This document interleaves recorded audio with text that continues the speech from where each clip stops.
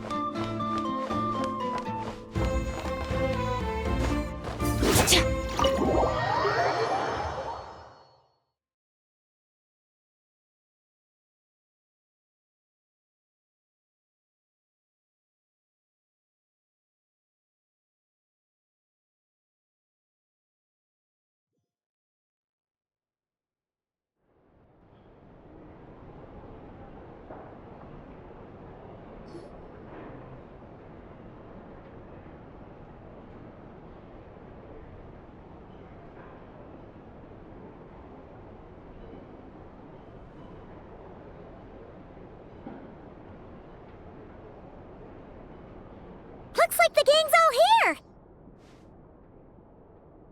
Yep, all ready. How about you two? Green and good to go? Paimon's ready! Great, let's get rolling then. Great. Well, first things first.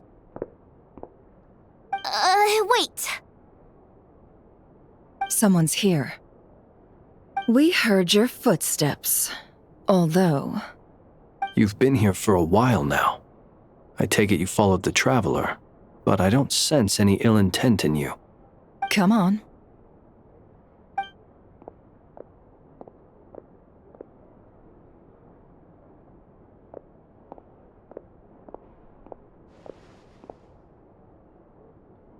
I figured it wouldn't take you long to notice me. I come bearing news from my lady, the Knave. Dottore went through the motions of returning to Snezhnaya, but it was obviously a facade. However, he has not returned to the Kuvaki Experimental Design Bureau, nor has he made an appearance in Nasha Town. Well, in that case, he'll be in his lab way up north. I always wondered why he applied for his own private pad. He was planning this all along. Tell them that Sandrone and I will go on ahead. If they still intend to pursue this matter, they should meet us at the research center in the northern tip of Nod-Krai. Nice of Columbina's two best friends to think of us. We appreciate the heads up. Our sincere thanks to the Fatui for your aid. Lady Damselette may have left our organization, but at least some of her colleagues remain genuinely concerned for her well-being. Not to mention that the Doctor's increasingly cryptic conduct gives us great cause for alarm. We have crossed swords many times before, but it's not personal. We're just on different sides. We don't lack humanity. And so, as fellow friends of Lady Damselette, it's only right that you should be in the know about this. Arlecchino's situational awareness has saved us a lot of trouble. I'll leave the map here with you. If you do decide to head to the research center, please proceed with caution. And remember, At least while you're in Nod-Krai, Lady Arlecchino's subordinates are your comrades if you want them to be. This is very accommodating of you. We can't thank you enough. Just doing my duty. I shall take my leave now. If you need us, you'll find us at the Experimental Design Bureau.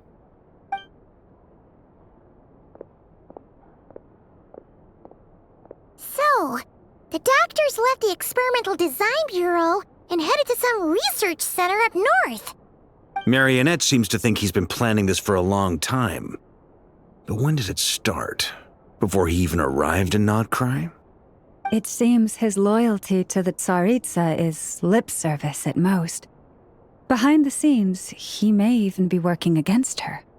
Whatever his motives, we know that he's decisive and incredibly ruthless. Facing him unprepared would be a recipe for disaster. At this stage, it's difficult to predict his next steps. I suggest we split into 2 groups. We need some people to stay behind and guard Nasha Town. Well, as much as I'd love to help, infiltrating research labs isn't really my area of expertise. But at least take Cool Your Jet's Ducky with you. It should be some help during the battle. And as for Miss Inefa, I suppose you will stay to protect Miss Aino? Detecting operational logic. Protect Aino. Priority. High. Just in case, Servarka, I think it would be best if you stayed behind as well. You can leave the research center to us. I mean, I would have said the Knight of Berea should probably be out on the front line, but okay, fine. Leave Nasha Town to me. Be careful out there, okay? If things get out of hand, fall back right away. Yehoda will be on hand to assist you. In my absence, she can handle any intel gathering work.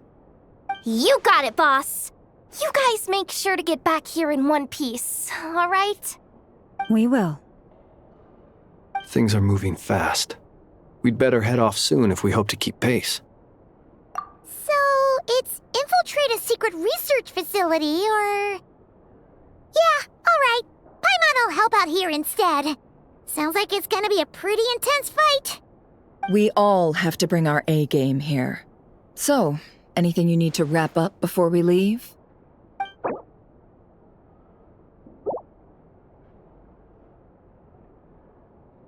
Then you'd better get going. Very well.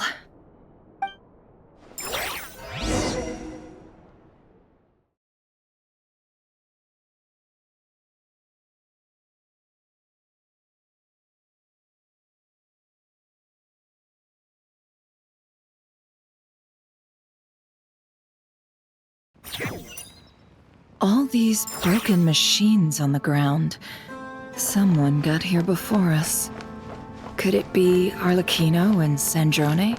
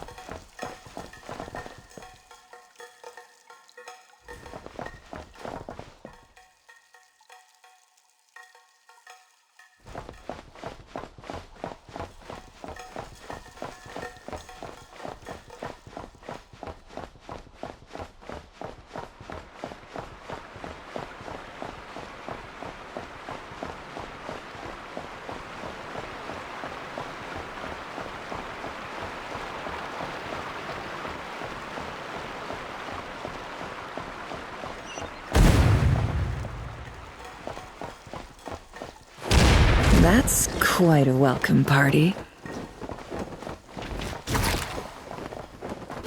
Water jet! The night cometh.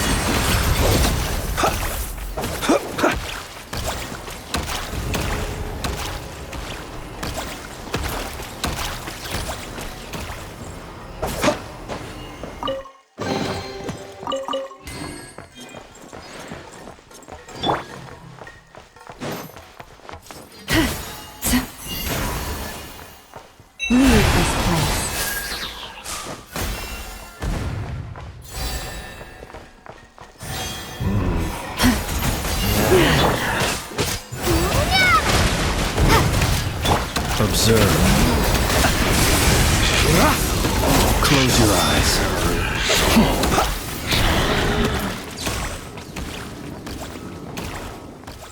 Get back! I said get back! Do you hear me?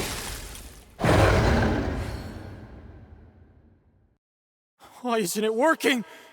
No! Don't come any closer! Don't!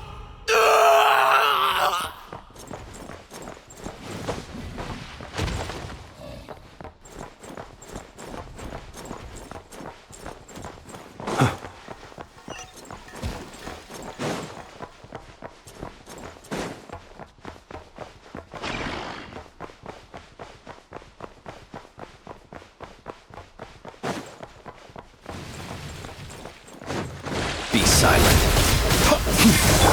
Flores, protect us. No more lies. Can't hide the truth. You poor souls. May your spirits find peace. Grab that key on the ground. We'll probably need it at some point.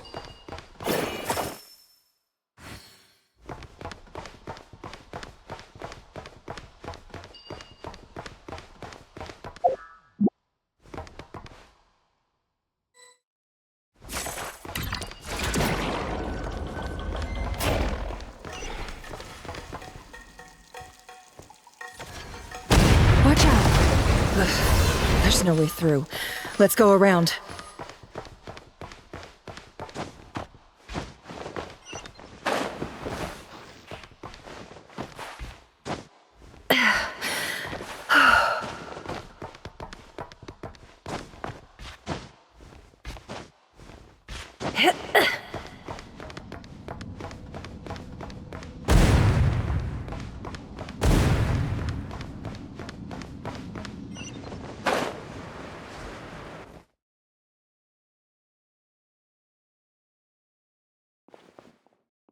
What the? Trespassers? Here? What's wrong with you people? We're looking for the doctor, and we understand he might be here. I see you're fleeing the facility. You looking to settle a score with the doctor? Good luck with that. I don't think you have many chances left. Perhaps. But you might have a chance to live if you start talking. 2 other Harbingers had the same idea as you. They're already inside. But what good is it gonna do? The doctor wouldn't do something like this unprepared. Seems to me that you're not too thrilled about being his subordinate.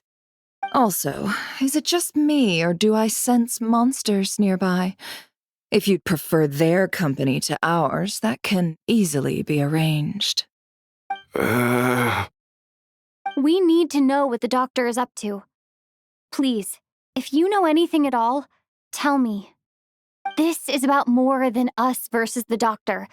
His actions could have consequences for all of Nod-Krai.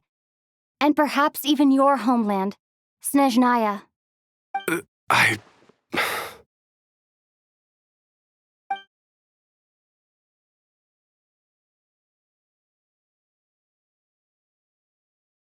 He's building something. Ambitious doesn't even begin to describe it. Feels like this could be the big one. God knows how long he's been planning it. A while back, he told us he'd be returning to Snezhnaya. We weren't expecting him back so soon. This time he brought some gemstones with him, or something. 2 of them. The moon marrow spheres. He stole them from their rightful owner, Columbina. Oh, Lady Damselat? Last I heard, she left the Fatui.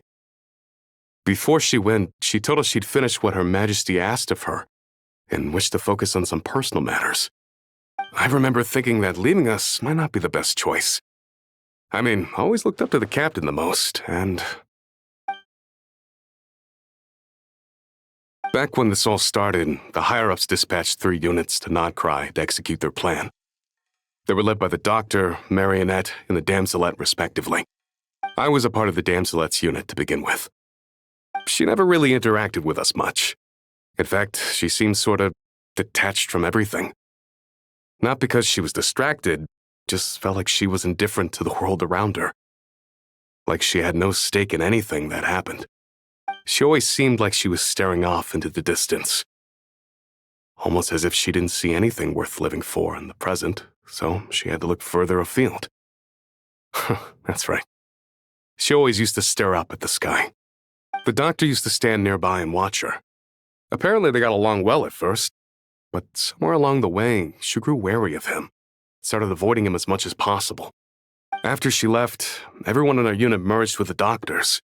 He's similarly indifferent to the world, except when it comes to the moons. He seems to have big plans for them. Right now, obtaining the 3 moons is his #1 priority. He even said if he can only get his hands on 2 of them, he'll create a 3rd one himself. How would he create an artificial moon marrow? Maybe the knowledge he gained from the Hyperborean phantoms has something to do with it. Thank you for cooperating. We appreciate the level of detail. I get the sense that you'd serve under Columbina again if you had the chance. Would that be fair? No, she's no longer a Harbinger. As a member of the Fatui, my loyalty will always belong to the Tsaritsa. I'm only telling you all this because I don't completely trust the Doctor. His actions do not align with the goals that first brought us to Nod-Krai. I understand. We'll do everything within our power to stop him. The Knaves unit is based at the Kuvaki Experimental Design Bureau. Maybe you can seek refuge with them. Well, now we know what's going on here. Artificial moon marrow. He's likely well on the way to completing it. Dottore's technological capabilities are far more advanced than I thought. I fear this could get ugly. Everyone, prepare yourselves.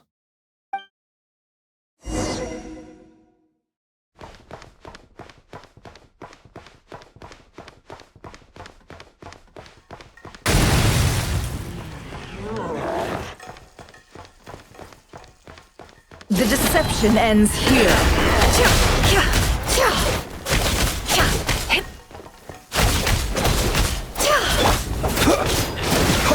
Observe.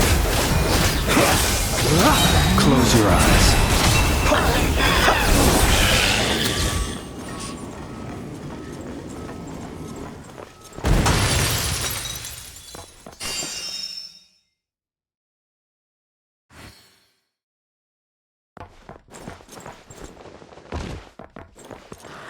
Observe. Do you fear the dark? No more lies. Leave this place.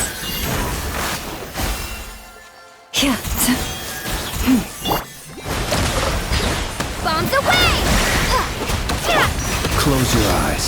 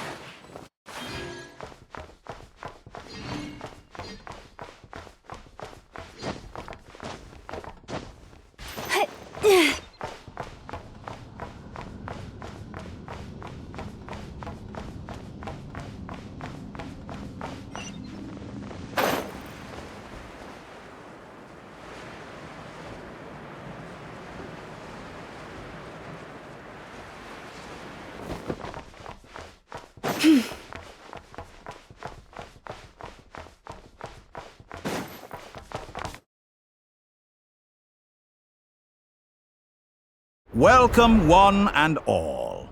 I've been expecting you. I hope my humble research facility is to your liking.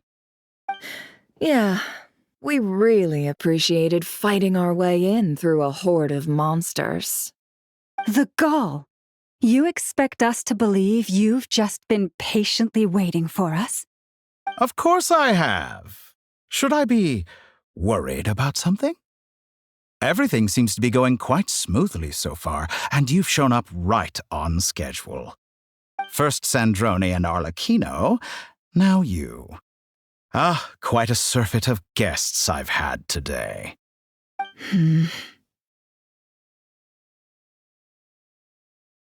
If you were looking for them, I should probably mention that Arlecchino disappeared as soon as she entered the facility. As for Sandrone, why, she stood right here only moments ago demanding answers from me at the top of her voice. Hardly out of character. She never was one for basic courtesy. But I have to admit, I was a little surprised to see her showing concern for someone besides herself. Does everyone you associate with undergo such a change in temperament? Speaking as a researcher, I have to say, it is not a change for the better. It threatens one's ability to remain objective. Well, since you ask... So you've got your hands on the moon marrow, and now you're claiming godhood. Don't you think that's a bit of a stretch, Dottore? I must protest what you are insinuating with that phrase, claiming godhood. I am not claiming anything. I am stating a fact. You're a researcher. I'm sure you appreciate the distinction between the two. Huh? Wait, you really think you're all that? You'll excuse me if I'm not being a polite little lady for you. We're colleagues. We both know what kind of person you are. By the same token, I knew you'd respond along those lines. You and I both understand that facts speak louder than words. To that end, I've had my people send you a small gift. It should go some way toward helping you understand my present position. What gift?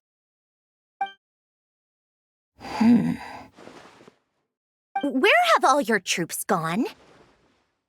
Who knows? Perhaps they are already marching toward a new world, following in the footsteps of an unknown god.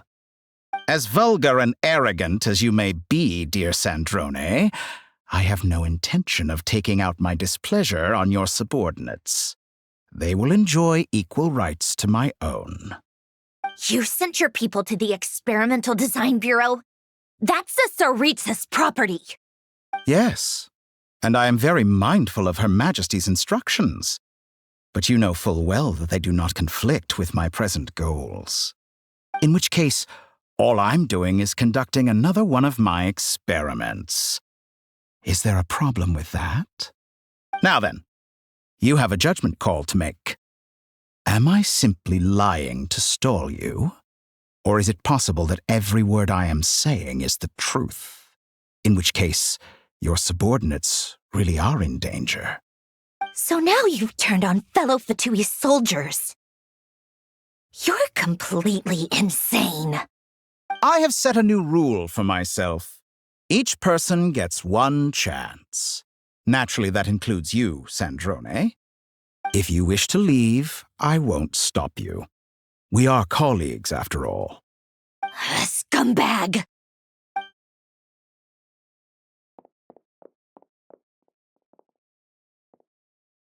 Still, I hadn't counted on Sandrone sparing any thought for the people of this world. Shame. I always found her self-centeredness to be one of her few better qualities. How can she ever hope to achieve greatness when she's so obsessed with protecting her little design bureau? It's more than a little disingenuous to speak of achieving greatness while taking hostages. Or does honor no longer mean anything to you? Honor? I have the marrow of 2 moons in my possession and will soon complete the construction of a 3rd. I will be the god of a new world. And you speak to me of honor? How charmingly naive. Those are sacred relics. You do not deserve them. In my view, many in this world do not deserve to be alive. And yet I mercifully permit them to go on living, do I not? You'll come to regret your actions. Will I now? Let's see if you can make me.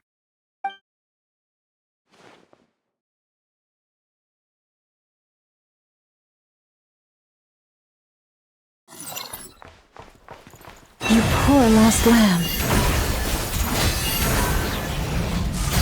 Yeah, by the frost moon of old. Yeah. Observe. The long sleep beckons. Be silent. Is that the best you can do? The mystery unravels. It all adds up.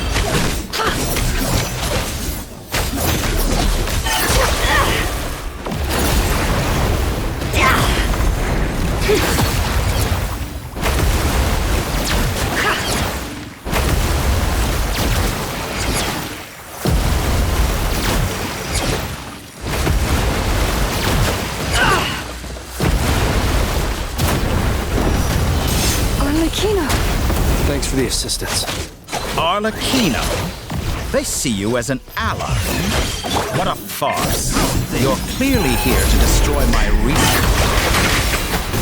So your research is more valuable than your life. Am I wrong? Close your eyes. Night falls. Be silent.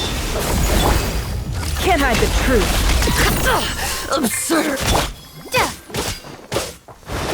Shatter like a reflection.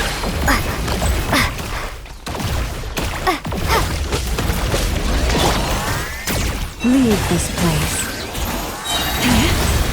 For the everlasting forest. Observe. Get lost. No more lies. Is that the best you can do? Within. Water jet! Get lost. Be silent. Your actions betray your fear of me.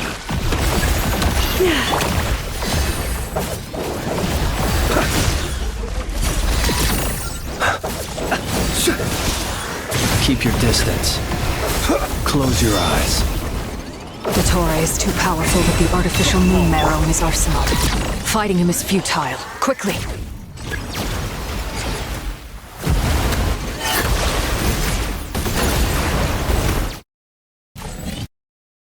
Let's go.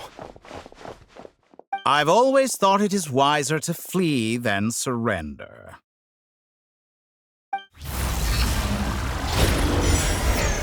Watch out! What the? Forget about me! You should... Where's the traveler?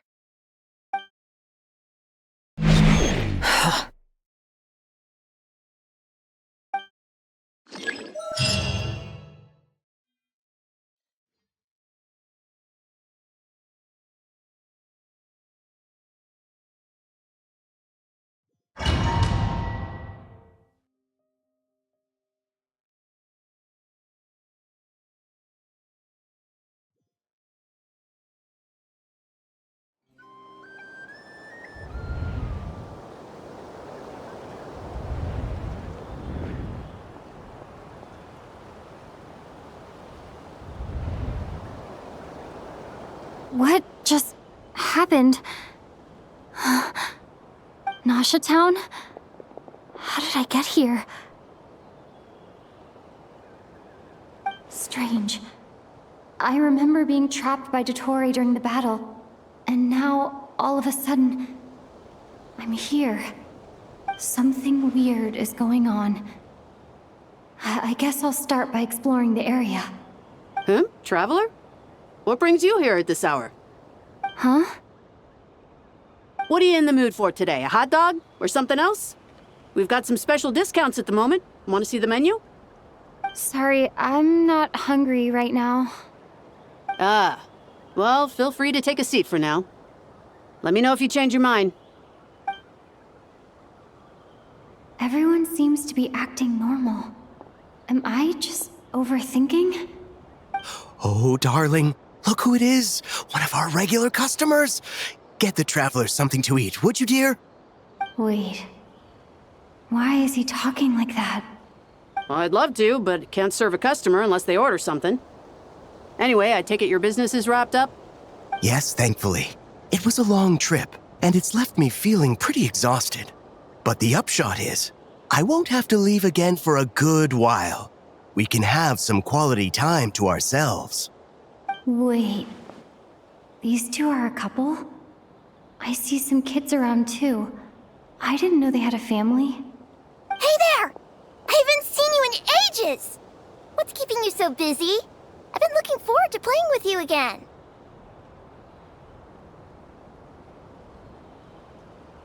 You forgot already?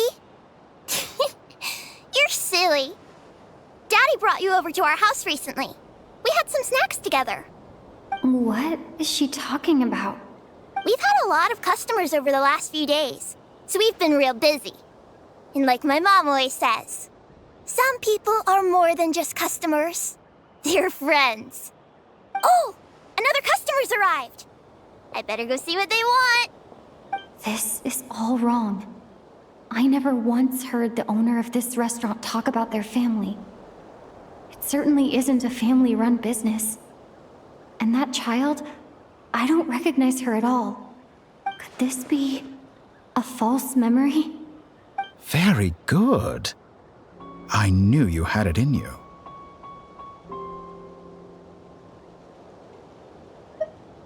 Aren't you going to try the house special? When did he show up? No, none of this is real. You don't seem to like it here.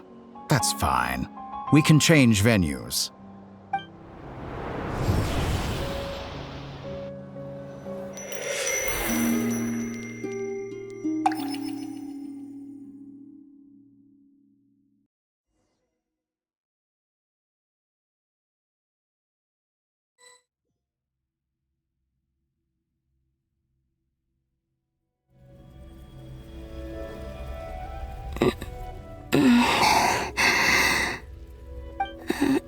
I'm still alive. Where is this place? It took all my strength to open the moon gate, and then I leapt into it. So this is the moon's reflection? The mysterious realm beyond the gate?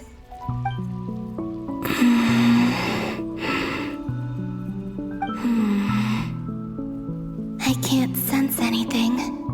I guess I could try opening the gate once more.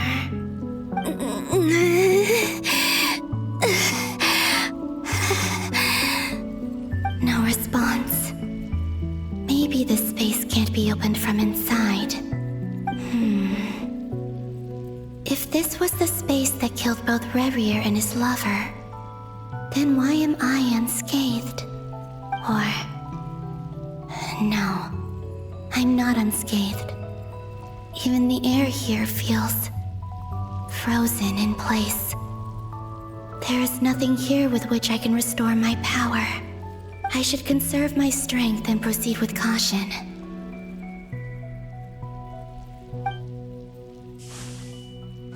I don't believe Dottore's scheming will stop just because I escaped.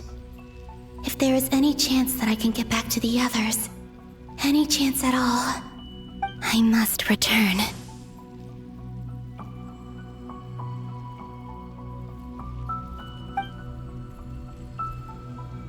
Emptiness, silence.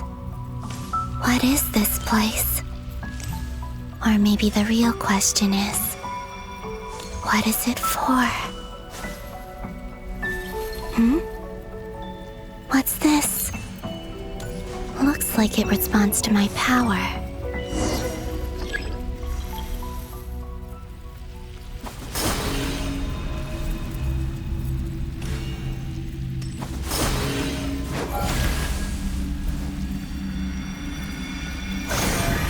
Golden.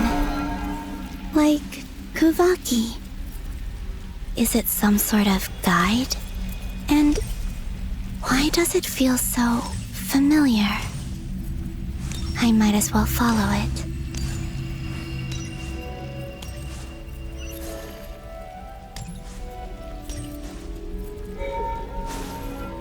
Where does this lead? Could it be the exit?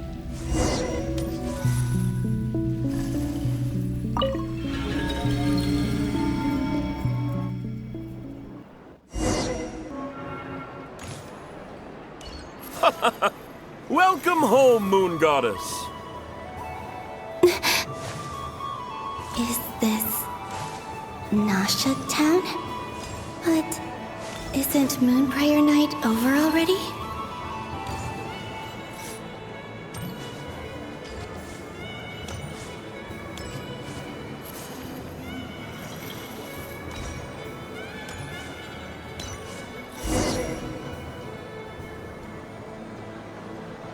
Goodbye for now, Columbina. I hope you have a wonderful night. I will. Everyone else. And me? Are these my memories?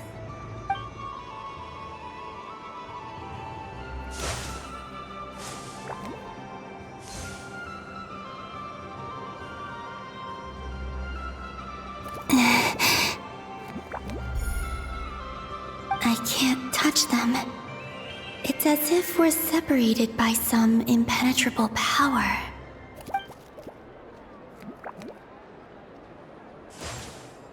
Over here! Over here!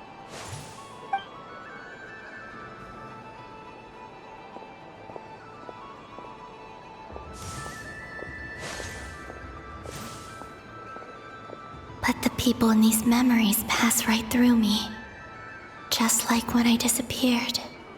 If only I had known what would come to pass after that. Even so, I should still take a look around. Just being back here. It gives me the strength to keep going.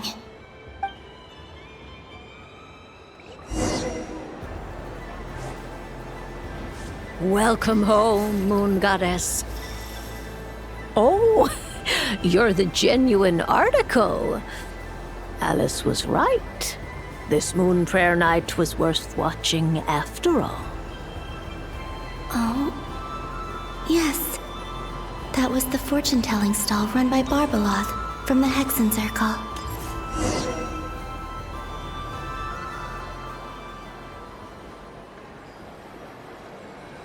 Please, draw the first lunar arcana. This represents destiny and is the foundation for the divination as a whole.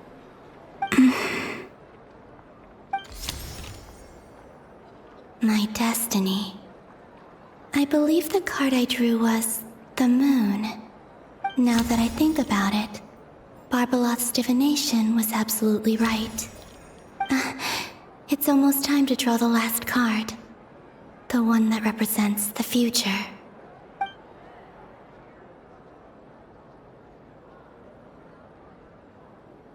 That was the card that popped out on its own. From here, I think.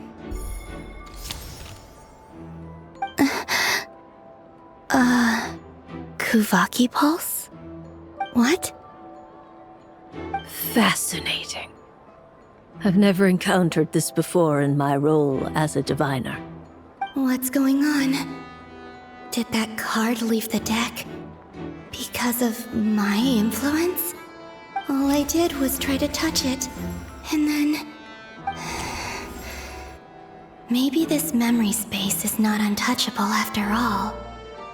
Are there weak points in the barrier? Or... is it possible that there's more to this space than my memories alone? This card is death. I need to get to the bottom of this. I'll try touching something else.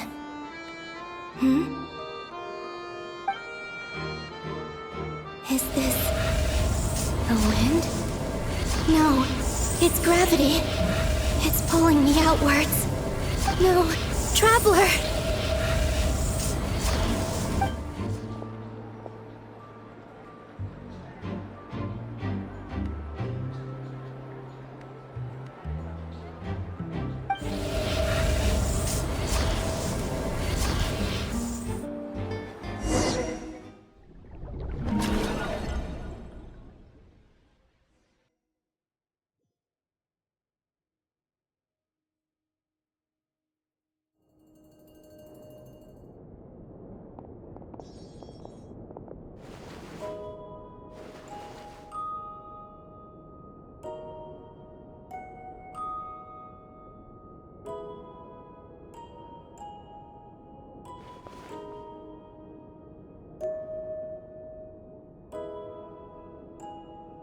Paimon, listen to me.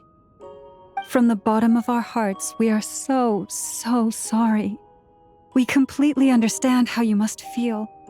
The Traveler is trapped, and we all feel responsible for it. Don't say that! Paimon's not a little kid! You didn't leave her behind on purpose! There was nothing you could do! But... She's all alone in there! What if something happens to her? What are we gonna do then? We've barely spent any time apart since we met. Is she gonna die? We must find a way to rescue her. We were all involved in the operation where she was captured, and we do not abandon our comrades. That being said, it won't be easy. Through conversation with the others on our return, we've arrived at a basic idea of what we're up against. Dottore's lab has clearly been in operation for a lot longer than we realized. We found many monster samples stored there. In all likelihood, they were materials he used to research his latest technology. We also know that through his contact with the phantoms of Hyperborea, he gained knowledge about the moons and certain Hyperborean technologies. Using this knowledge, he then fashioned an artificial moon marrow to serve as a replacement for the frost moon beyond the sky. Unlike Columbina, Dottore is not being rejected by Teyvat. And even with 2 of the 3 moon marrows, his power far exceeds all of ours combined.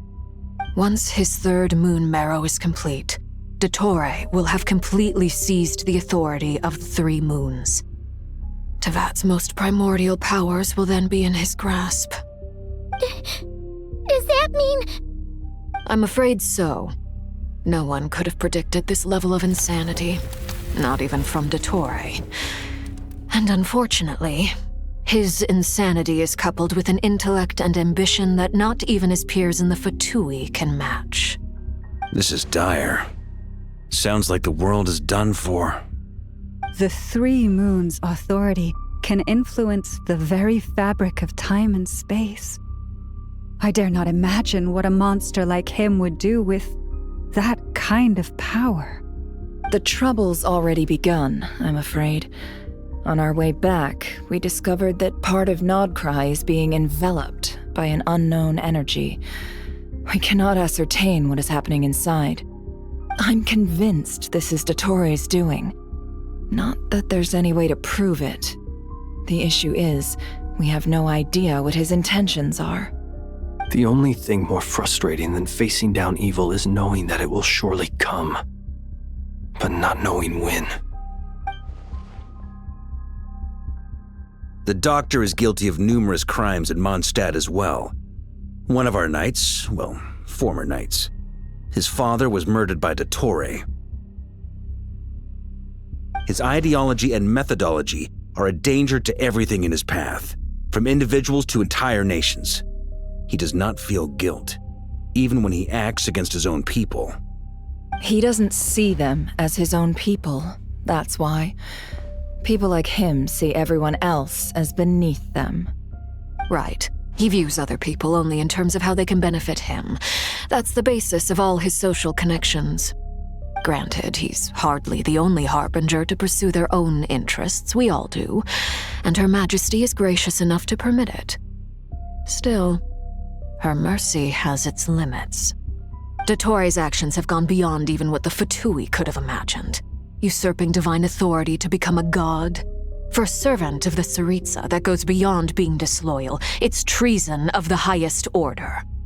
We can't expect him to heed the Tsaritsa's will once he gains the 3 moons' authority. Even we Harbingers consider him the most self-interested among us. Poor Traveler. Of all the people to get caught by... We have to go save her! Right now! Please! We gotta find a way! Paimon, I promise you, we are with you all the way. I get how you feel. I do. But it's gonna take more than strong emotions to take down an enemy like Dottore. What we need now is more information.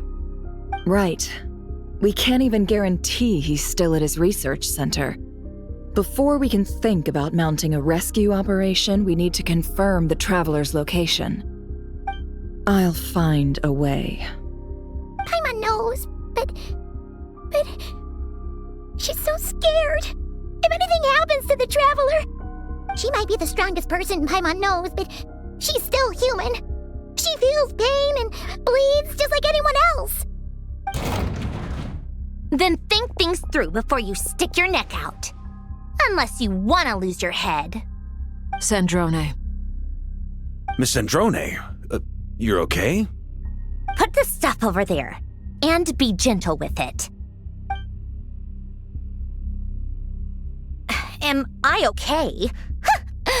As you can see, I've had to move my whole livelihood out of the Experimental Design Bureau. It's been swallowed up by Dottore's energy field. If I'd left it any longer, I probably would have gotten stuck there. Ugh, Dottore always goes a little loco when he finds a shiny new toy. Not that he'd ever admit that. But this time, he's gone full psycho.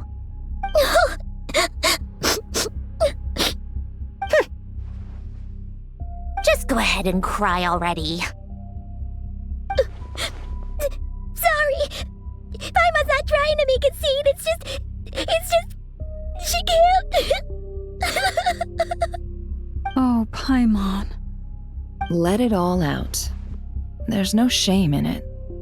When you're overwhelmed by fear and despair, crying can help get it out of your system. You'll feel better for it. Okay then, while the baby of the group is having a moment, how about the grown-ups get to work? Give me your hand. You've made a discovery? Polonia, scan.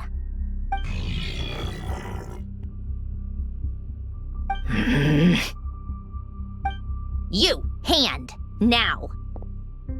Oh, I thought you'd never ask, my lady.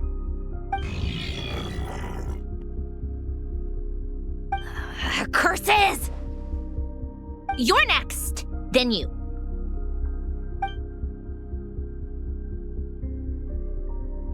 Dottore, you son of a... He's done something to us! Everyone who entered his research center has been implanted with some sort of curse. I don't feel anything unusual at the moment. Does that mean it hasn't activated yet? Is there a way to figure out its purpose and what might trigger it? My best guess is Dottore created it using the Moon Goddess's powers. 1 second, analyzing. Ugh! That friggin' maniac! So, what twisted game is he playing this time? The moment I analyzed the energy composition, some encrypted text appeared in my mind's eye. And when I deciphered it according to the Fatui standard encryption protocol, I got the following message. Feel free to run, or you will perish in Nod-Krai. He's mocking us. Yep, he loves to toy with people. Only in this case, there might be more to it.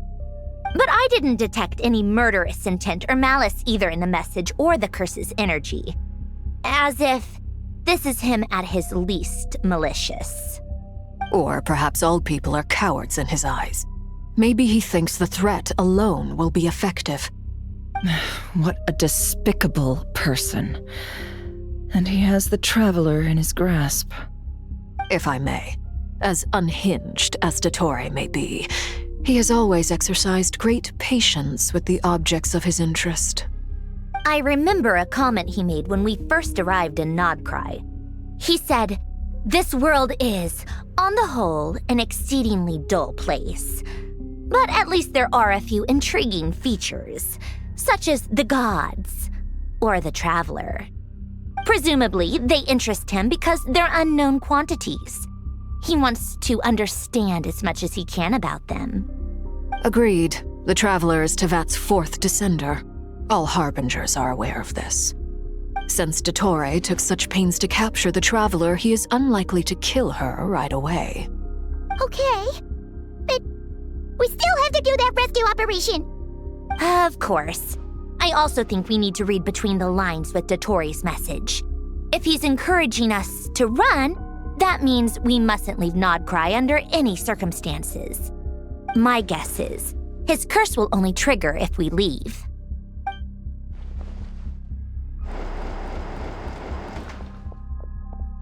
We've discovered multiple energy fields. Albedo is still attempting to analyze their structure, He told me to report back first. Each field is slowly growing, swallowing up more of the surrounding area in the process. And the pace of their expansion has increased since we first examined them. He's probably trying to swallow Nod-Krai whole. His nefarious ambition knows no bounds. If this continues, the whole of Teyvat will be in trouble, not just Nod-Krai.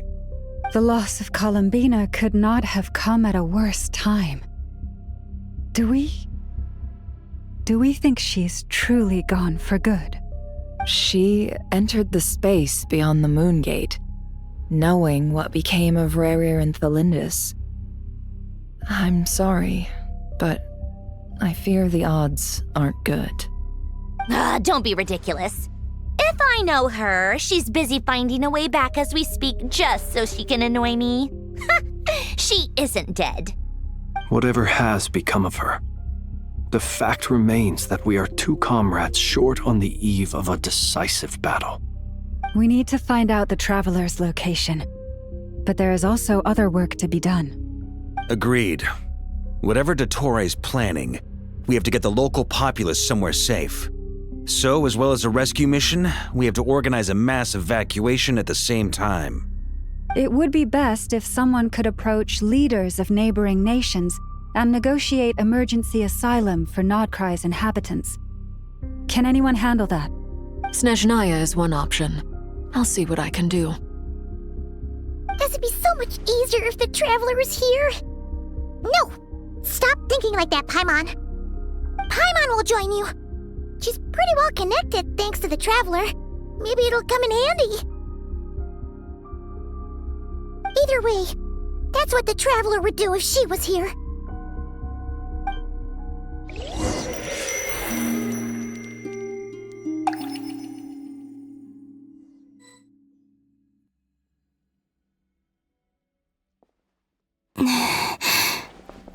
Back here again. That gravitational force that pulled me back. Is this where it came from? When I saw that memory of Moonprayer Night, I think I influenced reality. Was it just a coincidence?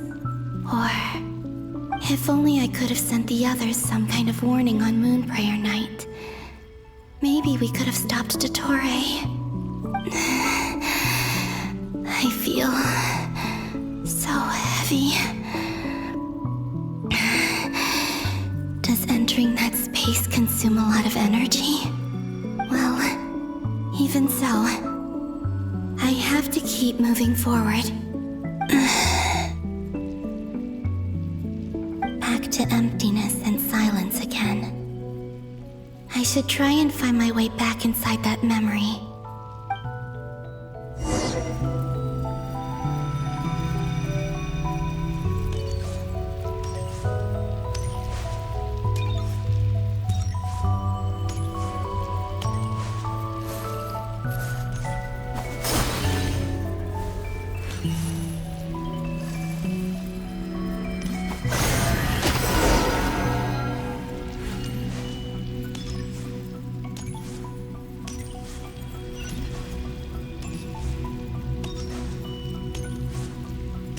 Entrance from last time isn't showing up. What am I missing? Looks like I need to gather these scattered fragments.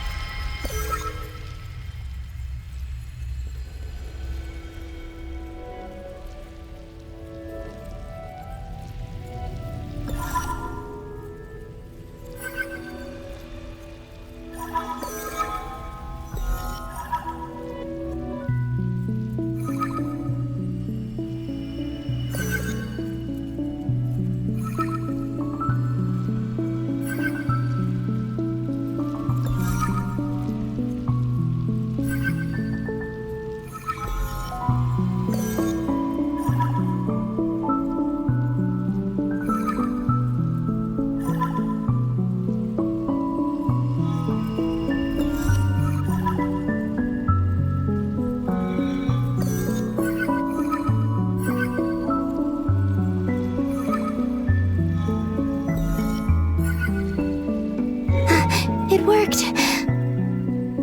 Hopefully I can stay inside for a bit longer this time.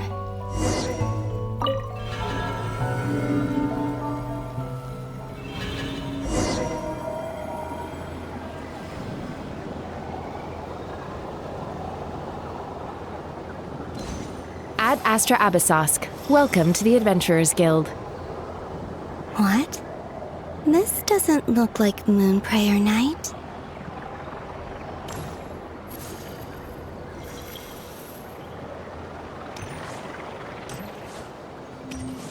Extra, extra! Latest issue of the Nasha Express! I don't think I've ever been here.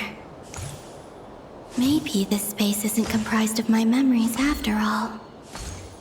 There aren't any festive decorations around.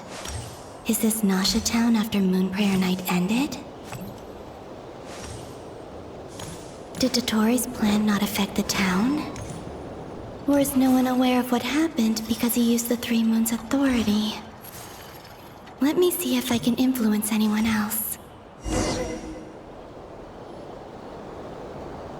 So, what do we do next? Wait, that voice. Paimon? The most important thing right now is to find that mage. Lauma, the Traveler, and Mr. Varga are here too. I'd better go pay the Fatui a visit. Traveler!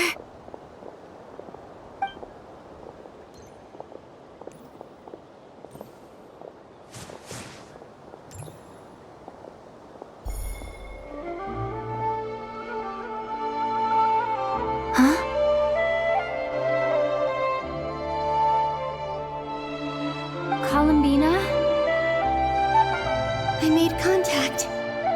It's me, Columbina. Huh?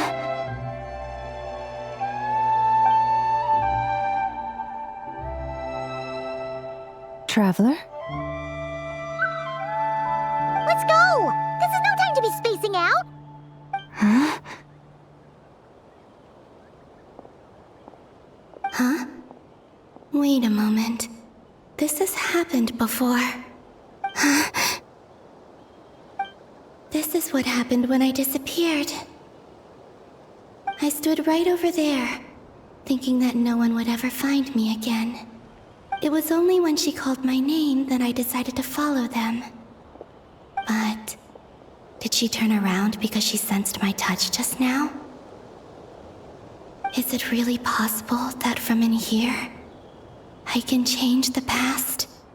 If I keep following them, maybe... Huh? It's that gravity again.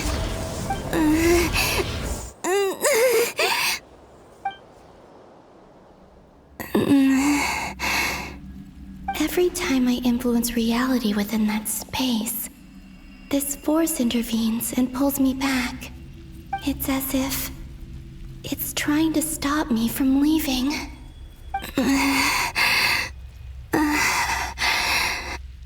I'm getting weaker and weaker. I'll just have to try another approach next time. Come on, Columbina. Keep going. You have to tell everyone what happened.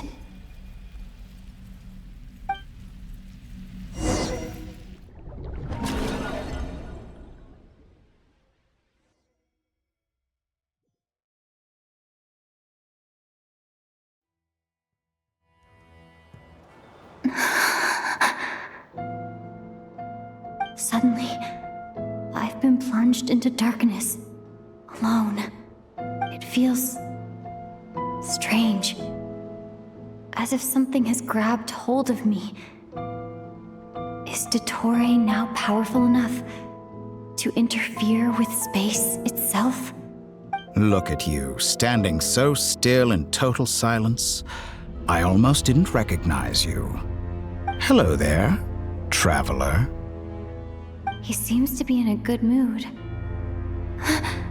Wait, what's that behind him? Ah, so you noticed. This is the completed trilune. 2 primordial moon marrows and 1 artificial specimen. You are wary of it. Good. Maintain that reverence. You performed well in that recent battle. Brave and reckless as always. Courage is the sign of a true hero, and impulsiveness is the hallmark of those who strive to advance. I say this not to belittle you. Most creatures are far more timid by comparison. 3 moon marrows. Does that mean the artificial one is now complete too? Well spotted. What do you think? For a replica I built myself, I dare say it looks the part.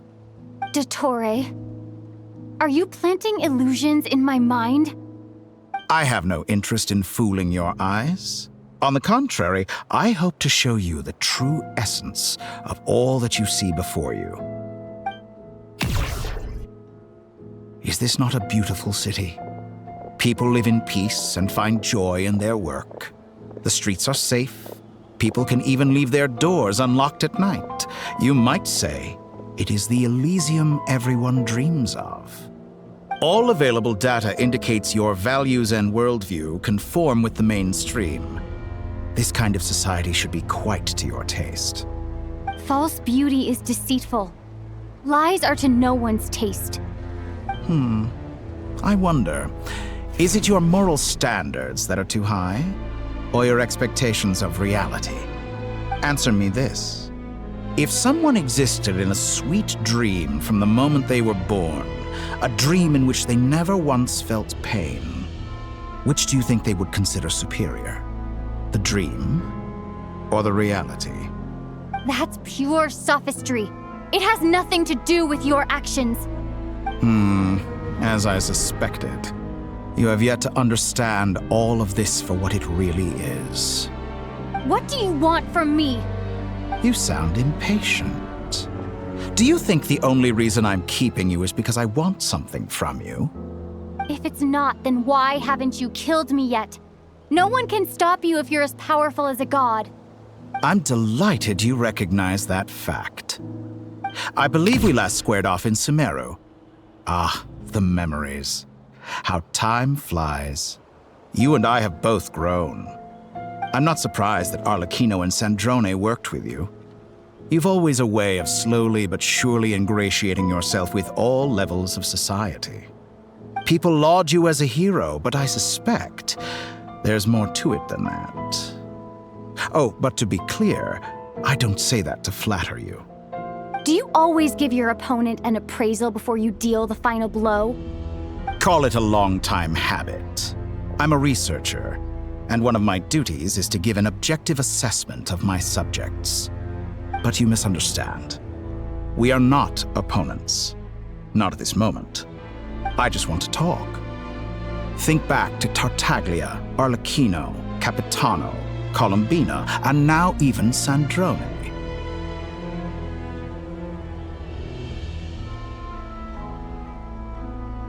You've worked with each of them in the past. I believe you can work with me as well.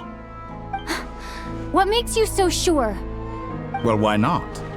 Should the good associate only with the good and the bad befriend only the bad? I like to think we could have a more mature relationship than that. Surely you don't think all your relationships are grounded in friendship or shared ideals. People come together because it benefits them to do so. If you think of the people you admire, you must surely admit that they have provided some benefit to you. Morality, ambition, dreams. People have plenty of words to embellish the nature of their relationships. But once you break free from those ethical frameworks, you will see that the only thing connecting the two of you is mutual benefit. And that is what I'd like to talk to you about. We're finally getting into it. He's probably been planning to kidnap me for a long time now. But for what exactly? He has the authority of all 3 moons. I won't be able to gain the upper hand in a fight. Best if I pretend that I'm willing to negotiate for now. You say you're a god, but you also speak of mutual benefit. What could a god want that the 3 moons cannot provide?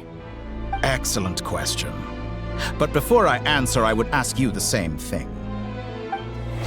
Gaining Columbina's allegiance was a rare and extraordinary feat. But the Moon Marrows are now in my hands, and I have the edge over her. For this artificial moon is not being rejected by Teyvat. Her identity and lineage may have been a thing of glory in the old world, but they were also shackles that prevented her from ever integrating into Teyvat. I, on the other hand, you may view me as a thief, but I have overcome that limitation. So what is it that the Three Moons cannot grant you? What stops you from negotiating with me to get what you want? I don't make deals with lying psychopaths. That's quite an accusation. Are you expecting me to get angry with you? Well, this is one aspect in which my personal growth has served me well. In the past, my less mature self might have been disappointed, perhaps even angry, over a small setback like this. Like when you and Lesser Lord Kusanali joined forces to oppose me, for example. But things are different now. Just as the rich do not quibble with the poor, I no longer find myself perturbed by these trivial affairs. Human relationships end with conflicts of emotions and interests. But relations between humans and gods are different. And ours is even more unique. I have ascended to the highest heights and laid claim to unprecedented horizons. And you were no ordinary person to begin with.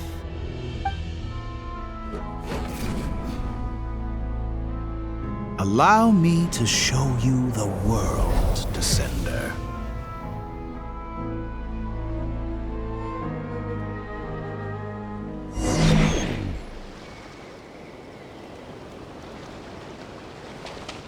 To stand, walk, jump, sit, and lie down.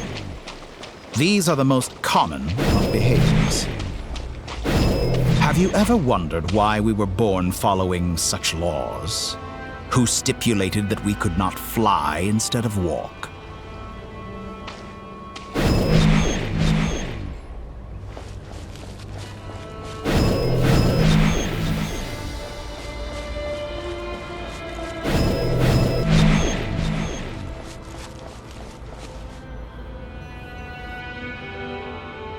Someone of your talent and experience must surely know of the four great rulers who serve the heavenly principles.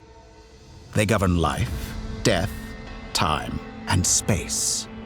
One wounded by a blade will die from blood loss or infection, and one who falls into a lake will drown in agony. The elderly wallow in solitude, and the solitary age faster. Eventually, new life is born, only to embark on the same path of suffering. These four divisions anchor the world and shackle those who live in it. But they themselves transcend its boundaries, squandering the power bestowed by the heavens. All who live yearn for equality, but unless the gods prostrate themselves and profess that they are mere servants of the living, equality can never exist. Who makes the rules we must live by? Who has the right to restrict us? The limits of the body can be rejected.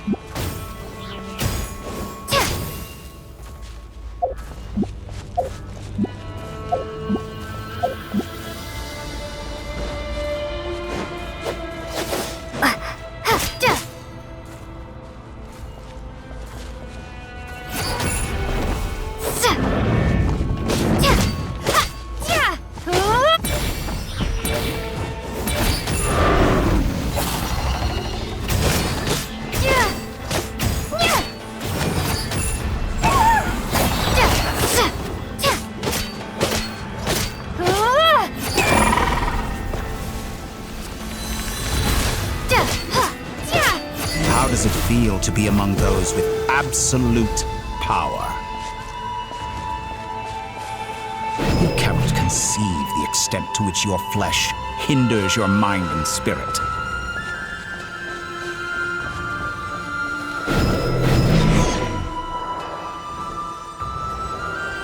Only by discarding our useless, primitive eyes can we perceive a new world.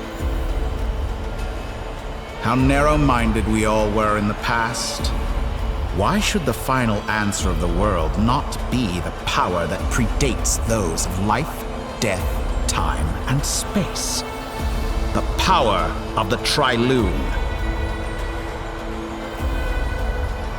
Through it, I have glimpsed new experimental possibilities. Nature suppressed, authority exiled, souls controlled.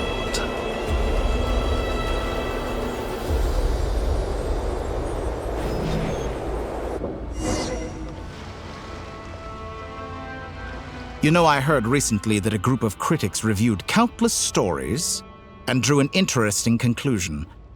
They found that it is more often than not the villains who strive tirelessly to push the boundaries of progress. In fact, long before this, someone voiced a similar idea in an academia editorial. I felt a great affinity with this perspective. I have never been afraid to step up and play the role of the villain. Fanatics are trampled down for their transgressions, and those who transcend are rebuked for their audacity. And so, the majority of creatures are too timid to follow my lead. But all sacrifices made during my experiments have been worthwhile, as you can now see. I can offer you something new, something unique, precisely because I am a villain. Think about it. We are eternally bound through mutual interest. Can you truly say you would never turn to malice if it could give you the life you dream of? After all, what value do perfection and purity really have? They are fragile and feeble things, utterly tedious. I say, better to be governed by a flawed humanity than a gnosis. The true seeker of knowledge is the villain who undergoes countless tribulations in pursuit of their goal. I'm sure many people have told you that you're different. Because I'm a descender? Exactly. Very clever. But what has that got to do with you? I do not conceal my wicked deeds, my selfish desires, or my greed. A true researcher must act as I do if they are to understand and speak of the truth. And yet, a knowledge seeker like myself will inevitably grow tired of studying Tevat beyond a point. You have traveled to all corners of the world and met many people. Along the way, there have been moments when you were misunderstood or even became a wanted criminal. And all the while, you have spent your days doing some of the most mundane jobs in the world. You fight and toil, claim minuscule rewards from my friend Pantalone, then you fight some more, winning some battles and losing others as your search goes on. And this cycle continues, with no end in sight. Surely you must sometimes grow weary of being stuck in this same loop day after day. We're completely different. I embrace everything that life throws at me. I am engaged in every step of my journey. How does that make us different? I too embrace what life brings, researching everything that interests me. Think of all the novel things I've managed to create, like the artificial moon marrow. Don't you see? As unique a specimen as she was, even Columbina is not irreplaceable. Take that back! She's gone because of your actions! I didn't say that to anger you. Though admittedly, I don't see what there is to be angry about. Anything Columbina could do for you, I can do better. I know what your ultimate goal is. You wish to walk the path your brother walked and seek answers from him at the end of that journey, don't you? Someone like you could never understand what it feels like to care about another person the way I care about him. Perhaps not. But that doesn't mean I can't help. I could find your brother right now, bring him before you, and make him give you the answers you seek. Don't be so presumptuous. You'll never begin to understand the situation between us. Oh, no. This is no presumption. I'm only offering what I know is possible with the power of the Trilune. But it seems like you would sooner continue with your journey through this world. Why?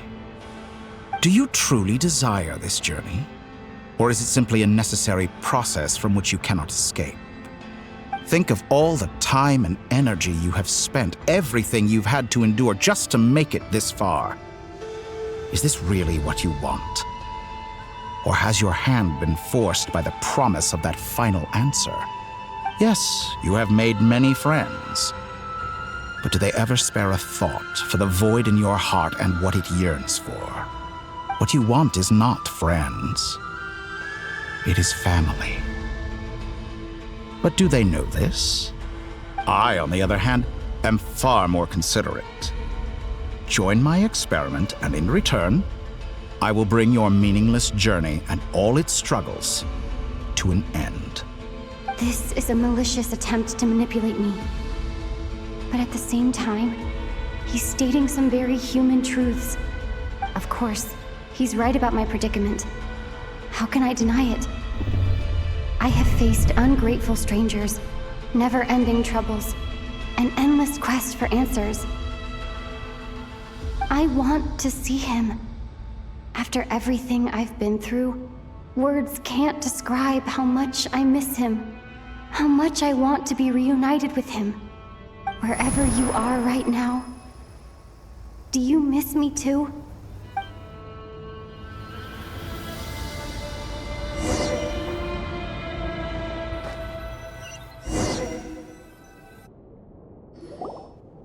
All right, everyone. Our next mission is clear. We need to contact all the major organizations, explain the situation to the public, and then begin the evacuation. The residents of Nod-Krai are quite dispersed. The two most populated areas are the Southern Isles and Pyramida. Miss Lauma, I will leave Hisi Island and Nasha Town in your hands. I will liaise with the Fatui and Pyramida. Agreed. We will reach out to Natlan and Snezhnaya. Anyone found north of the Experimental Design Bureau should follow the Fatui to Snezhnaya. As for those dwelling south of that line, I will ask the Voynich Guild to help persuade them to leave. Then I, Mr. Varka, and the Frostmoon Scions will escort them to Natlan. The Voynich Guild has dealings with the Curatorium of Secrets. I will send them a letter vouching for your credibility. Yehoda, you should help Lauma. This is too big of a task for one person. My wish has come true. You're willingly lending me your most capable employee for the day. Well, good for you if all this only takes a day. Of course, if it takes any longer, I'll be charging a fee. Boss, wait! Don't I get a say in this? Oh, I'm sorry. Something to add, Yehoda? Well, no one's more important to me than you, boss. And remember how Lauma healed your eyes after that big battle? I think that's worth at least 2 or 3 days' work for the Frostmoon Scions. Are you completely incapable of acting in your own self-interest? Or do you simply devalue your own labor? Are you sure you don't want to come with us? Who will see to our other work if we're all busy evacuating residents? Sandrone insists that Columbina is still alive, and we have a traveler to rescue. There's much to be done. But boss, I'm just worried that... Well, Nefer, I'll link up with you once my tasks are complete. What makes you think I'd need you to do that? I'll need it. And considering the way you approach certain matters, I think you'll be better off with me present. That's quite enough. Just focus on your work first. I bet we're in for an uphill battle here. But we can help out too. Neffa and I are gonna help Nasha Town's residents carry their stuff. Loading schedule. Store essential local research data and technology samples, then escort the people to Natlan. Understood. I will execute this to the best of my abilities. Great stuff. Thank you, ladies. I've contacted the Lightkeepers. A colleague of mine will join us shortly. I will persuade them to conduct a thorough search of the region to ensure that no civilians get left behind. As for me, I guess I'll be making an early return to Sumeru. I think it's important that someone informs the Dendro Archon of what's going on in Nod-Krai. Roger that. Someone should inform Mondstadt, too. Mr. Duran, can I trust you to handle that? I think you fly faster than any of us can run. As an added incentive, get there fast enough and I'll see about getting your gliding exam waived. Really? Ha! Mission accepted, sir. I intend to stay behind and help Miss Sandrone with her research. She has some alchemy-related questions that she'd like me to explore. She recognizes your expertise, then. I wish you a fruitful collaboration. Thank you. In truth, I was surprised to hear her express an interest in subject matter outside of machines. I believe she has been investigating some Fontanian technology recently. She made a point of bringing the relevant materials with her when she left the Experimental Design Bureau. She's sorting through everything in her room as we speak. I should mention that we have one other friend who isn't present. He hasn't made his position in all of this clear. But if we know anything about him, he's likely investigating on his own. Paimon's been very quiet today. But I know how close she and the Traveler are with the Natlanese. She should come with us to the border. Okay. Paimon will do her best. Make sure to heed Sandrone's warning. Many of us have been cursed by Dottore. As such, under no circumstances should anyone cross national borders. Remain within Nod-Krai. That aside, personally I have faith in Columbina. Things look grim, sure, but who knows how it'll play out. Same goes for rescuing the Traveler. Both of them are important allies and friends. We'll be counting on you to gather intel on them, Miss Nefer. Ah, wonderful. You're all here.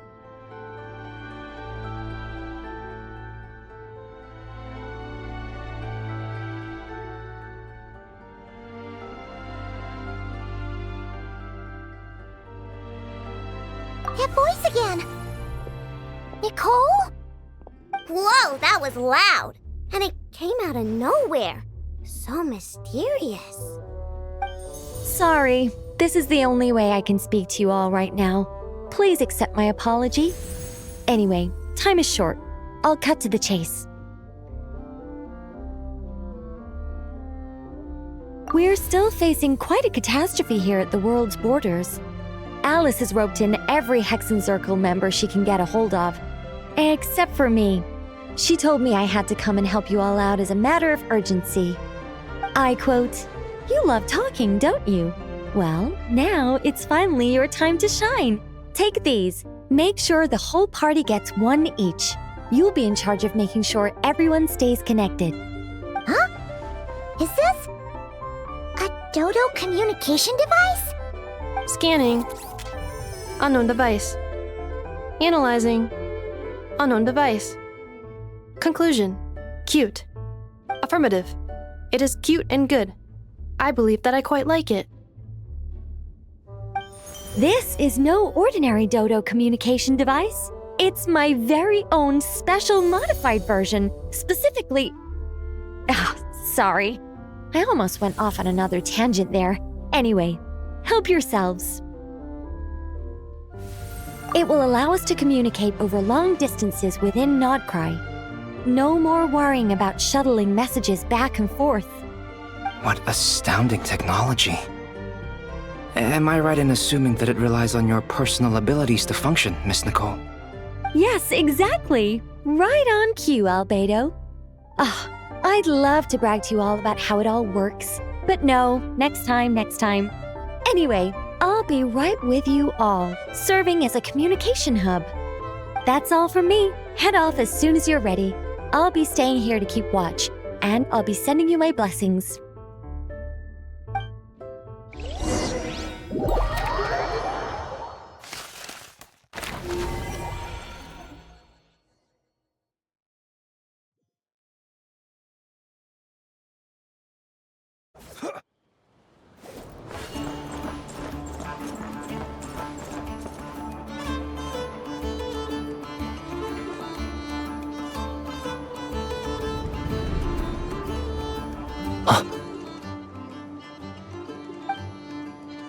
Sir Flint. Perfect timing. I just arrived myself. You are most considerate, Master Ilua. But in fact, I know you have been sitting here for quite some time. If you saw me, why didn't you say something? I was curious to see how long you could sit still for. Also, shouldn't you have managed to sense me approaching? That would be a first. You always seem to appear out of thin air without making a peep. Also, how many times do I have to tell you not to address me as master? I don't qualify.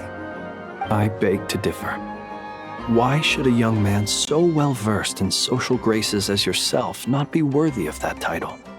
Please, Lord Flint's... Sir Flint's. I'm begging you, don't flatter me into complacency like you do with everyone else. You understand me better than most. My newest acquaintances tell me I love complimenting others. What do you think? I think they don't understand why you do it.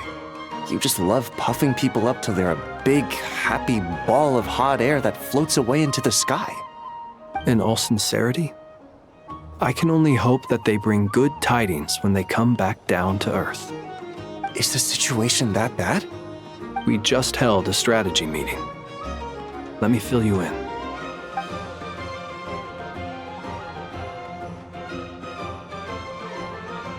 In short, we need everyone gone from Pyramida. We also need a team of Lightkeepers to scour the more remote regions of Nod-Krai for civilians to evacuate. I only hope we have enough personnel. We do. Old Man Nikita will definitely help, and we can recall anyone out on patrol to focus on this instead. Good. I'm sure you and the others will make short work of this. Now, don't forget, once you've completed this task, make sure you and the rest of the team evacuate to either Snezhnaya or Natlan as well. Flint? If you've got something to say, Master Ilua, why not guess what I'm thinking right now? You mentioned that you have something else to deal with later. How difficult is it going to be? I doubt it will be easy. I know you're a Lightkeeper, and it's your duty to protect others in times of crisis. But I have a feeling that you'll be walking into grave danger. However bad things have gotten in the past, Nod-Krai has never faced a mass evacuation before. But from the sounds of it, you don't intend to come with us. I don't mean to pry, and it's probably none of my business. But whatever it is you're intending, you don't have to go through with it, you know. I've been afflicted with some sort of curse, and I'm told it may well trigger if I set foot outside of Nod-Krai. As such, I cannot leave. I have to act, if for no other reason than to fight this curse. What? No. Why? Why would anyone want to curse you? There are plenty of people out there willing to trample over others in pursuit of their own goals. Frankly, Sir Flint, I am furious. You're making light of what is an incredibly serious situation. Indeed I am. And? And what? I told you, I'm furious about this. Nothing I can do about it, I'm afraid. Things happen, and we just have to deal with them. If you find yourself feeling angry, perhaps start by drinking a big glass of water. Hey, you mean you're completely unmoved by my anger? I'm devastated. Then allow me to express my sincerest regret. Come by the lighthouse sometime.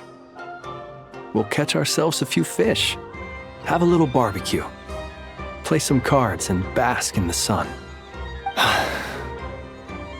Maybe I need to spell this out. Lean in a little, Flint. Oh my, this doesn't bode well.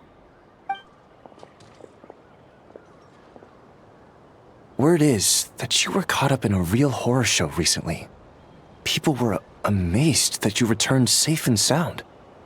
They've been debating whether you're even human. I've returned safe and sound from plenty of crises. When you say people, do you mean other people? Or do you just mean you? Fine. I'll be frank. You're not human, are you? Heavens. Now that's a horrifying thought. You know what? Forget it. We'll revisit this once it's all over. A sound plan. Albeit a little ominous sounding. Just promise me you'll come back in one piece, all right? For you, Master Ilua. How could I refuse? Also, please pass my regards on to our colleagues. Tell them, thank you all for your assistance. Please put safety first as you proceed with the operation.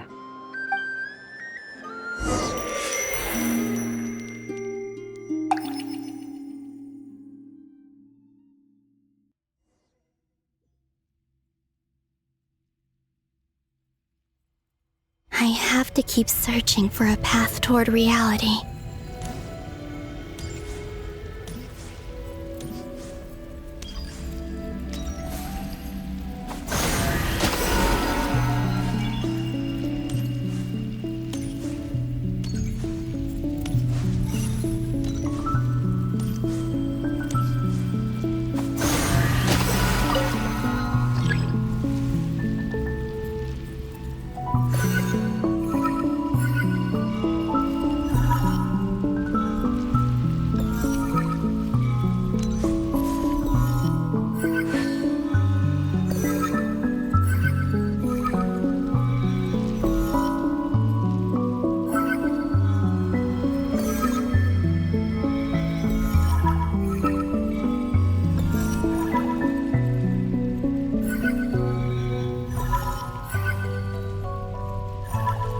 Should do it.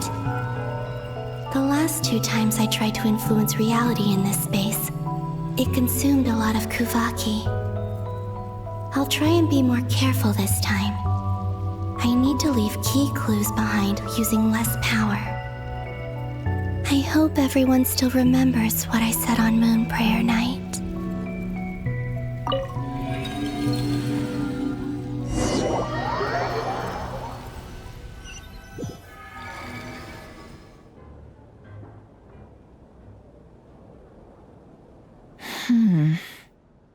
Nothing here either.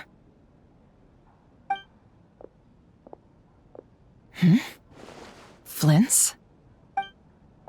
Ah, Miss Nefer. What are you doing here? Unless... I just spoke with Ilua about arrangements for the search and came for a walk nearby. As for you, why would... It appears we think along similar lines. And neither of us likes to accept things at face value. As well as figuring out how to gather intel on the Traveler, I wanted to confirm some of my own suspicions. Also, we'll need to bring a lot of force to bear against Dottore, even if we're only looking to rescue the Traveler. We can't leave anything to chance. You don't think Columbina perished either, do you? I'm merely considering the possibility that she survived, just as you are. How much can we really know about a deity like her anyway? Do you remember what she said on Moon Prayer Night? About using moonlight to send messages to us? Of course. I think that's why we're both here. Where have you checked so far? I've been focusing on the outdoors. Anywhere the moonlight shines. I checked most of Nasha Town, but didn't find anything. I checked the Curatorium of Secrets, and a few rooms where I thought I might find some leads. But no luck here either. The only places I haven't looked yet are the rooms in the flagship. But process of elimination isn't the only thing that brought me here. Oh, really?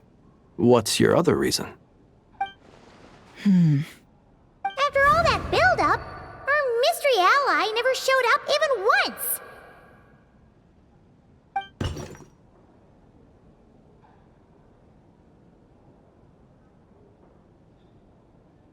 Huh? Am I imagining things?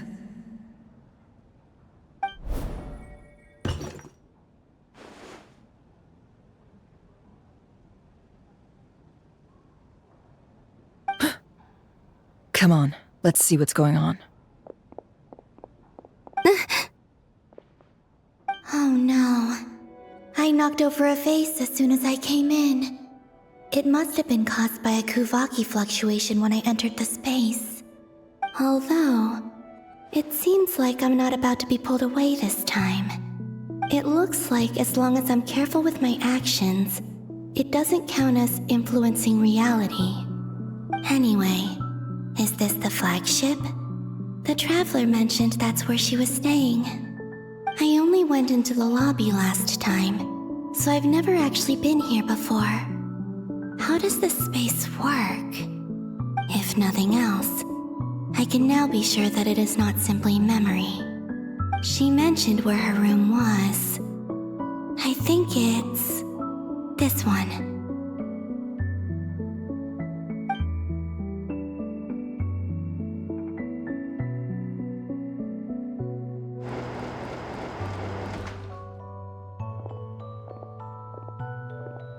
The door is closed. But if this is anything like when I disappeared, then maybe...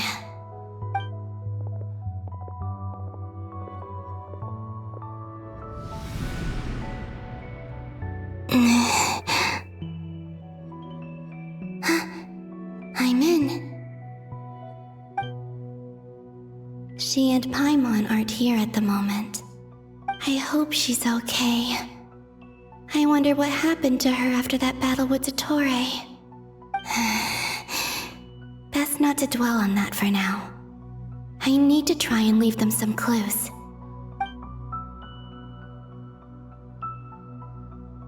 Please, Traveler. I really hope you find this.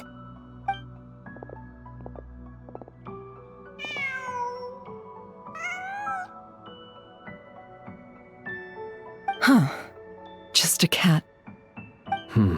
Nothing else here strikes me as noteworthy. Didn't you stay here for a couple of nights once? Before Rerir showed himself, yes. It's also where the Traveler and I first met. Did you notice anything unusual during your stay? I remember thinking how much noisier the flagship is at night compared to the graveyard. Other than that, no. The Traveler and Paimon were most congenial neighbors. This is where they've been staying, yes? Over here? That's right.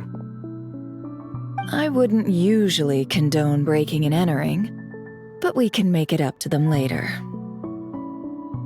Focus now. I have to write a message on the wall using Kuvaki, just like I said on Moon Prayer Night. Simply open your windows on nights when the moon shines bright, and the moonlight will naturally flow towards the words I have written. Here goes. I'll need to carefully control my strength.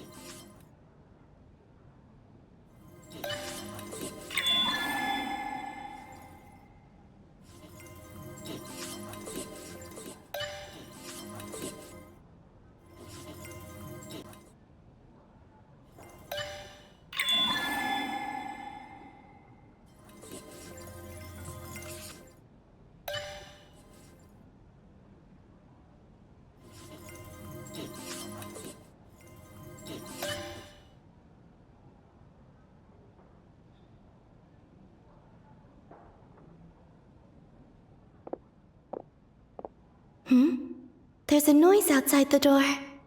Is she back?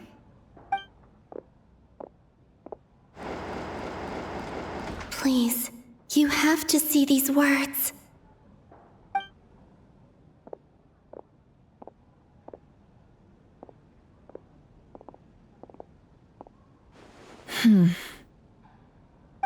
Well, do you sense anything? Unfortunately, no. And this place was our last chance. Not necessarily. We've only looked in Nasha Town so far. Miss Columbina said she would leave messages at her friends' dwellings. It's still worth checking where Miss Lauma lives and where I live. Let's try and make some time to look into those then. Wait. What are you waiting for? Paimon might have overeaten slightly. What's that look for? This is a victory feast. It's normal to eat a little more than usual. The Traveler in Paimon. It's really you. But why are they talking about a victory feast? Huh. You worried Paimon sick while you were out there fighting Rare. So this is your chance to make it up to her, alright? Wait. So this is the night after the battle against Rare. How did I end up here? That's quite a long time ago now. Wait. Time. That's it. Every time I've entered reality within this space, it's been at an earlier point in time. Every one of those points has been before I fell into the moon's reflection. And everything I've done to affect reality really did happen in the past. Does this mean that within the moon's reflection, time flows backwards? Starting from the moment I fell in? Not long till Moon Prayer Night now. It's gonna be even livelier than tonight.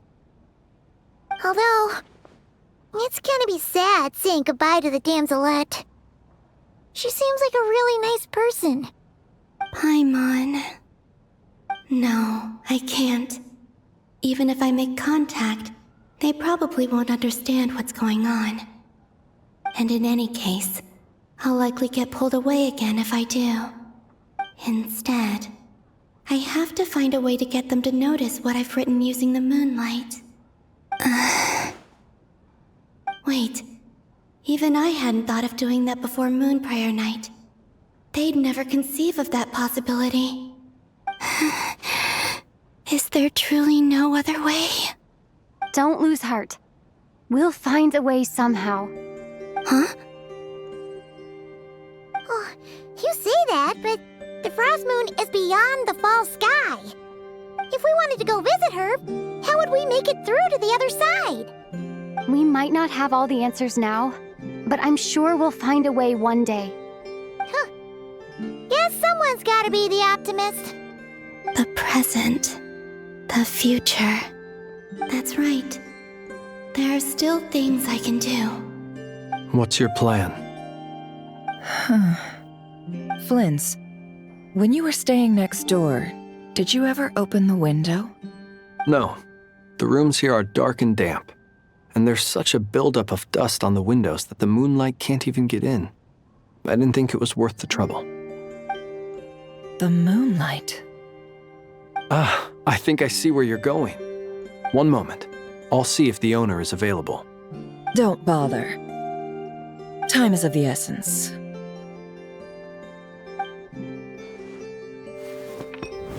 Time. Even if no one sees what I've written at this moment, maybe someone will remember what I said after Moon Prayer Night. I need to write down as much information as I can. And maybe one day...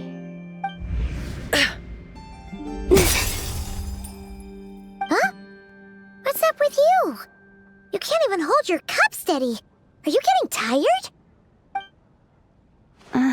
A little. Well, you should probably hit the hay then.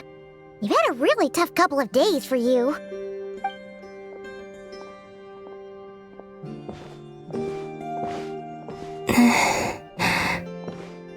You truly have. You helped defeat Rare, helped me reclaim my name, and you helped the others organize Moon Prayer Night. Wherever you are right now, I'm sure you're still fighting against the injustices of fate. This is all I can leave for them. How I wish I could stay here. But it's time for me to go. I hope to see you again in the next time. And if the opportunity presents itself. I will surely return to your side. Huh. Columbina. She's alive. Not only that, but she's left us an entire wall's worth of clues. She even wrote down what would happen on Moon Prayer Night. It's just a shame we found it too late. I am here. Time in this place flows backwards. I am constantly moving forward. It sounds like she's found a way to influence the past using Kuvaki. But her future is our past. So, these words have been here ever since we defeated the Ray Hero Solnari. We just never discovered them. Which came first, the chicken or the egg? Do you ever mull over questions like that? Only when I'm in a good mood and at leisure. Well, I never do. Everything that has happened already belongs to the realm of fact. As a business person, and especially an intel broker, what I do is extrapolate from those facts to try and read the future. An admirable philosophy. It's a means of survival. Let's go. We have a wall's worth of clues to share with the others.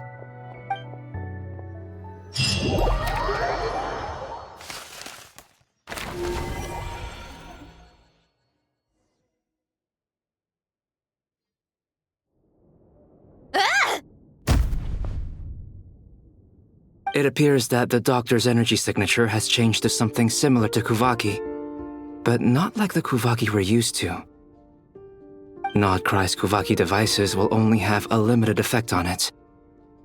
I can see why you've chosen to place your hopes in alchemy instead. Also, I must say these books are rather profound.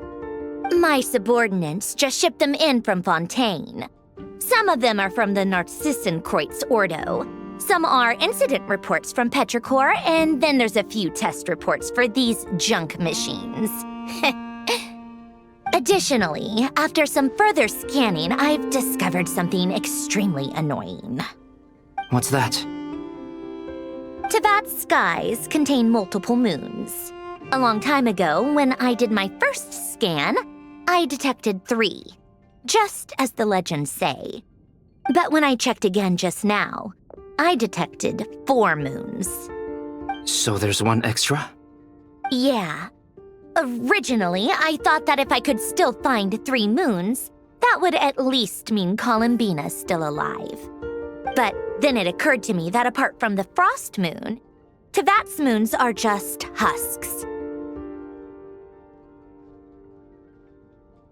And husks surely shouldn't show up in the scan, since they're not alive. It's weird, isn't it?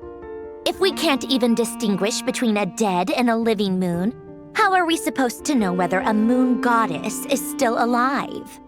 Or does this mean that the moon marrows are equivalent to the moons themselves? It's certainly possible. In which case, the 4th moon you detected may be Dottore's artificial creation. So he wasn't bluffing. He really built his own moon marrow. Ugh! I'm so mad right now! It's easy to get overwhelmed when you have too much on your plate. Maybe you need to relax. Perhaps try going for a walk, or simply take a few deep breaths. Nothing can calm me down at a time like this. I need more time, and I need progress.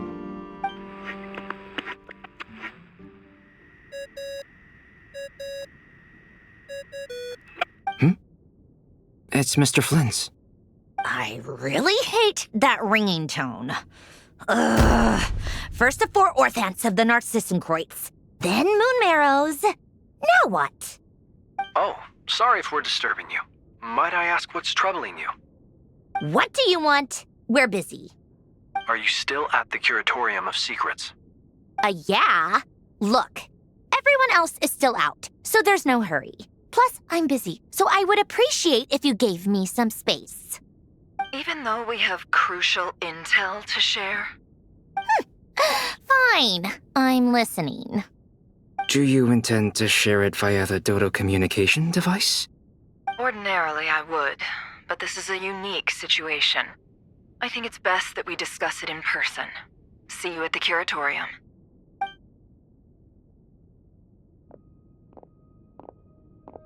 All right then. So, what's the situation? The rest of the team is still out working on their missions and evacuations, but we've decided to fill you in on the most crucial information first.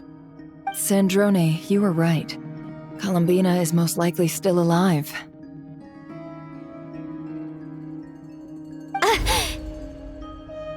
That's the best news we've received in a while, by a long way.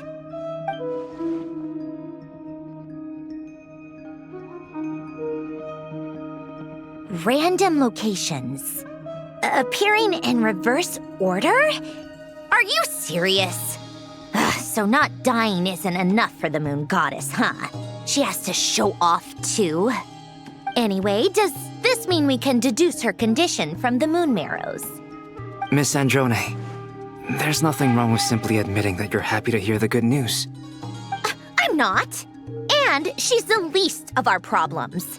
We're facing a huge crisis. If she can't control the flow of time in there, she's just gonna keep moving backwards. Different points in time won't intersect, and she'll never find a way out. Let's say life begins with a drop of water. When did time begin? The moment this planet came into being? No, that's not right. Her final destination would be the moment at which the space she is in was created. But it doesn't seem like we can influence that space from the outside world. So how can we help her? Also, if she's alive, Rerir and Thalindus might be too. But as far as we know, neither of them have come back out. That space may not have an exit at all. I'm afraid I must concur with Miss Nefer in this.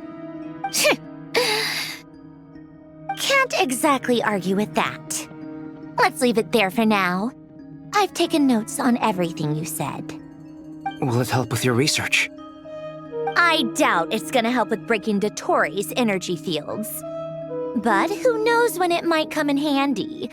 Better to have it all written down than try to remember everything when I need it. All right, I need to get back to my research. Mr. Albedo has made a lot of suggestions that will require my undivided attention. Sure, I'll stay here. I have things to work on.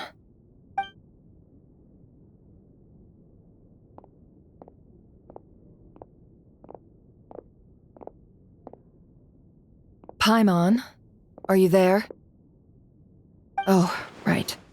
She went with Varka to Natlan, didn't she? Good thing we've moved her and the Traveler's luggage in here. Speaking of the Traveler, where could they be? There's a note from Paimon. Paimon here. Not in at the moment, but if anyone needs to borrow her stuff or the Travelers, go ahead and help yourself. Paimon won't be mad. Also, Traveler, if you get back before Paimon, make sure to get some rest. Paimon misses you a lot, but put your health first, all right? How sweet. Well, since you offered, Paimon, don't mind if I do. This is the Traveler and Paimon's luggage. All the items they use day to day are here. It's well organized. I wonder which of them is responsible for that. What do we have here?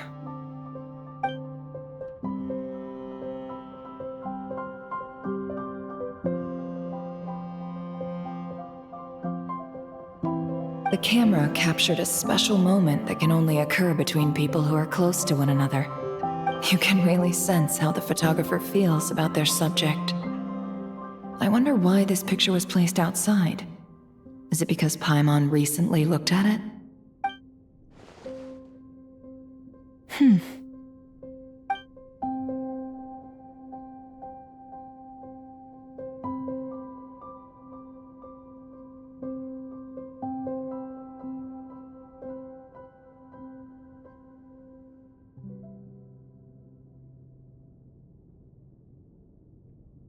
This must belong to the Traveler. Perfect. I'll use this. Hang in there. We'll find you.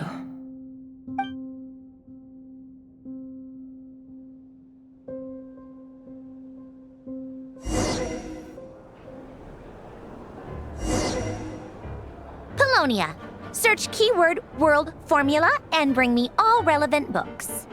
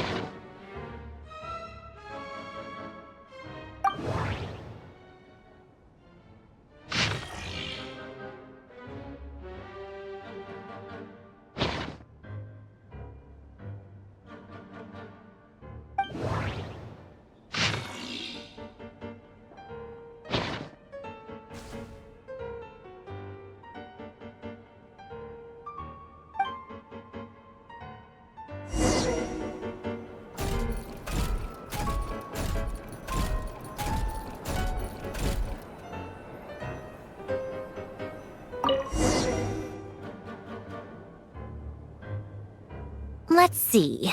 This one is on Tonki's sermon dictation concerning the apocalypse.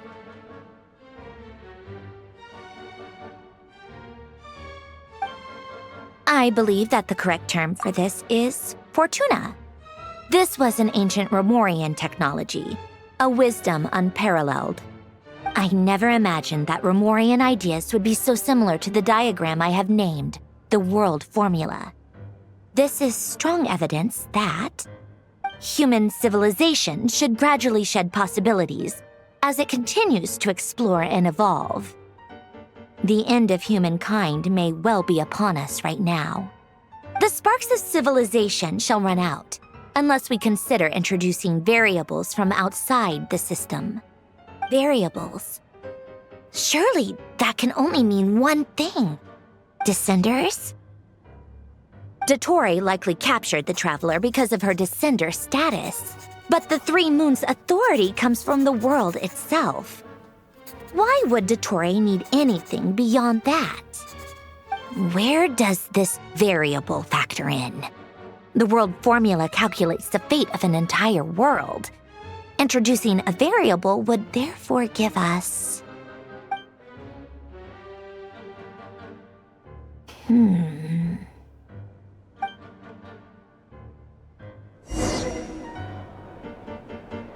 Polonia, search keyword pathway and bring me all relevant books.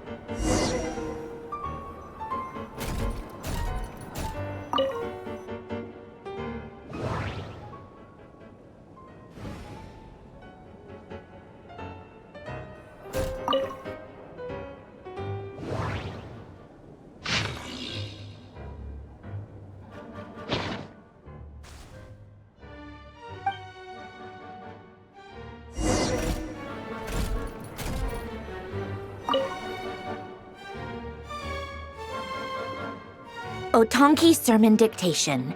Explications on the Chemical Marriage. These titles are pretty esoteric. Observe and compute the pathway displayed in the guidance diagram. Deconstructing and reversing its effects could generate potential ideas. So, it's one of Renee's draft lectures. Deconstructing the pathway. I suppose that could lead to a breakthrough.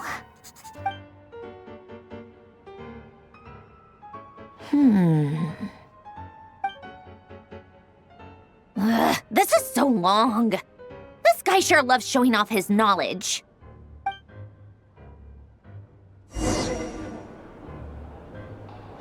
Polonia, search keyword tree model and bring me all relevant books.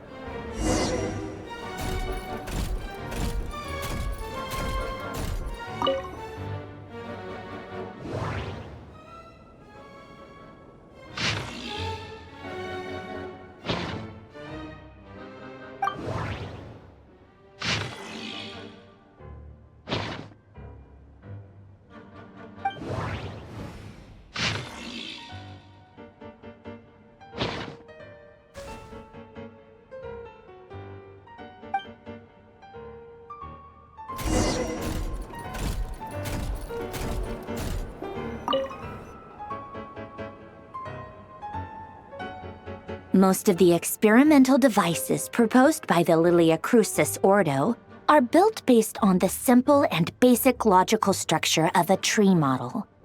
Lilia Crucis. Guess they were trying to cover up the name of the Archon Quests Ordo? When Duke St. Germanus departed, he said, "It seems that there's no going back." Alas, he is only a genius when it comes to machines. In all other things, he is but ordinary. Excuse me? I'm sorry. That's just ridiculous. What kind of book is this? Great Detective Herlock, the Alchemist and the Clockwork Saint? Isn't this a novel? Come on. Still, the author swears that they knew Renee well. Whatever. I guess it's not beyond the realms of possibility that Renee would say nonsense like that on occasion. Memory, wishes, souls, and persona. Frankly, this sounds more like occultism, but if Albedo vouches for it, I suppose there must be some alchemical basis to these techniques. The way Alain Guillotin saw it, the world was comprised of machines. The universe needed machines, and thus his technologies were created. That's why I was born. Renee, his full name was René de Petrichor, if I recall correctly. Sounds like he and the town must be intricately connected. That place was also the source of most of our information regarding Remurian civilization. Seems like some of his projects were based on their technology. The cutting of souls and storing them in vessels. These seemingly unrelated techniques underpinned Renée's research. Assuming that the 4 orthants correspond to alchemical categories. The chemical marriage model? Alain would have scoffed at that. He never would have let those theories or parameters anywhere near his mathematical formulas.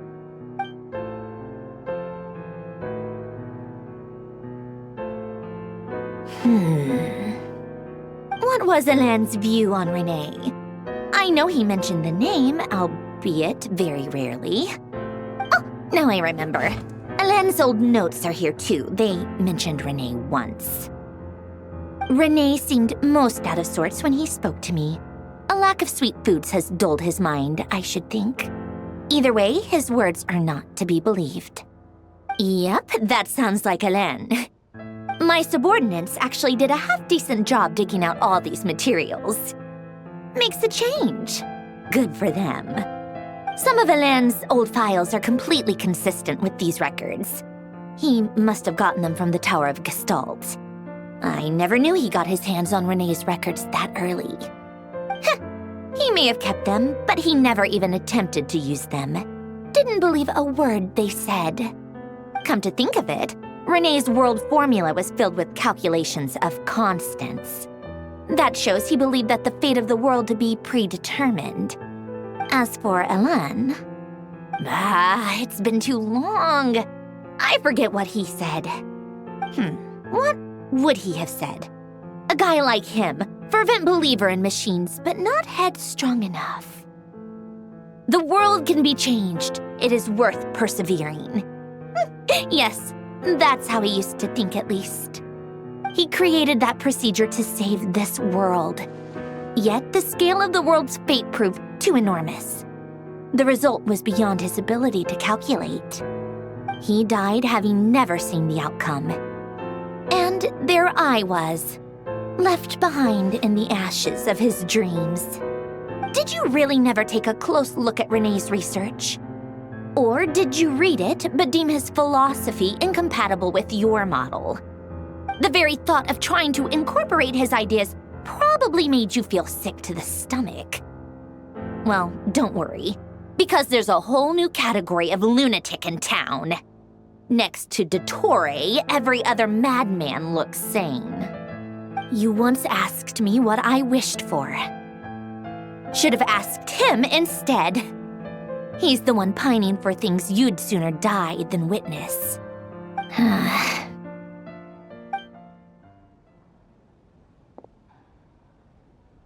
Even the tiniest variable can make big waves in the present.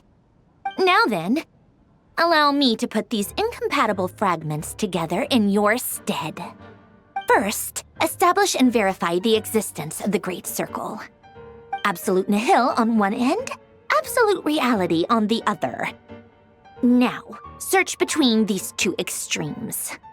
Then, the construction criteria. Variables. The sparks of civilization shall run out unless we consider introducing variables from outside the system. Input variables.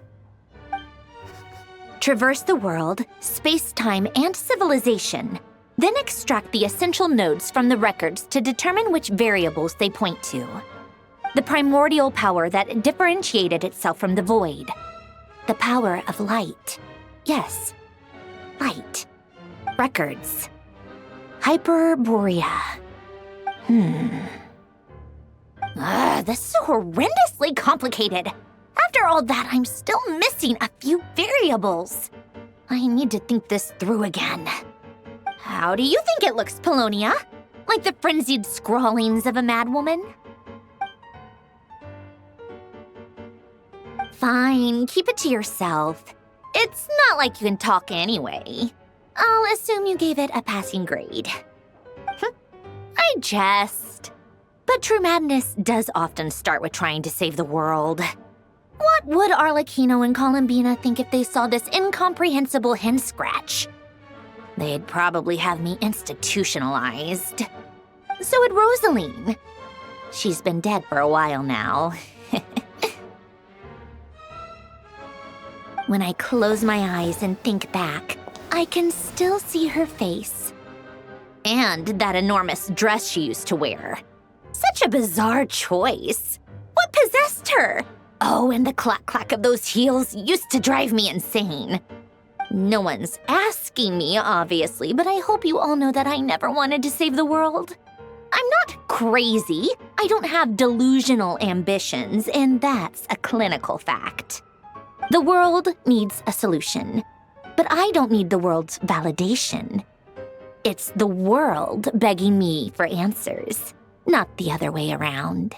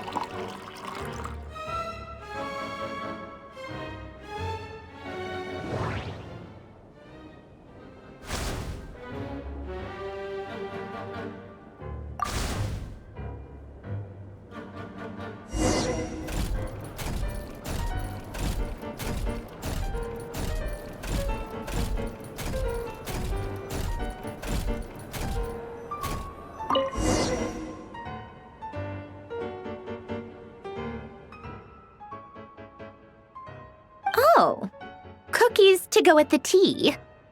Let's see. They must be from that person who brought those documents. I see they're from Hotel de Boer. Something's written on the box. We are proud to present this homage to the Fortress of Meropede's fun-filled mill collection system. Fortune cookies. Have a lucky start to your day. Sounds like a dumb gimmick to me. Be early to bed and early to rise. Get plenty of sun and drink plenty of water. Then things will surely go well for you. What? Are you kidding me? Somehow I doubt that an early night and a glass of water is magically gonna save a world on the brink of existential peril.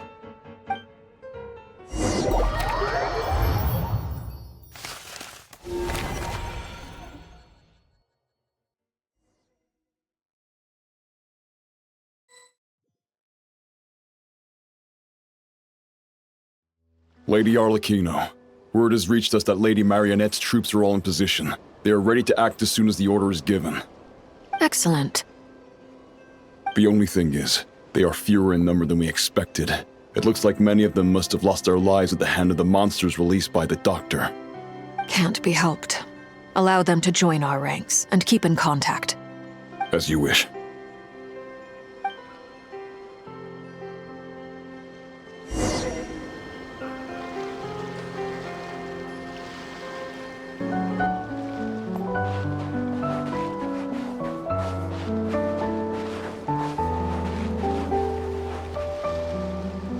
It's been a while, Arlecchino. You look well.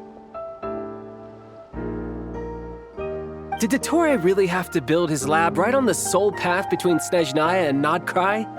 Had to go on a huge detour to stay out of its line of sight. Sounds like an arduous journey. I assume you've brought word from Her Majesty? Of course, all part of the job. Firstly, the Tsaritsa has authorized Fatui Internal Affairs to review Dottore's case. They will reach a formal verdict on whether he has turned traitor and whether he poses a threat to Snezhnaya. While they're working on that, I've been ordered to come and receive the refugees from Nod-Krai. They are nearby. My team will escort you to them shortly. Great. Aside from that, Her Majesty has a message for you and Sandrone personally. Huh? Where is Sandrone? She stayed behind to work since I was making the trip anyway. It seemed sensible to have one person on standby at base while the other came out to meet you. All right, guess that's just how she rolls. In that case, tell her that the Tsaritsa's decree this time is pretty awesome sounding. I think she'll like this one. Still, I wonder what... Wait, what's that? Did one of our troops turn into a monster? Take him out.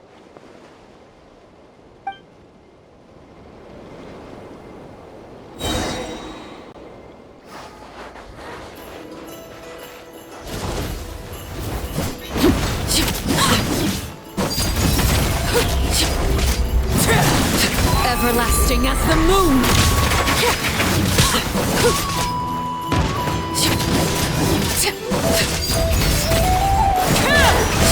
You've gotten stronger, Arlecchino.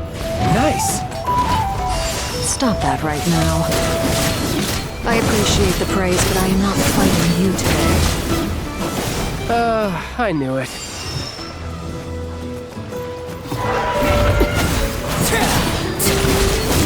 Laid bare. I can't believe it. He was a living, breathing human one moment, and the next... Another fine piece of work by our dear colleague, I'm afraid. What in the world has been going on in Nod-Krai? A lot.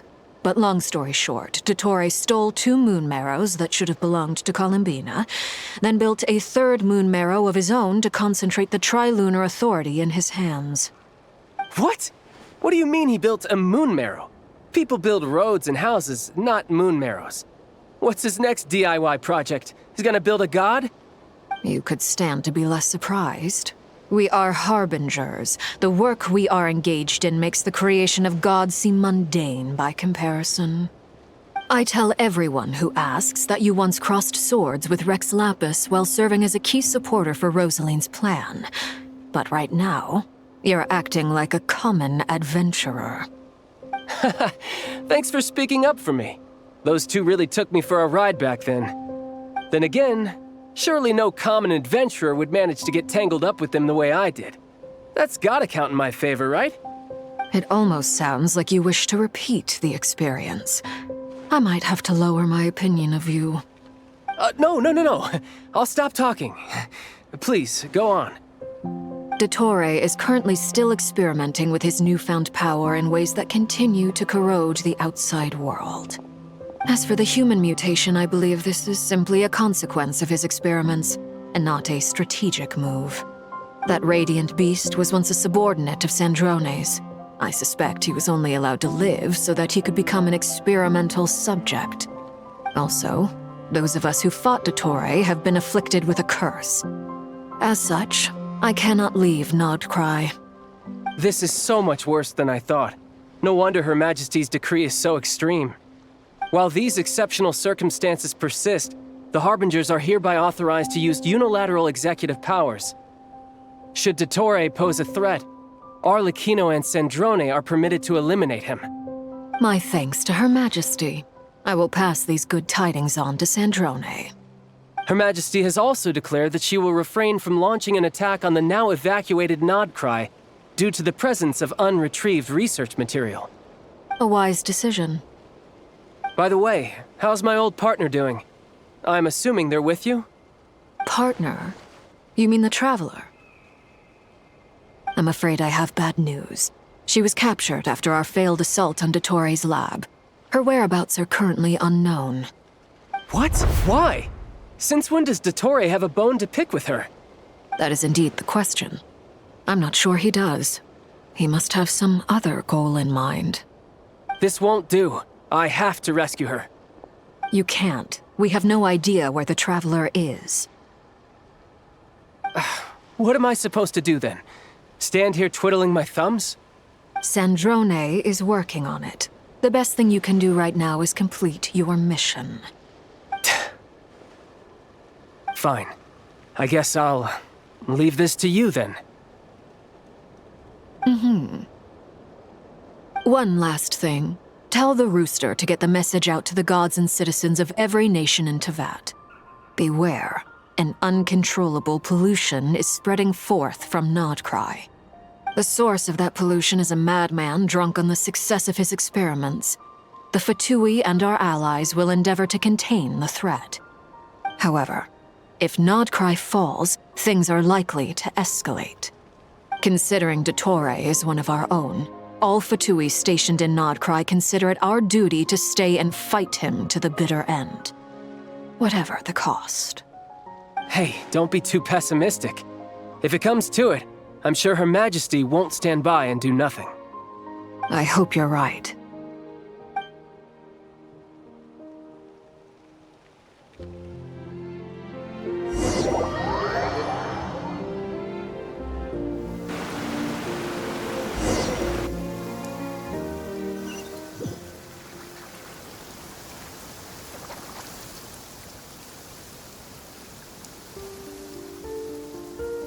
You're right on time. Thanks. Hey, do you think I'll get that gliding exam exemption? I made sure I was on my best behavior in Mondstadt. I landed well outside the city and walked in through the gates. I'll help you apply, don't worry. For now, let's see what we have here. What are the Doctor's energy fields even made from? The usual attract and repel principles that govern Kuvaki don't seem to apply to them. They are very mysterious, but ultimately, they appear to be comprised of energies from the three realms. Thanks to research by Master in the Hexen Circle, we know that Teyvat's 7 elements are derived from the more primordial power of the Light Realm, which is antagonistic with the power of the Void Realm. Since you have the power of the Dragon Durin within you, I'm sure you can already tell that this energy field contains no abyssal energy. That's true. It's not abyssal energy. It's something pure, wild, and untamed. I've been thinking about something. Do you still remember the device that Dory supplied from the Academia when you and Miss Columbina fought Reria? That was one of the most marvelous feats of ingenuity I've ever seen. The design, the craftsmanship, the material selection. I couldn't fault any of it. Not to mention the operating principles. Surely the most ingenious feature of all. Dory didn't go into detail on how it functions, but I have a working theory. The clue was that Miss Columbina was somehow able to use the pyro energy that you provided, despite the fact that, as a moon goddess, she should only be able to use Light Realm energy in principle. Now, all elemental energy is, of course, derived from light realm energy to begin with. Hence, I suspect that the device works by restoring elemental energy to its original state. This presumes a theoretical model of the 7 elements akin to that of light refracted through a prism. Perhaps it is no mere analogy. Maybe there is indeed a prism in this model. I almost wonder if the idea for the device was conceived based on direct observations of said prism. It would explain how such an ironclad design concept was achieved. It is at once a masterwork of engineering and a groundbreaking application of the Academia's latest elemental theories. I suspect only Lesser Lord Kusanali herself could have devised such an ambitious technology. But back to the energy field before us. If this is pure light realm energy, its relation to elemental energy is one of integration versus division. Or you could say that the former contains the latter. Could this mean that elemental energy can dilute the power of the light realm? Should we give it a try? We should.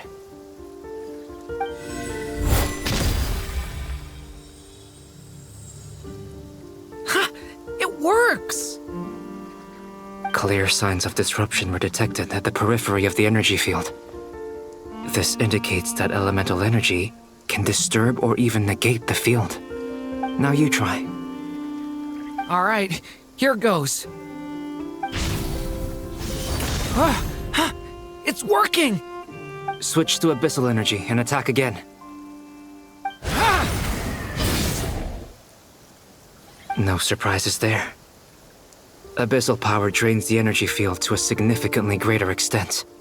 I now feel confident in asserting that the energy field is indeed pure light realm energy, and that elemental energy can dilute it. But the energy field is huge! How much elemental energy will it take to neutralize it? We don't have to neutralize it completely. We can try other approaches. That's all for theory. Would you like to continue watching? So you knew I was here. Huh? When did you get here? A while ago. But Albedo sounded like he was working on his thesis defense back there. Back in Sumeru. You can end a person's whole career by interrupting them mid-speech. Very thoughtful of you. I'm truly touched. Could I ask you to lend me a hand? With what? A little test. Try using Animo to unleash a concentrated assault with circular blades, with the goal of breaking through at a singular point.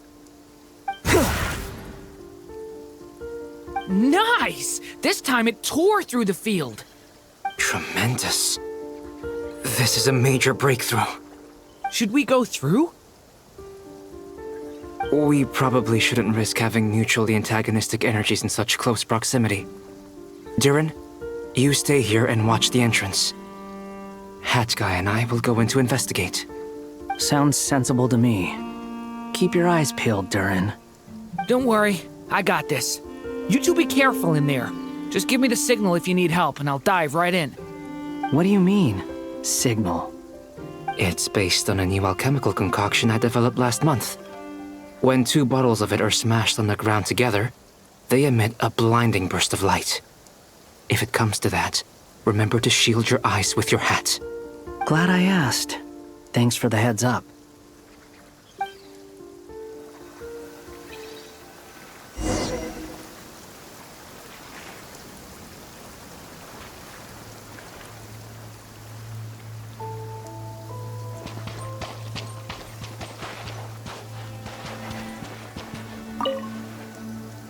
Like I thought. Beyond a certain distance, we can't see the opening where we came in. Maybe that's to prevent people from escaping. Sounds like Dottore's style to me. Not much has changed. Things are basically the same here as they were before the energy field appeared.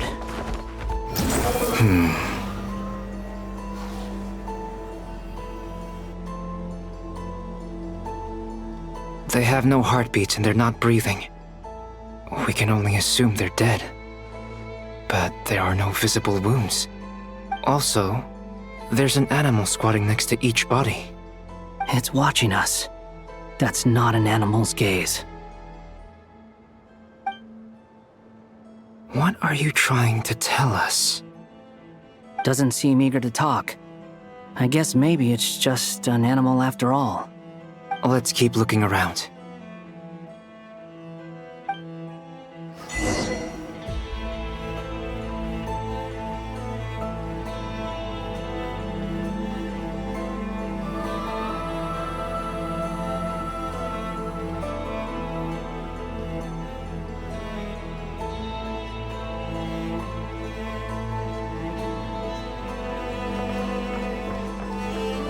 Squall Fury!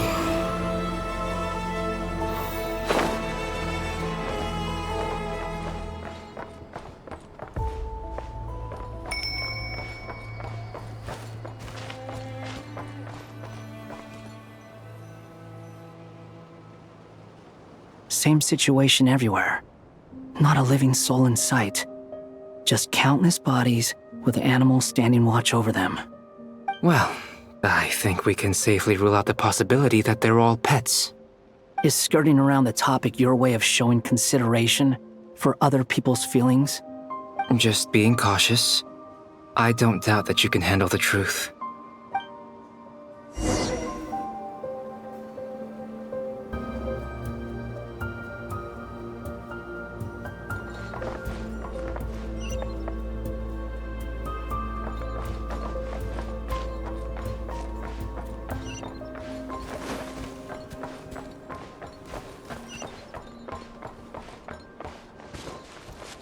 Careful.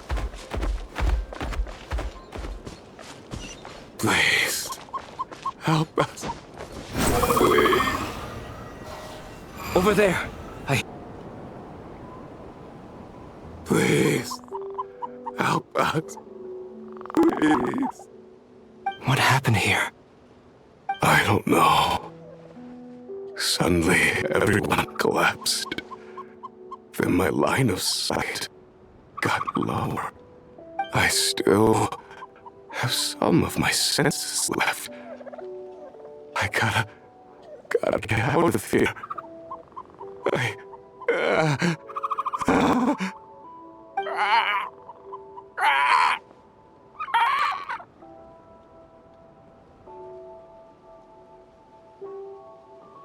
It looks like there's a huge experiment going on inside this energy field. Maybe each energy field is its own giant experiment. Vile. He's swapping human minds with those of animals. Even without the other circumstances, this would be an extremely radical experiment. Those people may have lost their sense of selves, but they are not fully animals either. If they were, they would have left. But instead, their instincts are driving them to remain by their dead bodies. We should go. No sense in sticking around here longer than we need to. Agreed.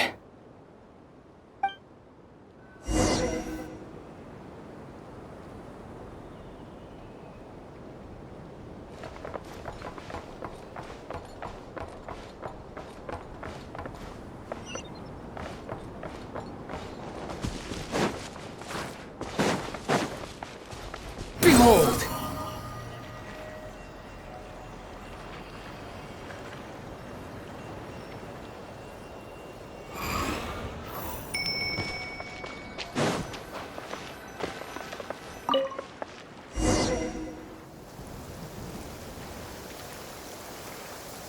Ah, you're back! Everything okay? We saw some things that take a strong stomach. Otherwise, we're fine. We should share our findings with the others.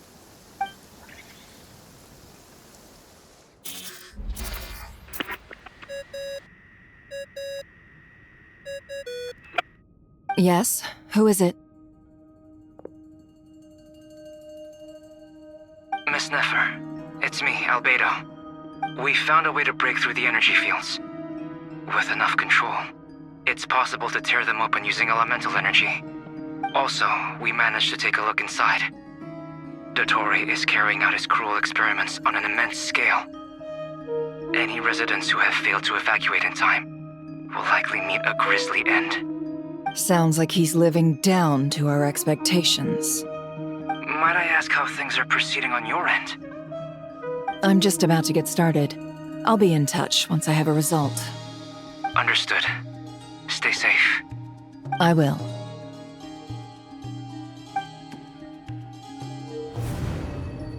Well, Nefer, I'll link up with you once my tasks are complete. What makes you think I'd need you to do that? I'll need it. And considering the way you approach certain matters, I think you'll be better off with me present.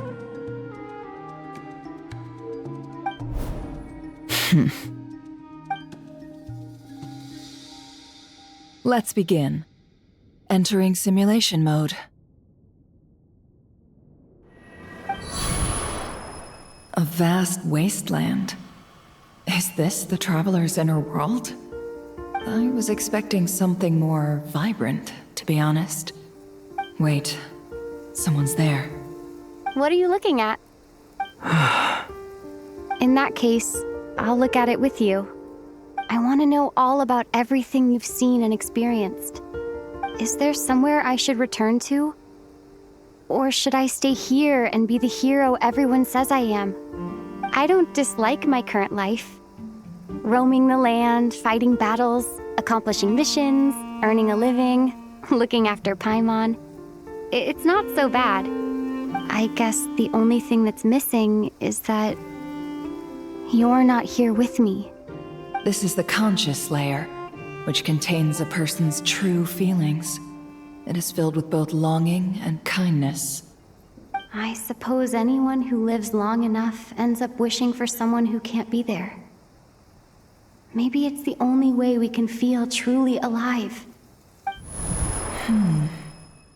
Time to delve a little deeper.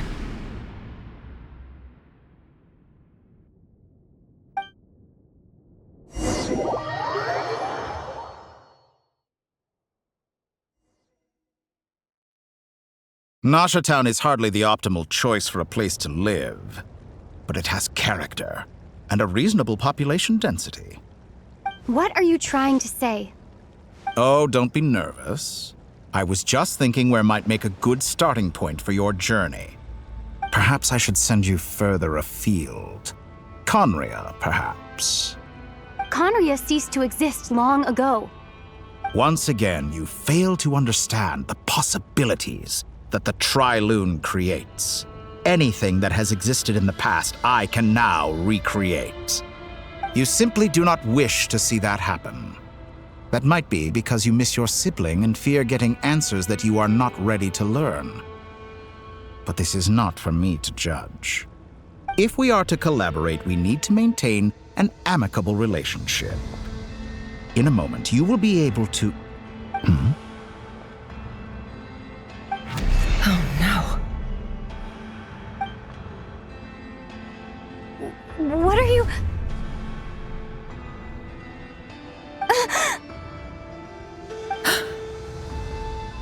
What are you gonna do? Don't move. Something unwanted has crept into... Oh? Gone as quickly as it came.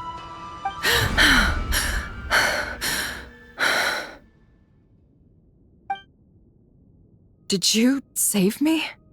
If I hadn't cut the connection, Dottore might have caught you from the other side and destroyed you. This was a good idea, but once is plenty. You were exceptionally brave. Excellent work. Thanks, but now's not the time for that.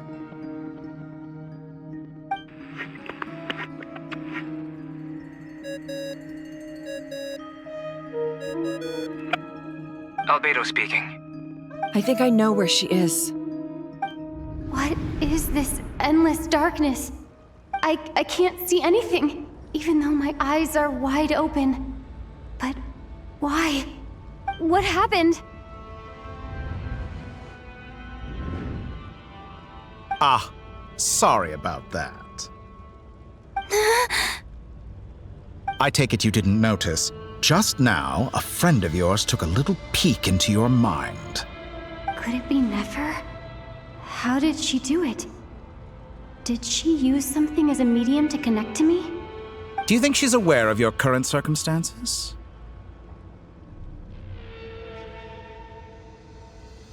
Oh dear. Have I stunned you into silence? I only wanted to slow down your time a little so I could stop your intruder in her tracks. It would have been nice to capture the spy. I must say, I'm finding the ability to adjust the flow of time rather intriguing. The moment you closed your eyes, time seemed to grow impossibly viscous, didn't it?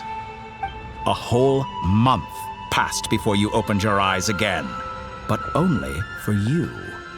No one else was affected. I dare say this is something only a god can achieve. Point taken. You've proven once again that you have god-tier powers. Oh, you misunderstand. This wasn't about proving a point. I was testing things out. I find I learn best by doing, and I have to admit, time is not the easiest dimension to control. I only wanted to make you sleep for a short while, but it ended up lasting a whole month. Clearly some finesse is required to wield the authority over time as I wish. I hope you're not angry with me. It was only a month's discrepancy, nothing too serious. Had I been off by a year, a decade, or even a century, that would have been quite a different story. You could have frozen me for millions of years. So much for collaboration. You aren't showing much sincerity. Millions of years? To what end? I wonder if you don't understand humans all that well. They are very pragmatic creatures who understand only that which they can perceive with their senses. If I had you sit here for a week, I imagine people might sympathize. But if I left you here for 100, 1,000, or 10,000 years, the sheer size of that number would cause it to lose all meaning to them. They would not have the capacity to comprehend your suffering, and thus they could not empathize. Unfortunately, while gods do exist in Tevat, it is ordinary humans that account for most of the population. Their lifespans are so limited, their bodies so fragile. Did you ever really hope that they could begin to understand someone like you? Your long life and unique origins make you fundamentally different from them. How long will it be before they start to treat you like the alien you are? Before you are ostracized, outcast? Alien. Even I feel bad for you sometimes. This world has made you into a slave. So many times you have served its will, and not once have the powers that be ever thought to grant you the one simple thing you wish for. You have been treated most unfairly. I can change that. I will grant you special privileges and give you back the status you rightly deserve as a descender.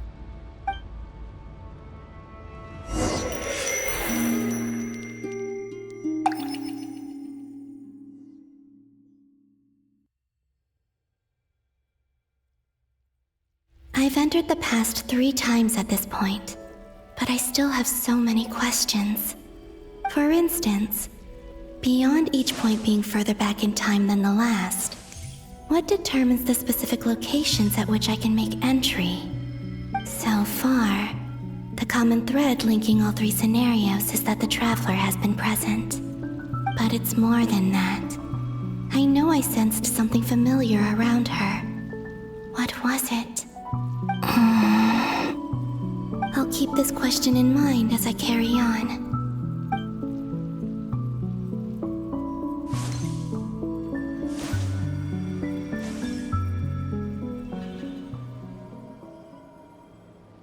Humans, you never change.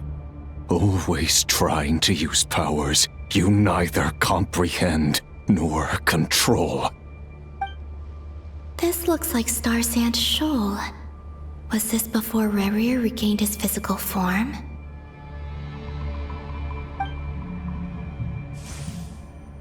You've messed with the cannon again, huh? Sorry, but this round's not gonna go your way. The cannon. That's right. I was at Silvermoon Hall and I sensed an abnormal Kuvaki fluctuation coming from Nasha Town. And right after that, came an ominous power emanating from Star Sand Shoal. My body was once torn into countless pieces and hurled into the swirling chaos of time itself. But even so, my life and will were not extinguished. I wonder if I could try to prevent his resurrection. But how would I do it? What can I do, here and now? Traveler! Behind you! Look at that light!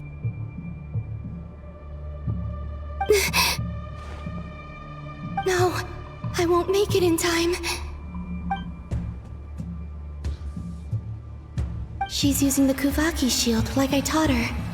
Is she gonna use it to block the cannon's beam? She's strong. I'm sure she can manage. But the force released when the beam impacts the shield might lead to collateral damage. Easy Island. The Frost Moon Scions will be exposed to lethal levels of Kuvaki. A question, if I may. Kind Miss Columbina.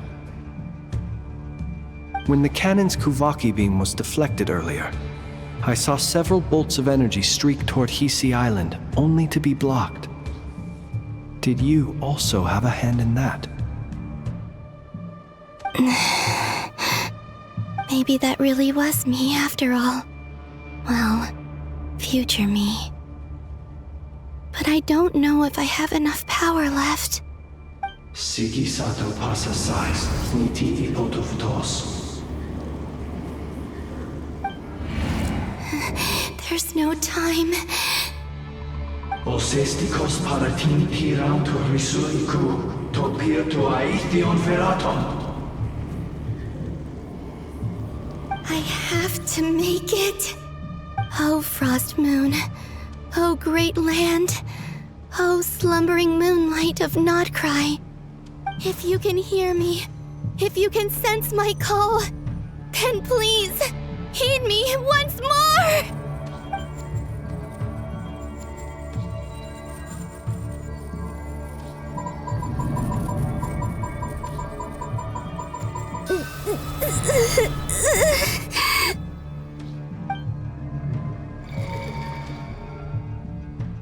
Did it work?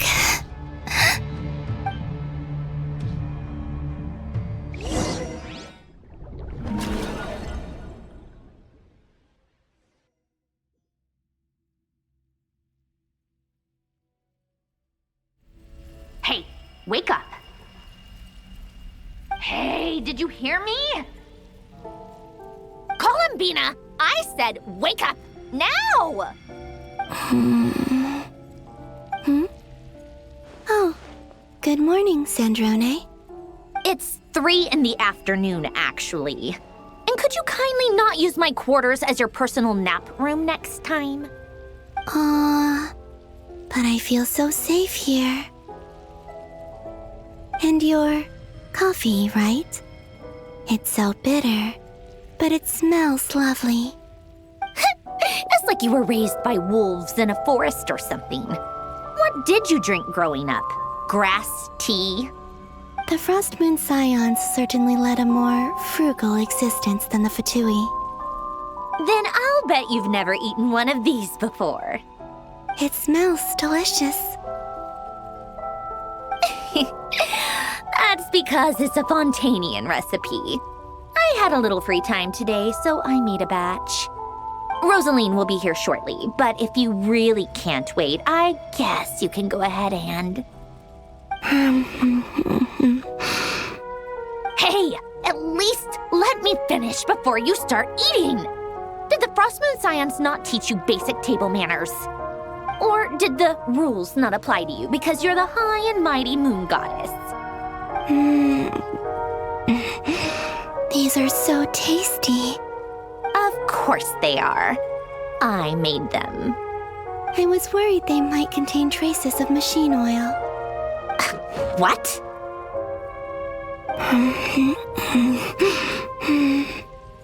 You know, there's something I've always wanted to ask you. Why did you leave your old home and join the Fatui? I mean, I'm sure their food was awful. But There's gotta be more to it than that. Well, life there didn't go quite how I imagined. What were you expecting? You're a god. Your followers are gonna make some demands of you, right? Surely you can just answer a few prayers here and there in return for the free food and drink. How bad can it be? Well, would you help other people just for free food and drink? The doctor told me that you were created by a great mechanic, Lord something Fisher. The Lord Artificer. Ugh, some people can't keep their mouths shut. Oh, Lord Artificer. And didn't he have something to do with the, narcissist? Narcissenkreuz Ordo. Yes, that was it. Narcissenkreuz Ordo. So, would you try to fulfill their wishes? You must be joking. I wouldn't go even if they paid me. I don't even know them. Exactly. Well, I felt the same way. I did not know the people who made demands of me. What do you know? We're on the same page for once. In his later years, Alan did ask me if there was anything I wanted to do. If I had any wishes of my own. Well, I don't. And I'm not in any mood to fulfill someone else's either. Who's Alain? He was the... You know what? Never mind. You're not gonna remember. Anyway, the point I'm trying to make is, neither of us is the self-sacrificing type. Let me ask you this. What sort of place would you like to live in, if you could choose? A place where people don't ask me for things I cannot give them. Where they don't worship me, or fear me, but just want to chat with me like a normal person. I'd also like the freedom to come and go as I please. And ideally, it would be somewhere with the smell of coffee and snacks. Not to burst your bubble, but no such place exists in the world. Now, take your snacks and scram.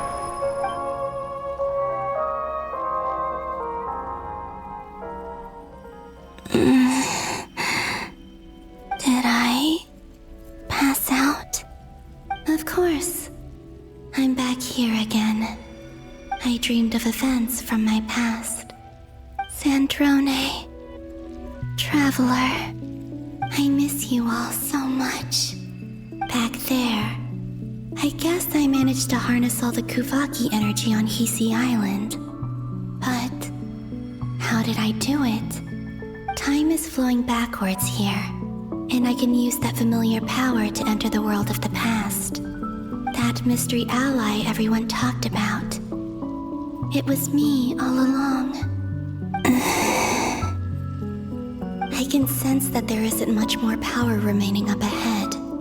What lies at the end of all of this? Will time keep flowing into the past? And will I ever find my way back?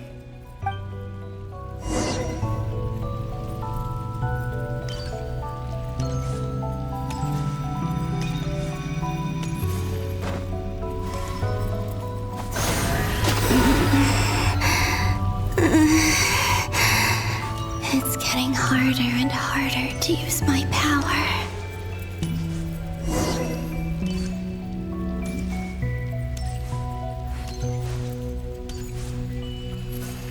I'm no match for the Abyss in this state. I need to avoid the contaminated fragments.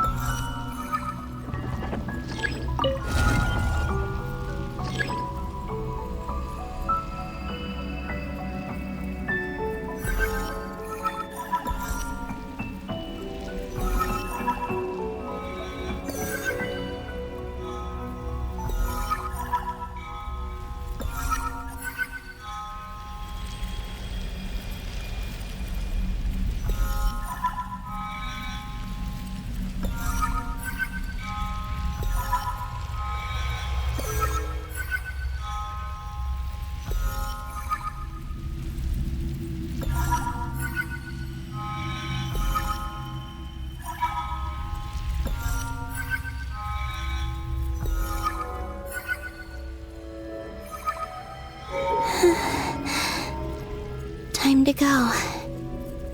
I wonder where I'll find myself this time.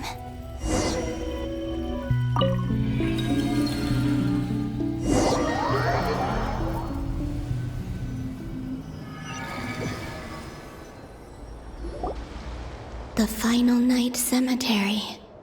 This is where Flink's is based. Or not!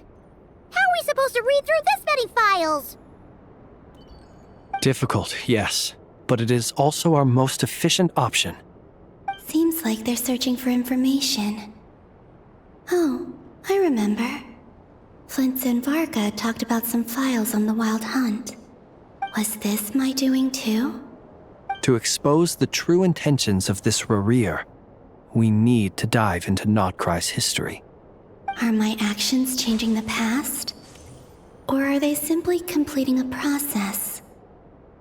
Is all of this inevitable? Or am I the one making these decisions? If I choose not to help them now, will it change how things turn out? Hope we don't land on our heads then. They're my friends. I can't not help them.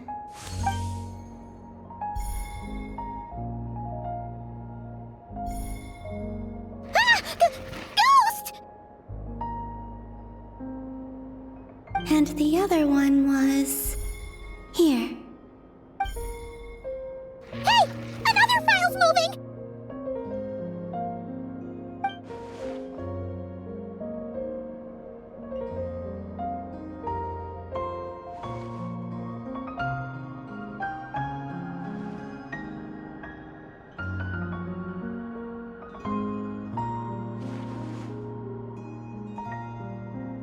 That should do it.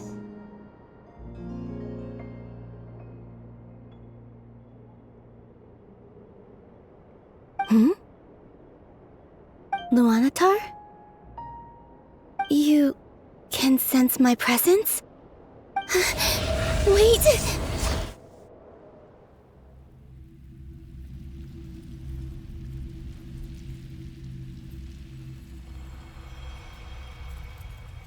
Luanatar. So she's that familiar presence I've been sensing all along. She's always been by the Traveler's side. That explains why the Traveler has been there each time I've entered the past. But why Luanatar? Is it because she has a connection to me as the Moon Goddess's familiar? If so, why not any other Kuhenki? That's...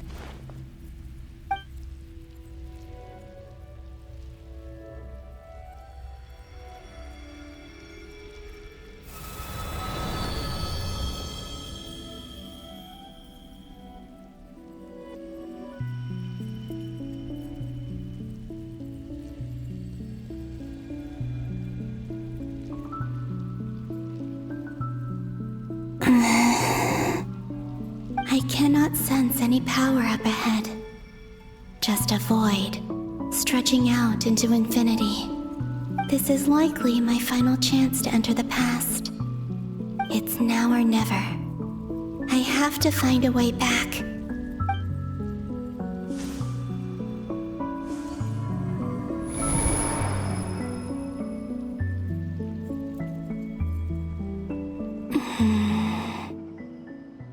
Hisi Island? How far back in time is this? Where's Luanatar? I can't sense her presence this time.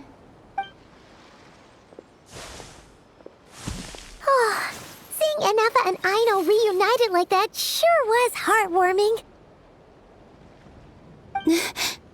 Traveler, Paimon. No, stay calm. I don't have much power left to change things. I don't even have that much time left here. Think, Columbina. How do I find a way back? A way back... to where? Do I go back to Moon Prayer Night? Or to the future that followed? And if I return in my current state, what will become of me then? Dottore's actions that day proved that he'd been planning that for a long time. He had already seized the power of 2 moon marrows before capturing me. Even if I managed to get back, how can I fight against him when he wields the Tri-Lune authority? I can't. If I go back like this, I'll be playing right into his hands. I have to find some way of rivaling the power he has usurped. Wait. Time flowing backwards. The Tri-Lune authority. Does that mean... I think I know what the final destination of this lunar reflection might be. I know what I must do. Speaking of homes, we must already be close to where the Frost Moon Scions live. The vibe here feels different, just like the scenery. But how do I communicate my plan to my friends? Should I write it down here? No, someone else will see it. I need something with a close connection to me. Something I can use as a medium to tell them what's happened to me in here. Now it makes sense.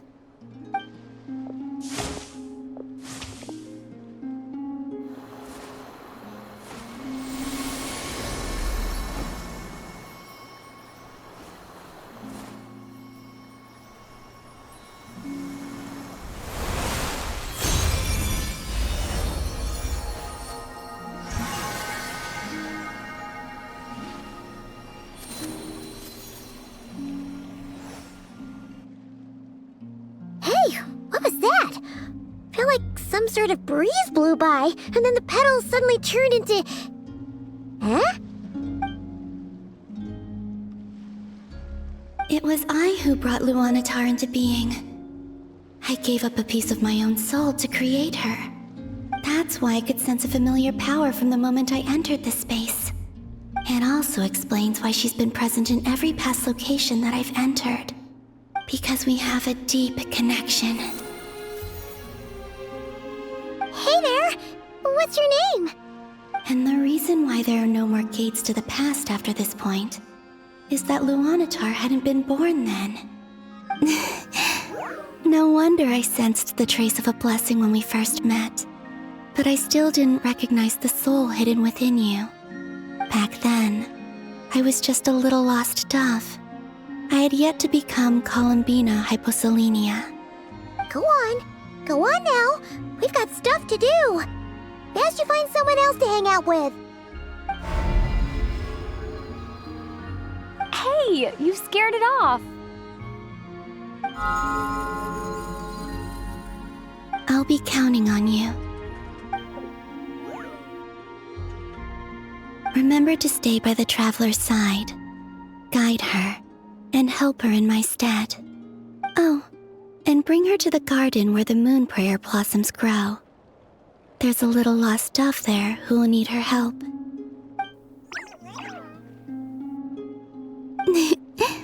Go on.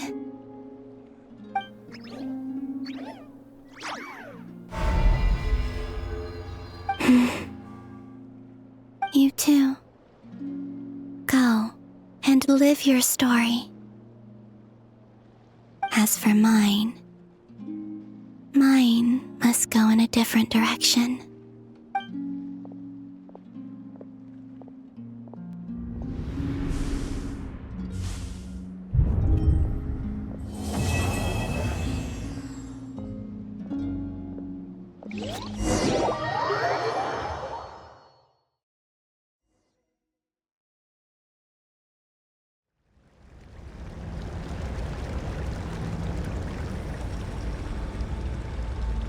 How would you like to experience the thrill of never being held accountable for your actions?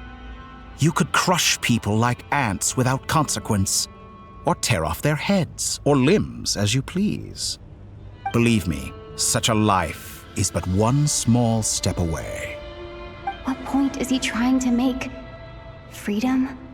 But the freedom to kill? To do evil and get away with it? Why would you offer me that? The creation of a world is the ultimate scientific experiment. I have taken my research to the highest level, where I shall be not just a god, but also a servant to many sacred spirits. I shall heed the truth and perform holy deeds. A god's laboratory is the perfect playground, but it needs the right occupant to explore its full potential. Mortals are found everywhere one looks. Not so with Descenders. I'd prefer my first guest to be a distinguished individual such as yourself. And I know you could make the most of the opportunities it offers.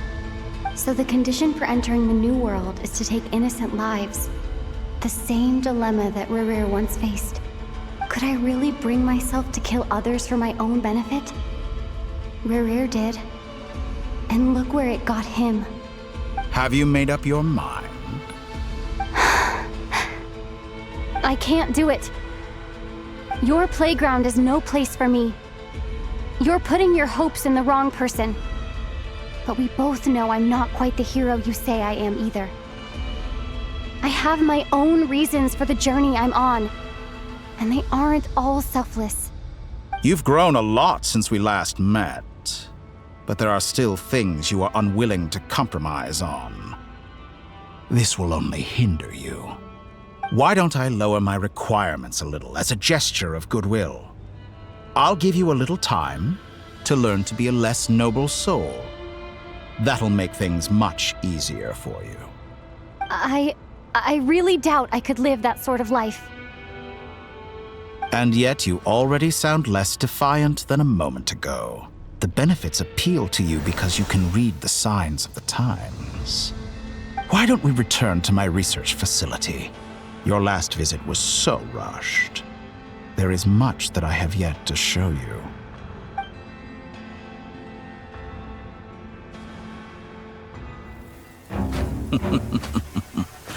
Now to that question, Heroes don't attack from behind. Guess I'm no hero. This is most disappointing.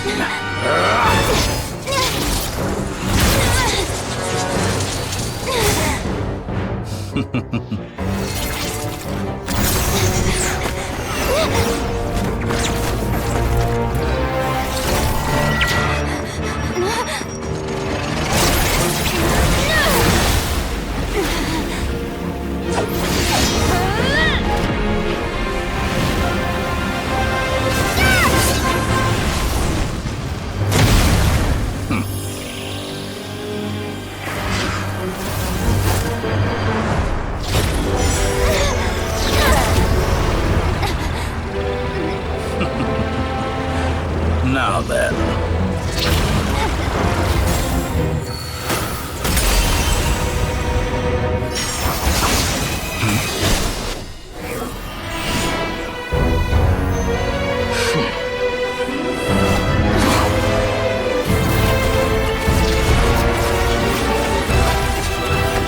A new face. Interesting.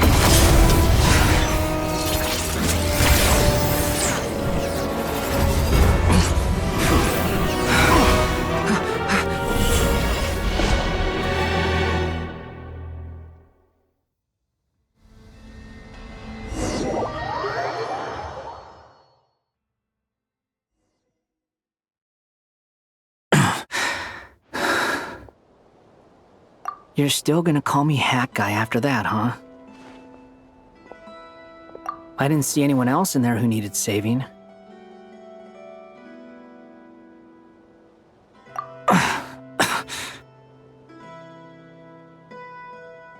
It's nothing. I'll be fine. Why are you looking at me like that? Is it that shocking that I'd come to your rescue? I owed you a favor back in Sumeru. Now we're even. Distracting Dottore was tough, I won't lie. He's not gonna fall for the same trick twice. That was my one shot.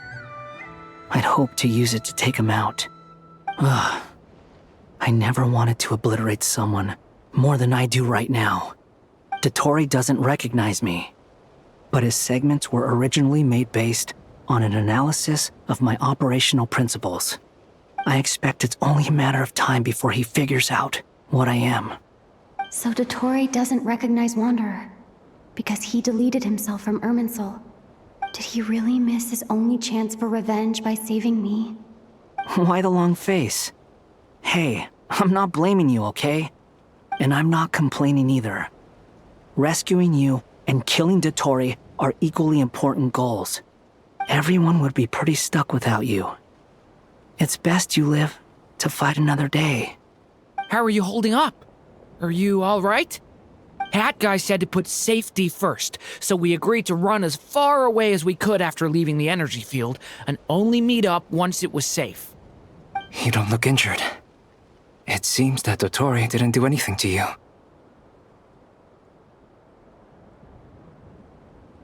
All right. Rescue operation complete. Let's head back. There's a lot more work to be done before this is over.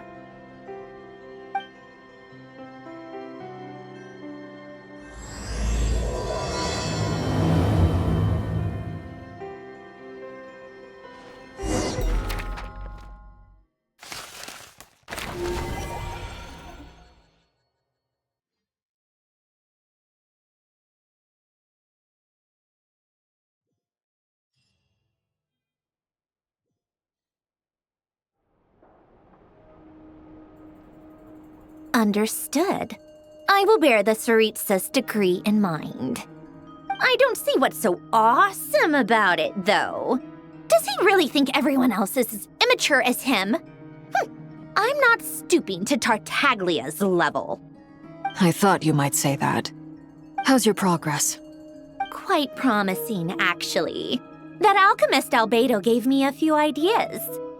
Remember how I asked you to look up some files for me? That stuff on the Nod-Krai Institute. René de Petrichor and Jakob Ingold. Alain Guillotin despised René's theories and methods, but he never managed to come up with better alternatives either. So I adopted some of René's ideas. I thought Alain was like a father to you. He and René were mortal enemies, were they not? And what would you say if Lenny and his friends one day learned something useful from someone you utterly detested? I would applaud them for it. That would mean that they have surpassed me. For all we know, Alain Guillotin might have thought the same thing. Not that it matters, though. He's dead, and I'm alive. So it's my call to make. Once you die, it doesn't matter how great you were in life. Only the living get to decide what happens next. Hey, come on out. They're back. Huh?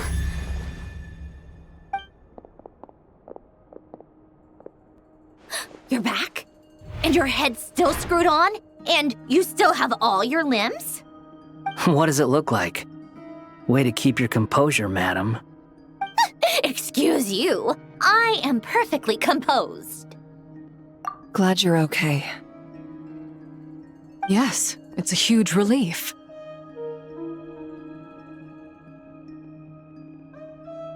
Worry? Oh, yeah, right. You think we, the Fatui, were worried about you? We were worried sick. Hey! The Traveler and I were already friends. You are free to join this mission in whatever capacity you please, much like your tea parties. It's a laugh a minute with you guys.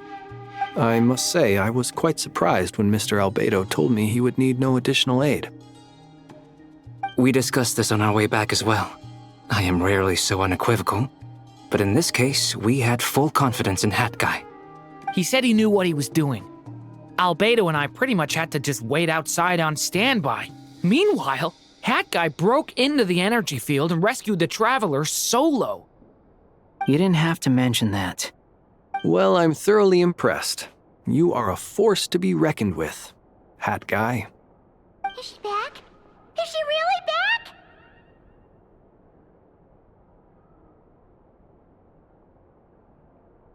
Traveler! It's really you!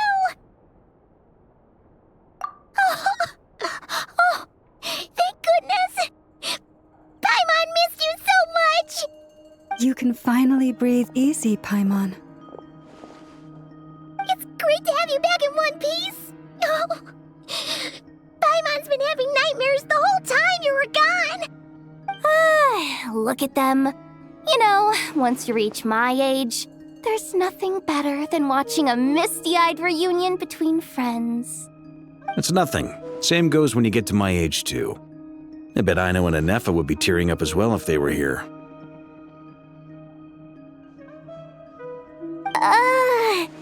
Varka, I'm not sure Anefa can cry. Oh, yeah, good point. Hey, your eyes are looking a little red and puffy. Come here, let's hug it out. What? Ew, no! No, thank you. You're not my dad, okay? Knock it off! Everyone, I'm sorry for all the trouble I caused you. But the silver lining is, I didn't come away from this ordeal empty-handed. While I was being held captive, I learned a lot about Dottore's current capabilities and what he plans to do with them. Allow me to explain.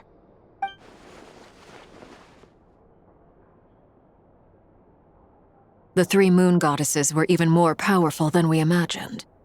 No wonder Dottore believes himself to be equal to the gods, maybe even superior. Utter blasphemy. While everyone was gone, Nefer and I made an interesting discovery, and I believe Miss Sandrone has something to share too. Ma'am, perhaps you could do the honors?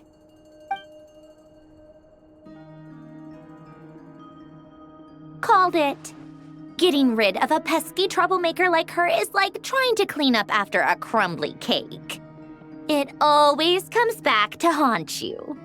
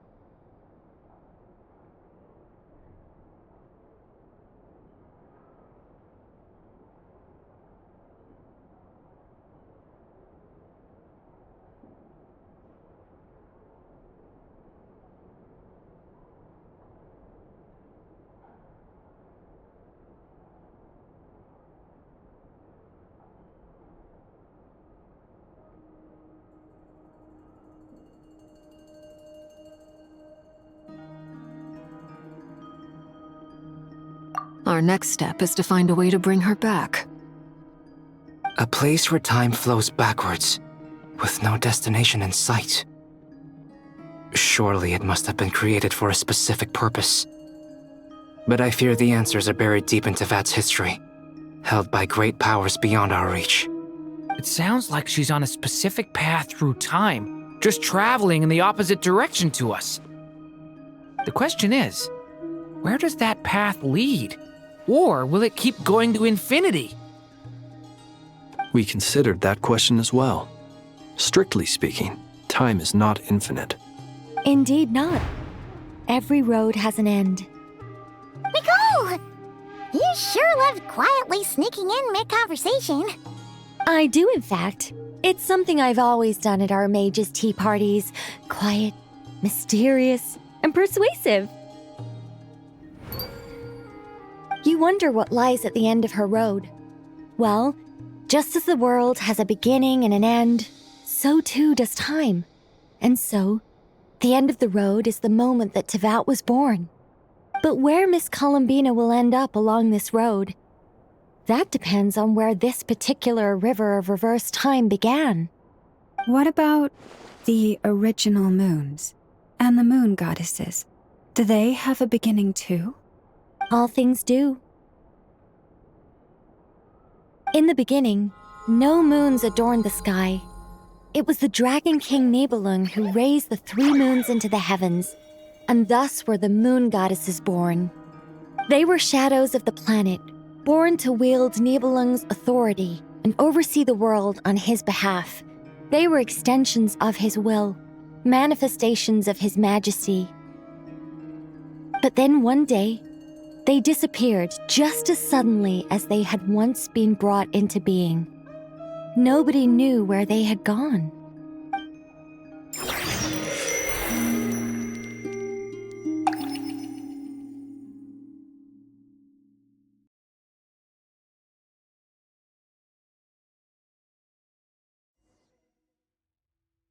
Like I thought, no more paths back to reality have emerged since. But how can I be sure that I'm going the right way without scenes from reality to keep me on track? I can't even be sure of how long I've been walking for. The further I travel, the less stable this space becomes. There are even moments where I can sense something that feels like abyssal energy. They can just materialize out of thin air. I have to keep my wits about me.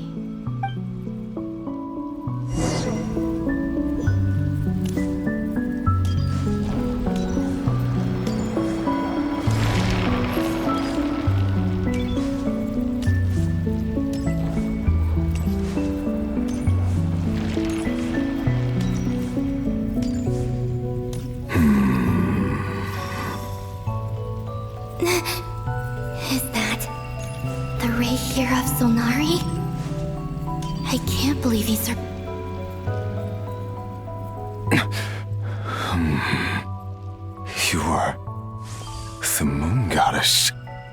But how?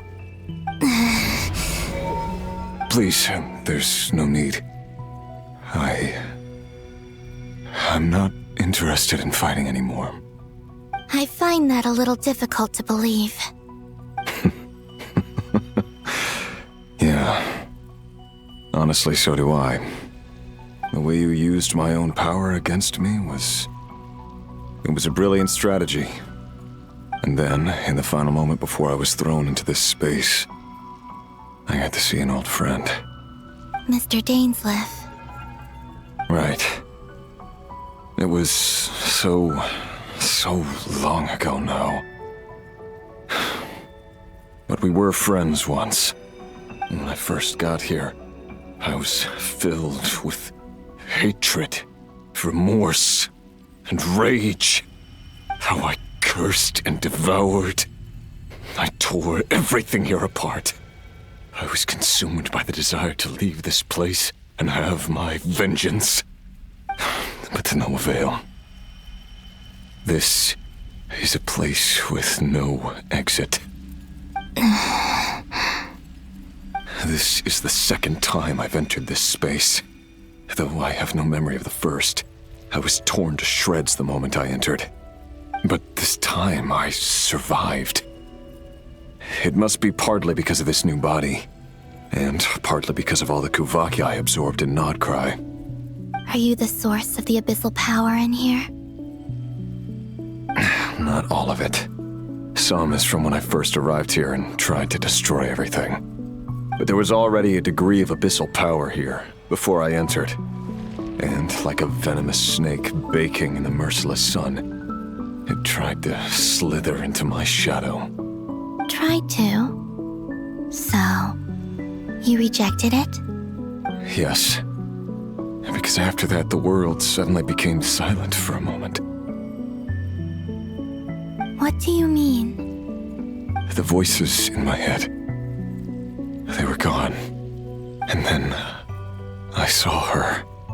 Her? Thelindis. My former lover. Never mentioned that she saw a memory of Thelindis leaping into the moon's reflection. More precisely, I saw her afterimage. I'm sure the real her is long gone. She was just an ordinary Conrian. She couldn't have survived here for very long. Anyway, why have you come here? Didn't you know it was a dead end? If I hadn't escaped through the moon gate, my friends would have been in far greater danger. Oh, I see. Because of your power. The power of a moon goddess. What? You'd like to know how I know, wouldn't you? The one who resurrected me said so. I could hear a deep lust for power in his voice. Do you mean... Dottore? Dottore. So that's what he's called. He'd been collecting fragments of my body for a long time. Also that he could resurrect me at the moment of his choosing. I had no interest in his research. But being as corroded by the abyss as I was, we were aligned as far as hunting the moons and recovering my strength were concerned. So that's why the Wild Hunt suddenly became so active in Nod-Krai. When I left the Fatui in my weakened state, Dottore must have felt that his time had come. Moon Goddess, could I ask a favor of you? What? I know this is a lot to ask, especially from someone who tried to kill you. If you refuse, I won't fight it. But this is the only thing I desire now. Nothing else matters. What do you want? I'd like you to take a message to Thelindis for me. Thelindis? But...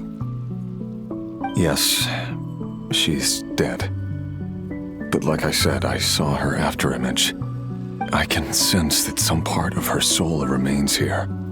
Far, far ahead. Why don't you go and speak to her yourself? I can't. I don't know why, but I can't move freely in this space as you can. All I can see is a glimpse of her, walking away. Just like the moment when I last saw her in life. In return, I will clear these abyssal obstacles for you. No, not in return.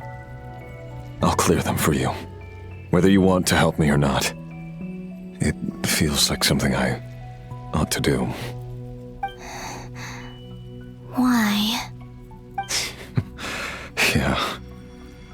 Why, indeed. I've been asking myself that question a lot recently. Why did I do the things I did? I'm tired of it all. Tired of the person I became. People used me. And then I turned around and started using others. I hurt a lot of people. I think I grew tired of it long ago. But I wouldn't admit it to myself. And ultimately, that's how I ended up here. What do you wish to tell her? of it. My past. My mistakes. Everything that happened after we were separated. Is it okay if I give her the abridged version? Yeah, I'm sure there's plenty you can skip over. Just tell her the important parts. Whatever you think that means. Like the part where you relentlessly tried to kill us?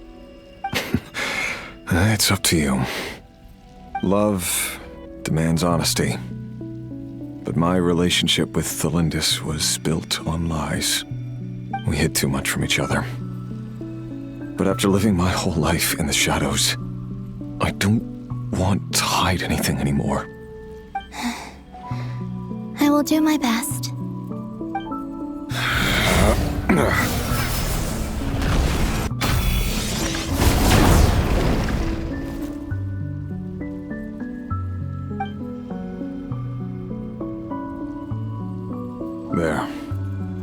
The Abyss will no longer stand in your way. Even though Mr. Dainsliff felt he had to fight you, I think he still regarded you as a friend. Dane? He said that you betrayed him, but he also felt great remorse at never having understood what you were truly going through. Why tell me this? Because if he'd known that someone could take a message to you, I believe that's what he would have said. Thank you. It means a lot. I know this will sound strange coming from me, but don't die, Moon Goddess. I can tell that you're determined to get out of here.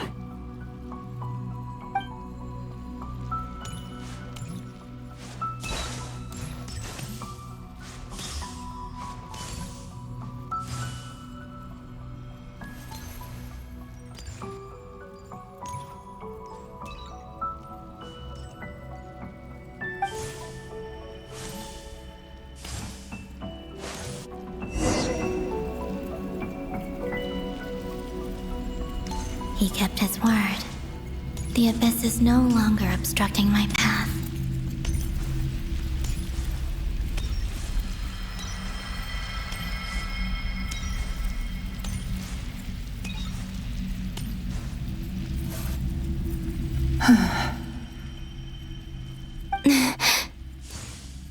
Is that the Lindis?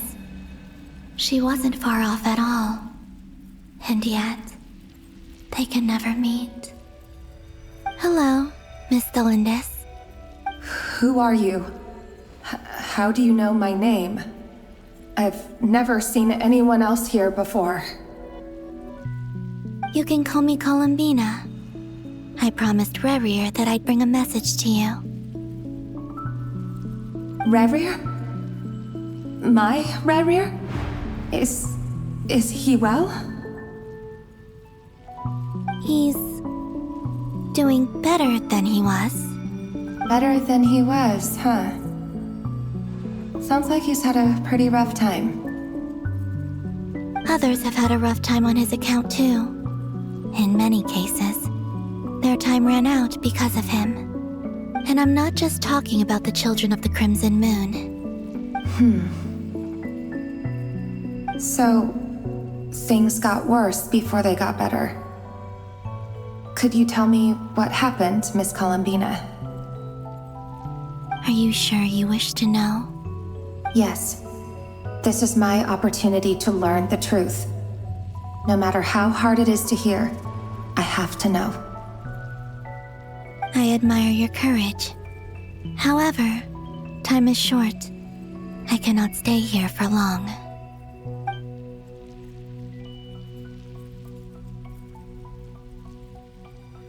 Rerir had seeds of hatred in his heart, and many people nursed them for their own ends. On some level, everything he did was to try and find a way to see you again.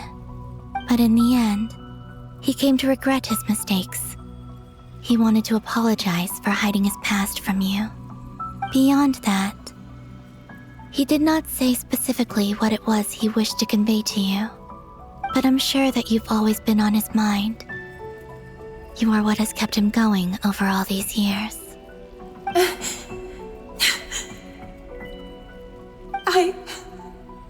I'm sorry, Miss Columbina. This is so upsetting. I'm not sure how to put my feelings into words. It's all right. I understand. Well, that's everything from me. So, I guess I'll be... Wait. One moment. Time flows backwards here. The road ahead only leads further and further into the past. I know. I intend to reach the end of that road.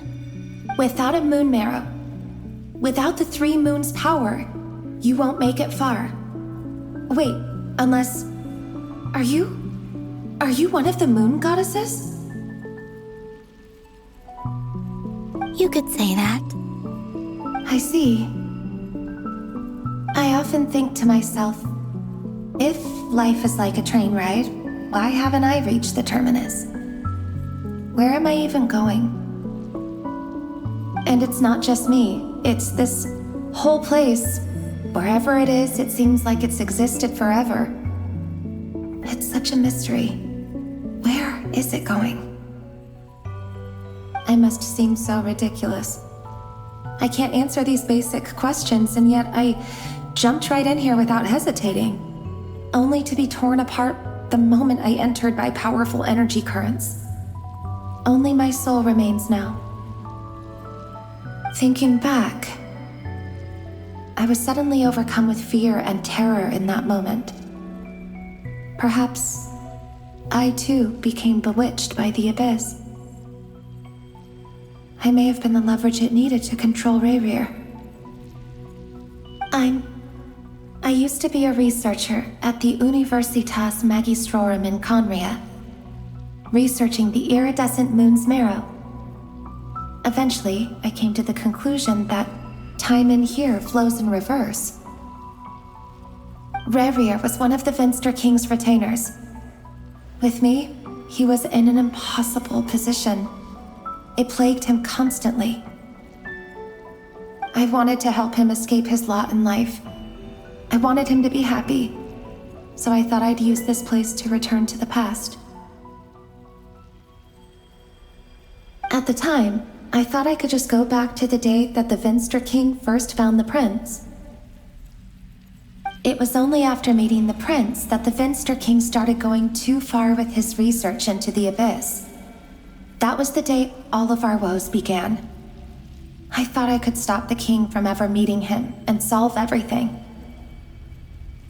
I couldn't kill the Venster King himself, so I had to find another way to save Rayrir. That's why I wanted to go back, to kill the person who had brought new possibilities to our realm. I'm sure it was a futile endeavor, but the abyss probably enhances the basest human desires. So I naively hoped I could change everything. But I was simply too weak. Like a speck of dust against the whole universe. Look at me. I didn't even survive the journey here. Not physically, at least. I know I'm never getting out of here. But you're different. You can make it, and I want to help you. I owe you that much. How do you plan to help me? Have you noticed the golden energy that exists here? Based on my past research and my observations since coming here, I believe they carry you forward faster. I can share what I've learned and help you understand the pattern in which this energy appears.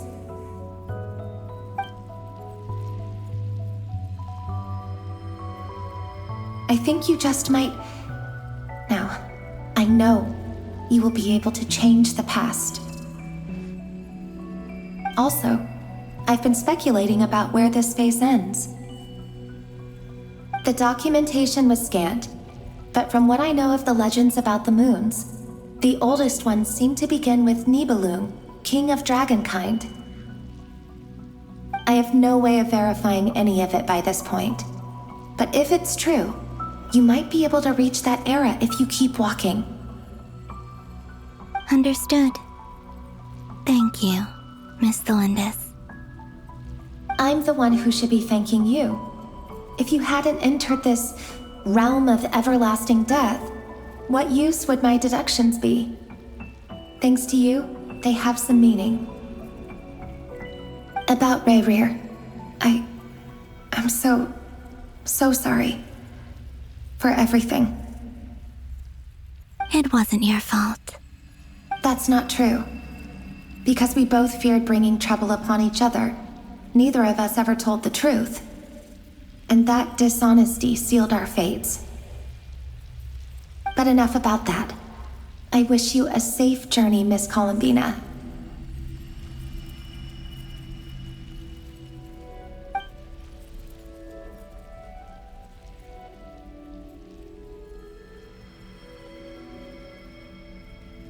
And may the outside world never have to experience pain like this again.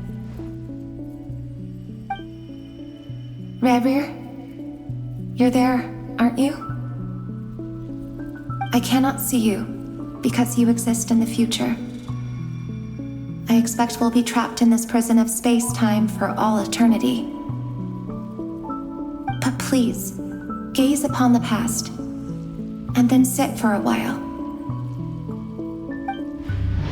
Let's find a place to sit down together, just like we did when we first met.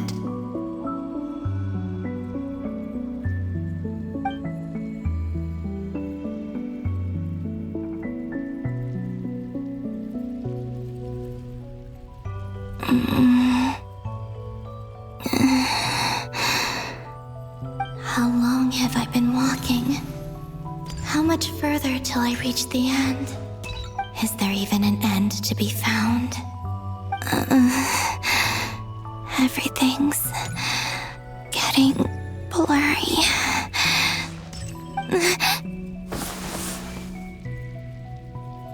Huh? Are you all right, little sister? Have you come from the distant future?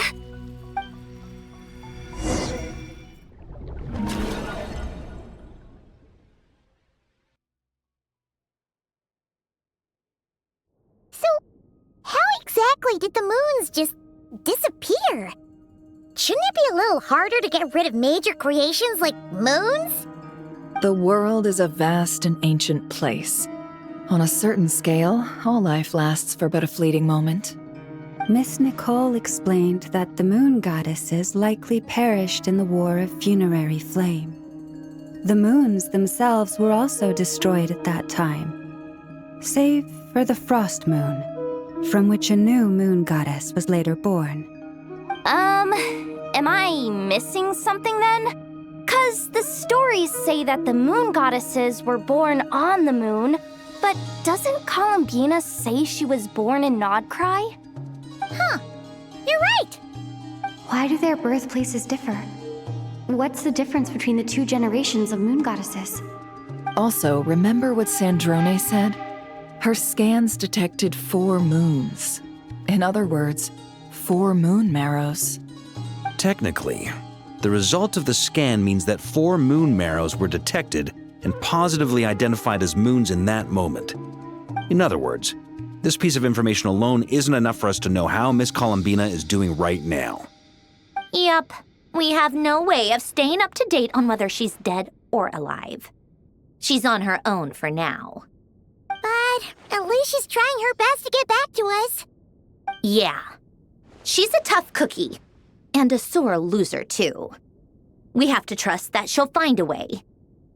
Because we really need her power. As much as it pains me to say it, we've got no chance of beating Dottore in a straight-up fight. He's much too powerful. It wouldn't even be close. That maniac is going to devour everything in his path until he reaches us. We need to find someone or something that can stop him before he does anything worse. I'll be frank. Our only hope of defeating this false god is with a real moon goddess on our side. I'm not just saying this because Columbina's a friend and I want her back safe and sound. It's just the truth. And I know that even she was no match for him when he attacked, but I don't have a better solution. We're not giving up on saving her, whether she can defeat Dottore or not. Right. Don't worry, Miss Sandrone. We're all aligned on saving Columbina. No one's trying to argue that we can only justify saving our friend because it will help save the world. This is about multitasking. We want to save both. So, she's more than just a moon goddess to you guys? Absolutely. Duh! She's part of the gang! And you are too, you know. Yes, I know. You don't need to labor the point. I knew that the moment I came running over with my documents that I was part of the in-group. I mean, if Arlecchino can fit in, I certainly can. Anyway, as for how we get Columbina back, I've been working on it constantly. But I think I'm still lacking certain information about the moon. I'd probably get there if I could continue my calculations, but the problem is, I've run out of computing power. Computing power? You mean you need more energy? No, the issue isn't energy, it's processing power. There's so much data to get through that the whole process has just ground to a halt. That's a tricky problem. René de Petrichor of the Nod-Krai Ordo once foretold the fate of the world. But I don't know how he did it. My guess is that he used the primordial sea's power. However, that won't work for me. His methodology was vastly different from my own. What's worse, they're incompatible. And to top it all off, we can't even leave Nod-Krai. Ugh, this is so annoying. If I'd known we'd run into a bottleneck like this. Well, no, the design bureau's a bust as well. Curse that Dottore! Couldn't have made this harder for me if he tried. Oh, what do we do then? How about we grab a bite to eat and take a break? Maybe something will come to mind after you've cleared your head. You don't get it, do you? I'm trying to calculate the fate of an entire world here. And I need accurate results, not big prophecies. Where the heck am I gonna find the computing power for that? Ahem. Anyway, time to shelve the discussion on technical difficulties. Being a killjoy isn't very ladylike, after all. Either way, we've done what we can. Rest well, everyone. Remember to let us know if anything new comes up. Haggai? Is he hinting that we should talk outside? Let's go somewhere a little more private.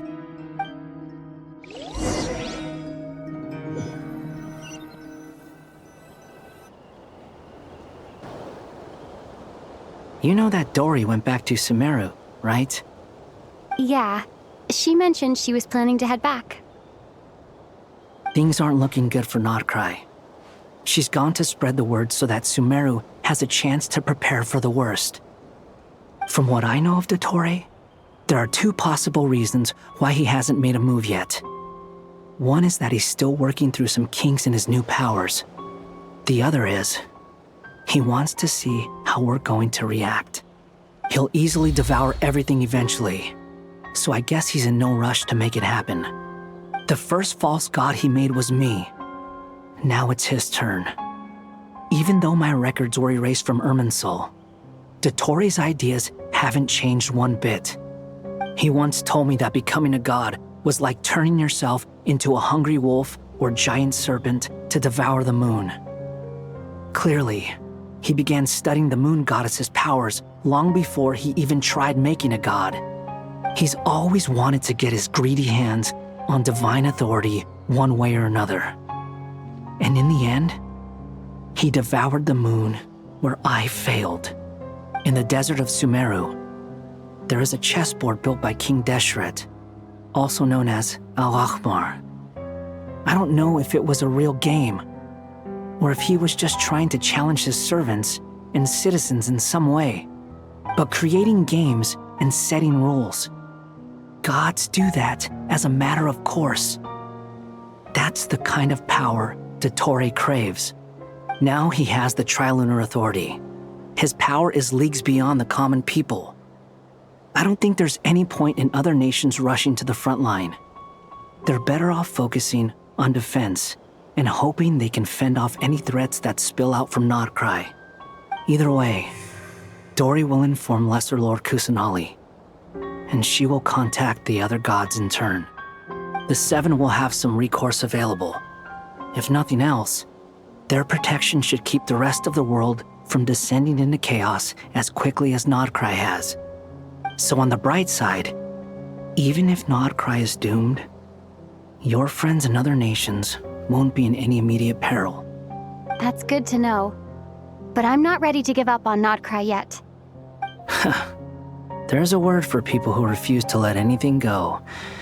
It's called being greedy. Maybe it sounds greedy to you, and probably naive too. But whatever you call it, that's what gives me the determination to keep fighting. Battles are fleeting, but the will to fight is a long-term commitment. Give up for even a moment, and your resolve will shatter. Why do you always feel the need to do the right thing? No one is born to be a savior.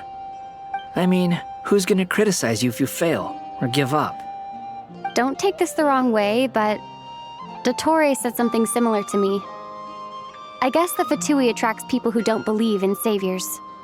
Not necessarily. It's less about belief for me. I just want to know how determined you really are. After all, I don't owe anything to anyone else here. Only you. You look kinda worried. If your arch-nemesis was about to achieve their ultimate goal, I think you might feel a little worried too. That's true. Dottore is about to become an omniscient, omnipotent deity. That's gotta be a bitter pill to swallow.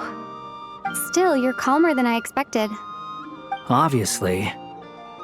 I have to admit that my past self was a reckless fool who misunderstood not only the point of revenge, but how to achieve it.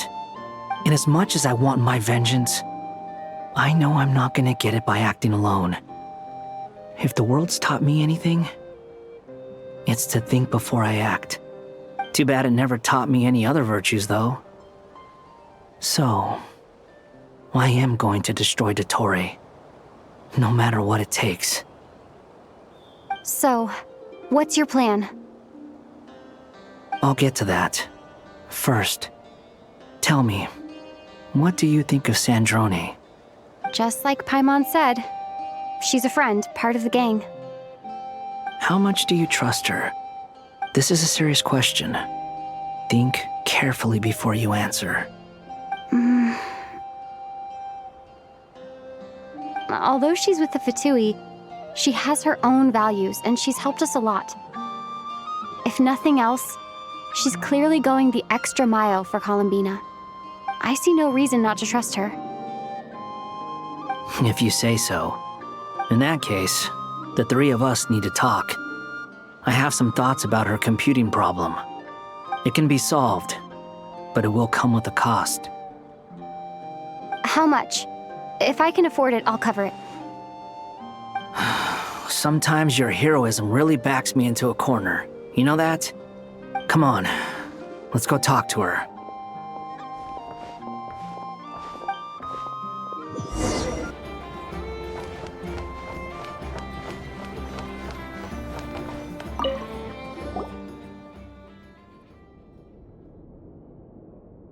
Miss Androne, Traveler. Hey there. Paimon's here too! She was just helping them sort through their things. How did your chat go? That was fast. The call only just ended. Well, you said it was urgent, so we got here as quickly as we could. Albedo, I have some alchemy questions for you. I see. Looks like my knowledge proved useful after all.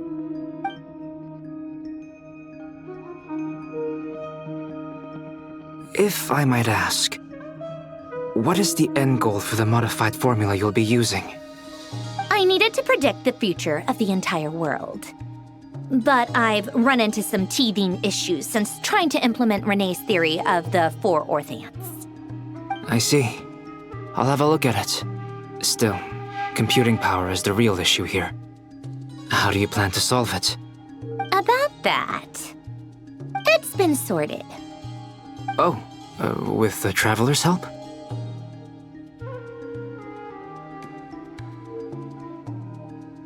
Actually, you're not wrong. She found the person with the solution. Was it Hat Guy? Yeah, it was him. Wow! Go Hat Guy! Seems like all that time studying at the academia is paying off big time. But where is he? Wasn't he the one who asked Albedo and I to come here? Come with me.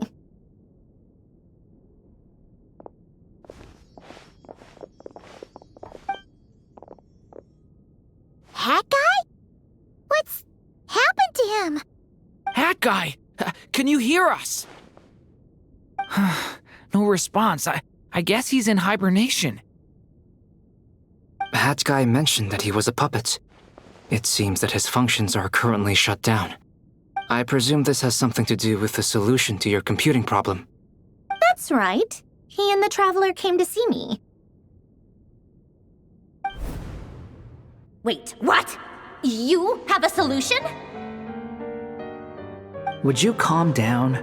Why do you always react so hysterically to everything? Excuse me? How would you know? You shouldn't be so quick to judge complete strangers. It's very bad manners. Oh, please.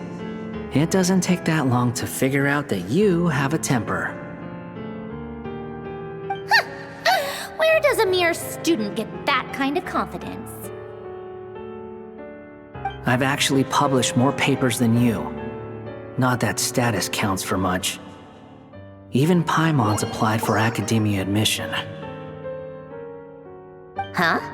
Are you serious? See? This is why I can't be bothered to explain myself. She recognizes no one's skills but her own. Okay, fine. I'll hear you out. So, tell me, how do you propose to solve my computing power problem? This world itself is constantly processing all kinds of information. If it's the world's future you're trying to calculate, you need a processing device that's designed to cope with that volume. Easier said than done. Only Irminsul can handle that kind of... Wait, is that what you're suggesting? But surely we can't just plug my formula directly into the ley lines. You should be able to tell that I'm not human, right? Yeah, I noticed. The technology, though, seems pretty ancient. Very different from Fontaine's. It's a completely different system. Conrian, to be precise. I'm what they would have called a puppet. Puppets need an energy source and processing power. The artisans who built them sought out the materials most suited for that purpose. You? Do you mean... The Traveler and I have talked it over. She's willing to vouch for you. So, I'll allow you to borrow my core for your calculations. It was built using wood from a silver-white tree, which makes it a small part of Irminsul. Conrian technology and Irminsul wood. Who in the world could have built you? Are you sure about this? A puppet without its core will cease functioning completely. And if it's left in that state for too long, it might not recover. You could die if you do this. You do realize that, don't you? I can put 2 and 2 together, yes. No need to rub it in. I won't lie to you. This has never been done before. I cannot guarantee your safety. Doesn't matter. I'm prepared for the worst. Did you two actually talk this through? Is he... Are we really considering this? Yes, we discussed it. The bottom line is, he trusts me and I trust you. Let's give it a shot, shall we? Honestly, I have no clue where this kid even came from. But for whatever reason, he lent me his core to use in my formula. I'm very close to finishing my calculations now, and the core is currently in use. So I'm sorry, but I can only show you a sketch right now. This is what the core looks like. A silver-white branch. It certainly matches the legends told about Irminsul. Is Hat Guy gonna be okay? He's not gonna die, right? Right? In theory, he should be fine. As long as we put his core back in time. Beyond that, all I can say is that I'll try my best to avoid risk and make sure the core doesn't sustain any damage. I think I know why you called us here now. Someone needs to watch over his body and make sure it's protected until the process completes. Correct. He said that the only ones he trusts here are you two, and the Traveler. And the Traveler will have other work to do. He will have our undivided attention. Aw, Hat Guy. On a more positive note, things are progressing steadily on my end. I'll call everyone in for a meeting once the results are out.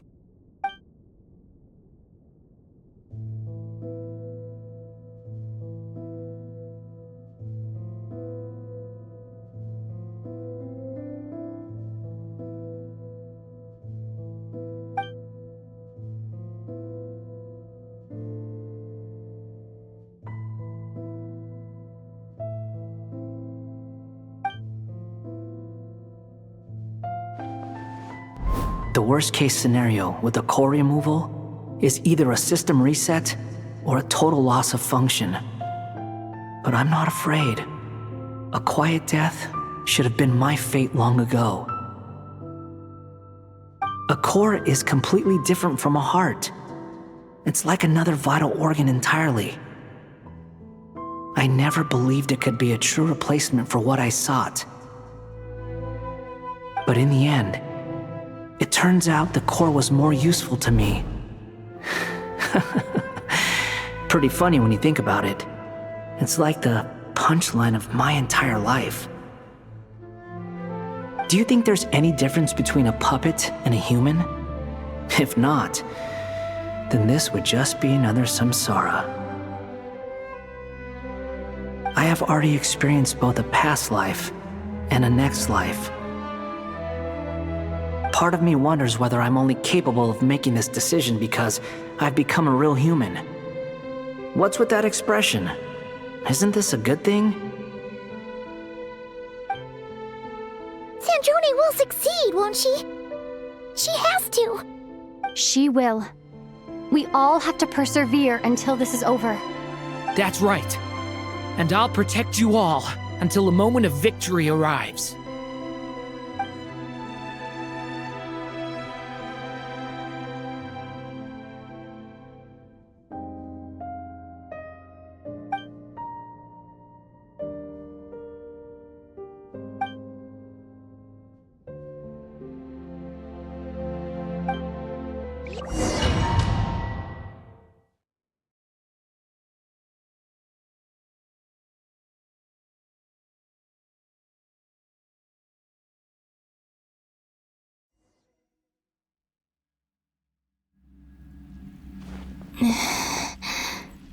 Who are you?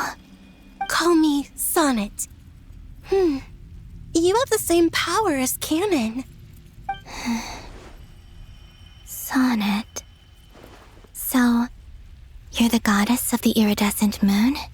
Oh, goodness. You recognize me? Well then, what's your name? Columbina. Columbina Hyposelenia. Hyposelenia. What a lovely name. Did you choose it yourself? It was a joint effort between me and my friends. Friends? You mean your friends in the heavens? Huh? Oh, sorry. You must be exhausted. I apologize. Hang in there. Let me introduce you to my older sisters. Do you mean the other two moon goddesses? Arya and Canon? Wow, you sure know a lot. Hey, does that mean that our story goes on into the future? Oh, I guess that wasn't the best question to ask. It's all right. We were prepared for that possibility. You could say we were too prepared. I can't even remember how long my sisters and I have been here by this point. When did you get here? How long has it been? I can't say for sure, but it feels like it's been forever. I see. Are you feeling all right? You look a little unwell. I can hold out a while longer.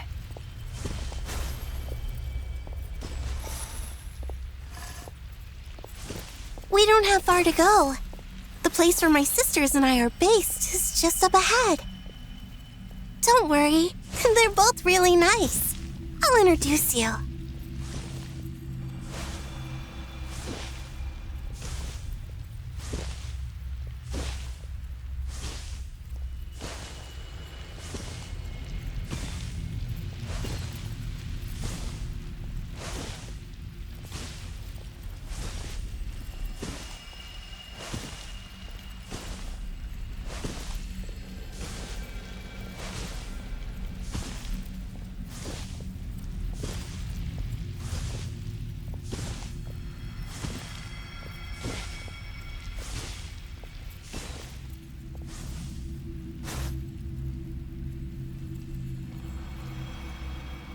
Sisters! I'm back! And look who I've brought with me!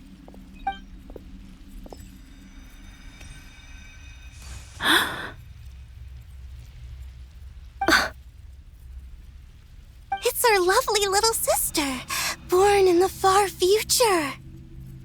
The pleasure is all mine.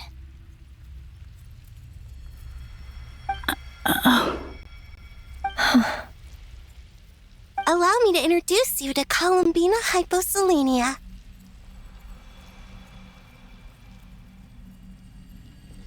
This is Arya, the goddess of the eternal moon. And this is Canon, goddess of the frost moon. Canon, don't you think Hyposelenia's power is similar to yours? Hello, Columbina. I apologize for our startled reaction just now. And please, forgive our little sister if she's been annoying you. She tends to talk a lot. It's fine. You seem shy. Don't worry, Columbina Hyposelenia. No one can hurt you here. Could you tell me where here is? Please.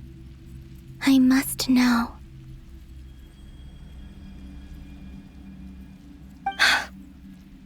My dear sister, this is where Tevat's original ruler, the Dragon King Nibelung, imprisoned the moon goddesses. What? You're scaring her, Canon. No, I'm fine. Please, continue. Nibelung, our original master, created us in the distant past to maintain Tevat. But he left this world and traveled into the dark universe beyond, to explore worlds vaster still. Day and night, we fulfilled our duty in the heavens, until the day that the first Descender arrived. The great ruler of the firmament. The heavenly principles. Is that what later generations call them? I see. But we did not reject them at first. Nor did they seem to harbor ill intent towards this world. We coexisted in peace. They were like a guest in our home. Slowly, however, we came to realize that our guest had a growing desire to change and dominate the world. And you didn't stop it? No. There was an order to the rules they set up that Nibelung never taught us. We wanted to know if this order would bode good or ill for Tivat.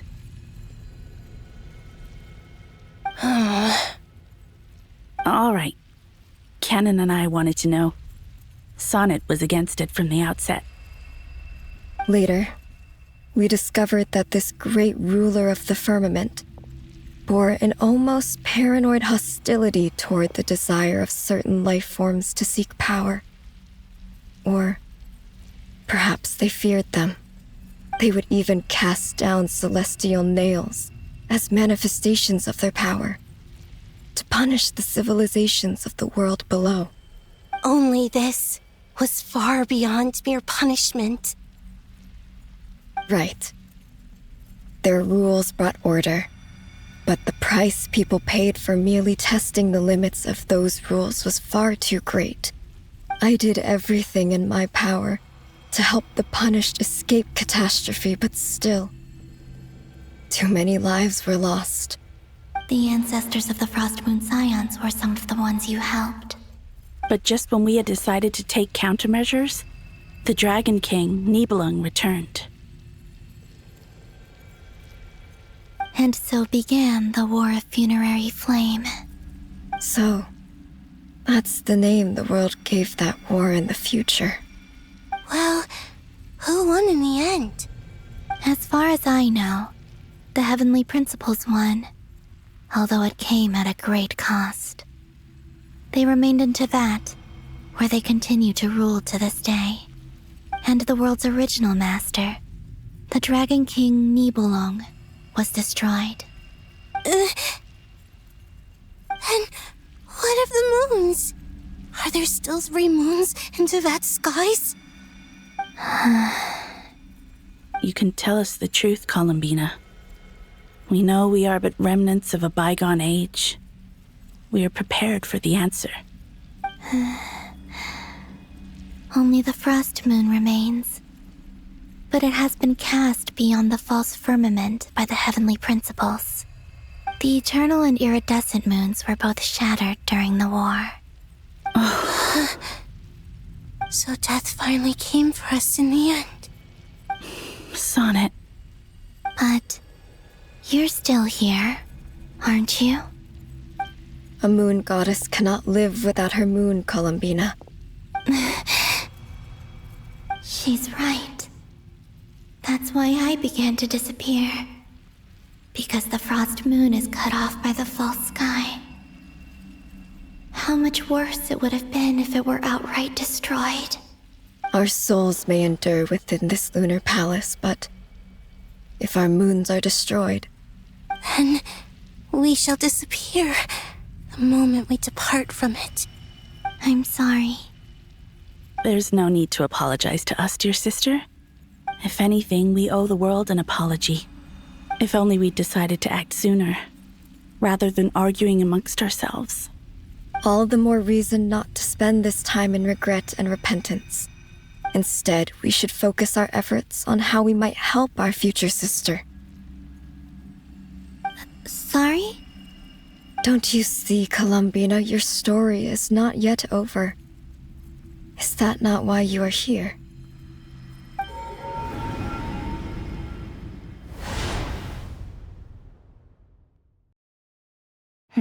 It's done. Initiate numerological array. Continue running primary process. Calculate the world's fate through extrapolation, and identify nodes of potential change. Secondary process, scan for moons. Still 4. The number of moon marrows hasn't changed. Wait, let me think. Is it possible that there's something I've been misunderstanding about the moons all along? Variables. Variables in the world. I know where potential variables within the world come from, So what about the moons? Are there any variables there? Like their life or death, for instance. What if being alive or dead makes no difference to a moon? But that's so strange. Even immortal gods can die. Why would the moons alone be? Wait! I've got it! If alive or dead is considered a variable, we might have had this wrong the whole time. No one ever said that a moon marrow equals a living moon. We just made that assumption ourselves. Initiate secondary process. Scan again. This time filtering out interfering perimeter, moon marrow. I don't care if they're natural or artificial. Get them out of my search results! Why? It says 3 moons still exist in Teyvat, even after excluding the moon marrows. But we know for a fact that 2 of them are dead. Redo the scan. Narrow the results to living moons and real moons. No, scrap that. Narrow it down to moons that have lunar authority and remain alive. Why? Why is it still 3? What is this, Columbina? Has the world lied to us? Or are you the one pulling the wool over our eyes?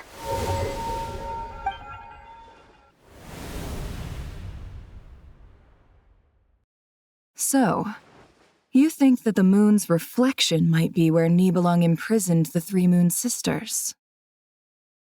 Yes, it would explain a lot, such as why that space would respond to a moon goddess's power, opening the moon gate at her command.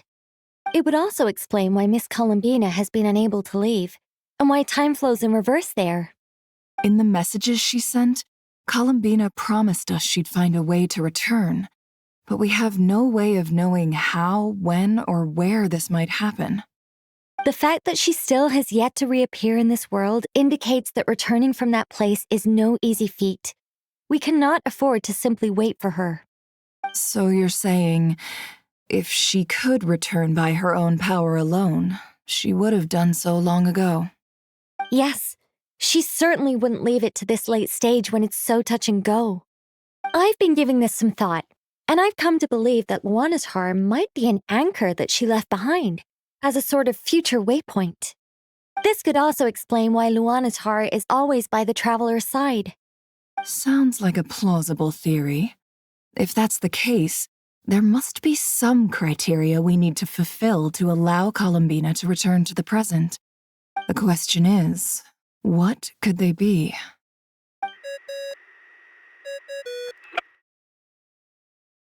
Hello?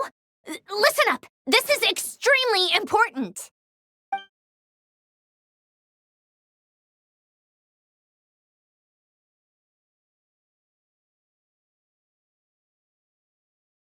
Not only is Columbina alive, but she may well exist in a form unimaginable to us. I'm still unclear on the details, but she's done something truly inconceivable in the past.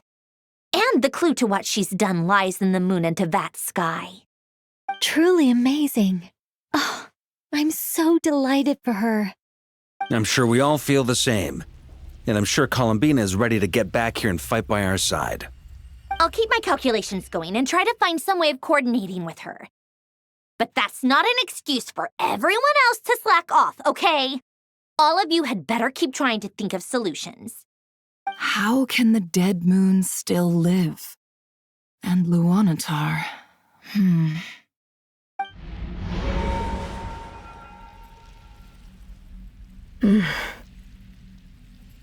It's hard to believe that's what will happen in the distant future.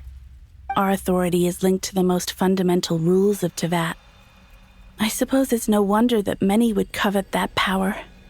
I didn't realize that when you said friends, you meant people who live down in Teyvat. That's so lovely. I always wanted to go down there and have some fun. Have you ever tried leaving this prison? Of course. Between us, we've tried everything. But no matter where we go, this space will eventually bring us back here. It's like the center of a whirlpool. Everything ultimately converges here, at the moment when Nibelung imprisoned us. In that case, have you tried using any of those pathways that connect this space to the real world? Sorry? What are those? They're passages through which you can make small-scale changes to reality by using Kuvaki. Or am I the only one who can use those passages? Because part of my soul remains in reality. Kuvaki. What is that? You don't know? It's a unique kind of elemental energy found only in Nod-Krai, the land from which the moons arose. Oh. Well, it's true that the moons first rose up from the part of Tibet you say is called Nod-Krai. But there is no difference in the elemental energy between there and anywhere else. What? Could you show us some of this Kuvaki hyposelenia? Maybe if we see it, it'll make more sense. Okay.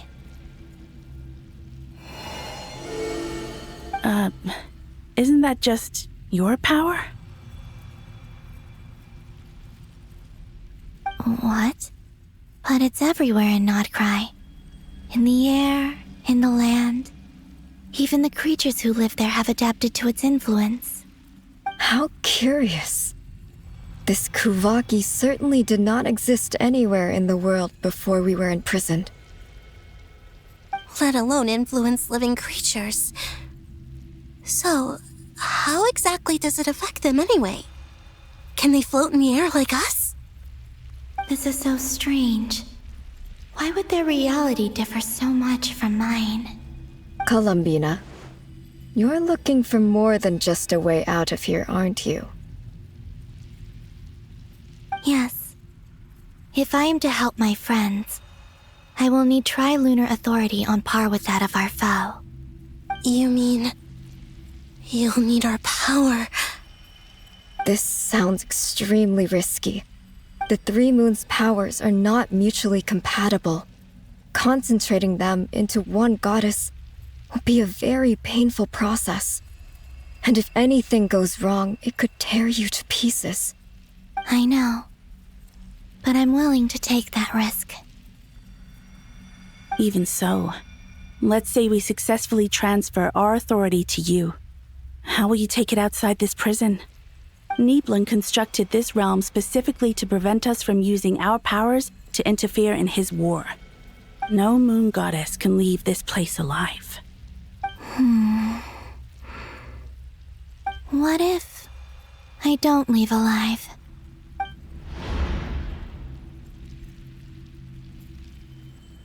Where do we even start? How are we supposed to figure out what we're meant to do to help Columbina?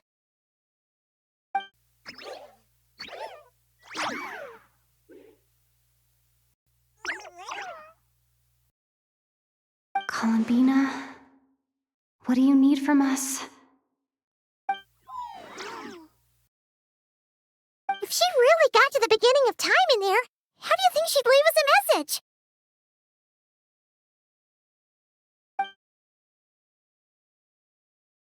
You don't think she'd write it down on a stone tablet somewhere in the hopes that we'd find it, do you? Seems unlikely. Columbina may not talk a lot, but she thinks deeply about issues like this. Let's review what we know. This is the Columbina who fought alongside us against the Reikir of Solnari, and with whom we celebrated Moon Prayer Night.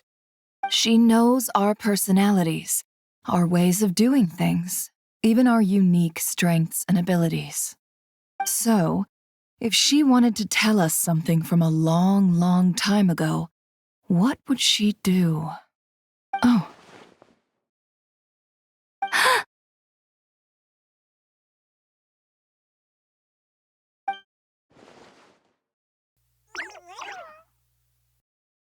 Traveler, you once said that those golden ripples also appeared when Luonatar was born.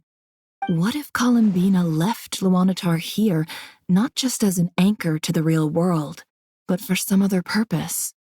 If she is part of Columbina, and Columbina knows that I can see past events through her. Oh yeah! Like when you peeked into Rarer's past through his heart! Nefer, wait! If you're right about this, and you can really see past events through Luanatar, your eyes, they'll... Oh, I know. Looking at Rarier's past in Conria was already enough of a strain on my eyes. Looking this far back into the past, it'll surely blind me. But it's our only chance. This is the only way. Boss. We spoke about this once, a long time ago. Do you remember what I said, Yehoda? The day I lose my sight, the Curatorium of Secrets will be yours to run. But... What's wrong? I'd be overjoyed if I were you. This day's come a lot earlier than either of us expected. I need to know you'll honor our agreement, Yehoda. Promise me. Yes, Boss Neff. I promise. Are you sure you don't want some time to think this through? What is there to think through? I should have gone blind after our battle with Rarier. Frankly, it's almost criminal that I got away with it for this long. Then at least let me take some precautions on your behalf. And if you really do lose your sight, I'll visit your office every day and make sure you're well looked after. Oh, please, anything but that. I was actually ready to go through with this. Are you trying to scare me into backing out? As if I could ever scare you. I'll assume you're just joking to calm your nerves. All right, enough chit-chat. Let's do this.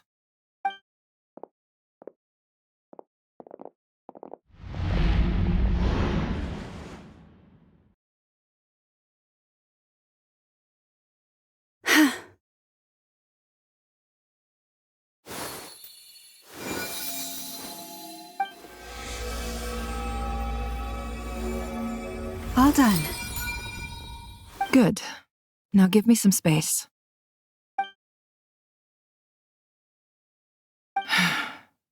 Come on then, little one.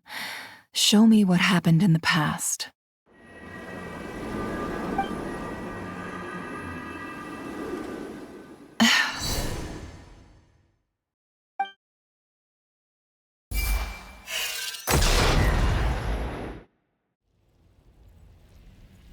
Between the Trilunar Authority, Kuvaki, and the sole-surviving moon, the Frost Moon, I think I might know how to get back. But I will need my sister's help. Time to go talk it over with them.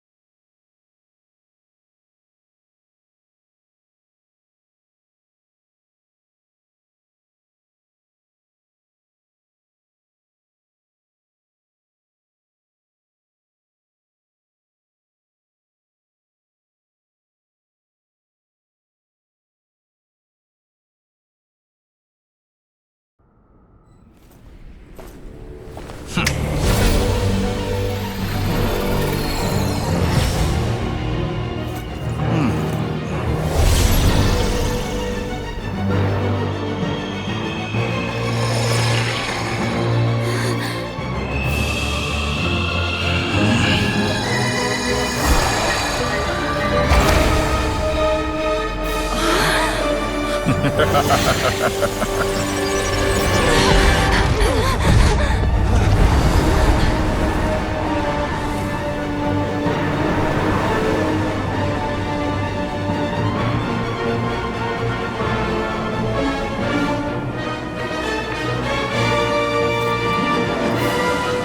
experiment begins.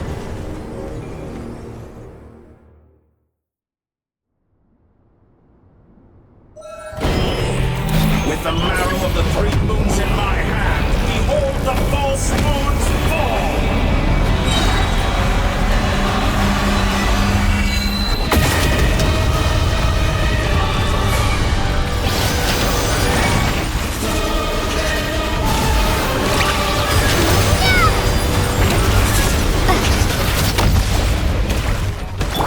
It all adds up. Seek within. Be shackled. Be silent.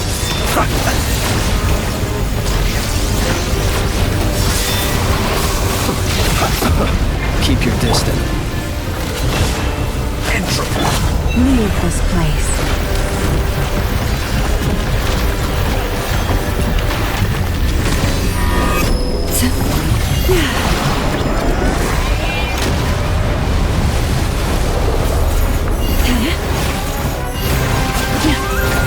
Stay your hand.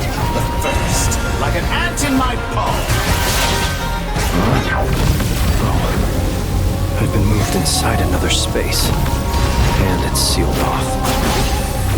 Looking at the structure of it, it seems like Dottore intends to trap us here. There's no exit. Our endurance is about to be put to the test.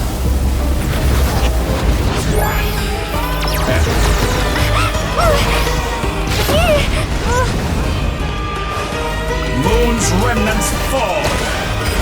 Perhaps you could try being a bit more proactive. Entropy.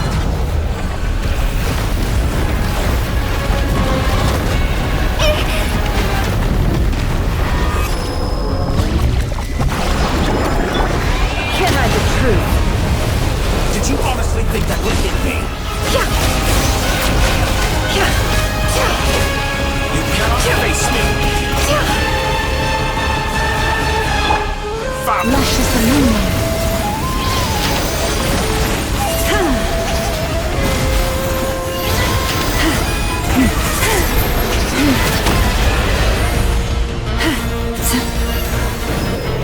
With the marrow of the 3 moons in my hand, behold the false moons fall!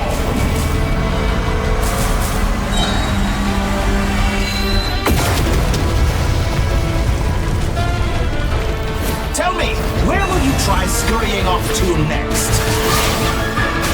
I brought this on myself. Looks like Dottore has opted for a divide and conquer strategy. But we will not allow him to triumph. Now, I shall pray for our victory.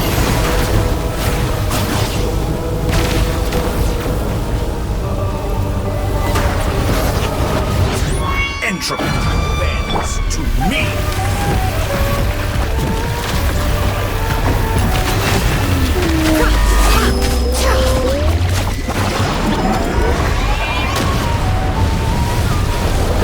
Moon's remnants fall!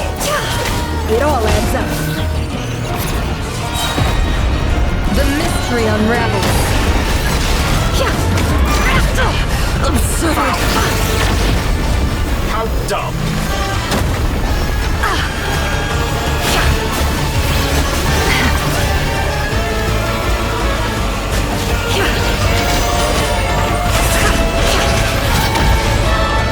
Shameless.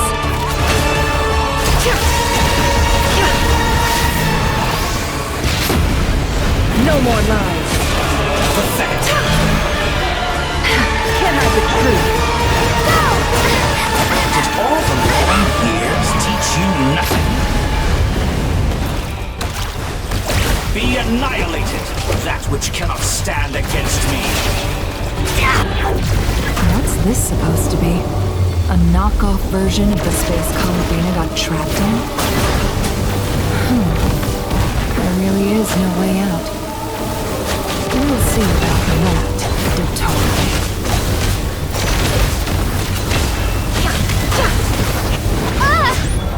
Mind, I have not intended to take your teammates from you. But you have a choice now. Obey, and I can release them. An excellent deal, if you ask me. Won't you consider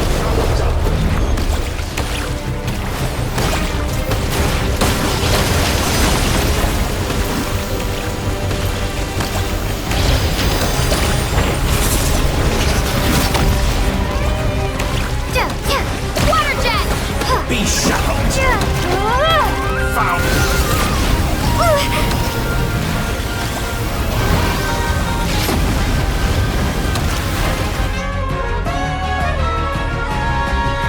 I'm aware you've been working on some little tricks to surprise me with, but it appears that none of them have come to fruition. My guess would be that you're trying to bring Columbina back. But then, where is Sandrone? Or are you trying to buy time for her? I always found their friendship to be a curious phenomenon. Two highly incongruent personalities, and yet they share a deep connection. Speaking of Columbina, I once saw her as like a younger sister. We got along quite amicably while she was with the Fatui. But then one day she suddenly decided she would refuse to take part in any further experiments. To this day, I truly don't understand what I could have done to upset her so much. It's such a pity.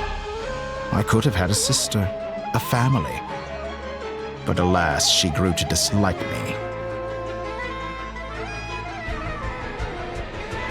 You're not fit to be family to her. That I can't deny. So many people, all obsessed with playing out the same tired old dramas. This world is rotten to the core. And then there's you. You had every opportunity to reach the right conclusion. The thought of killing you off like this? But I maintain that I approached you in good faith, so I will offer you another chance. Will you work with me? You have until I count to 10 to make your choice. 1, 2, 3. Not in a million years.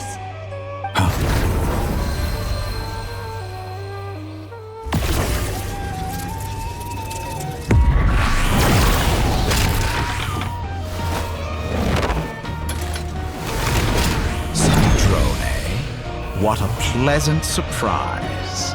I didn't think you'd join us all the way up here. You're as sick and twisted as ever. Don't fool yourself into thinking anyone's grateful for the chances you're offering them. Sandrone, the formula hasn't finished running yet.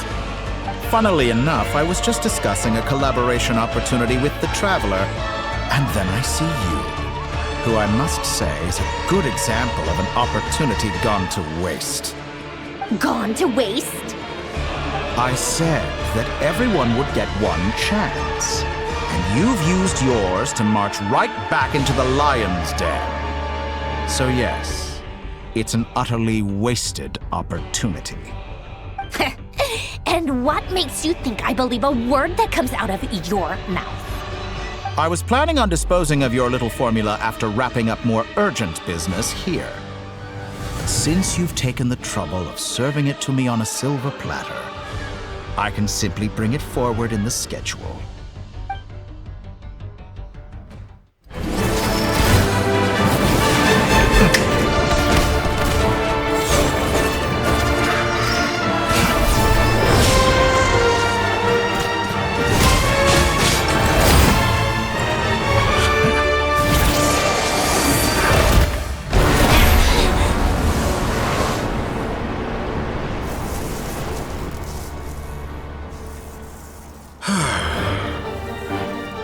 Is this your life's work?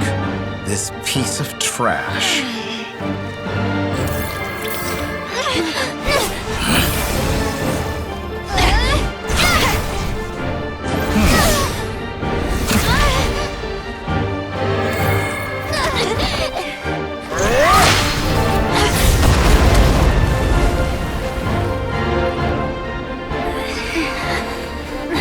formula runs too slowly, Sandrone. You put your hope for success on others instead of fighting dirty. That is why you have failed. Now, whom should I slay first? Any volunteers? No one? How nice of you to leave the decision to me.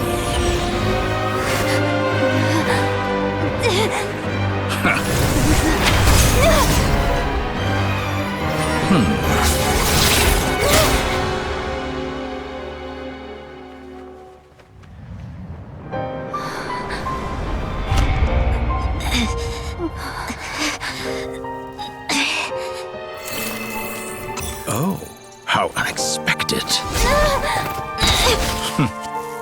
Sandrone, any last words for me, comrade?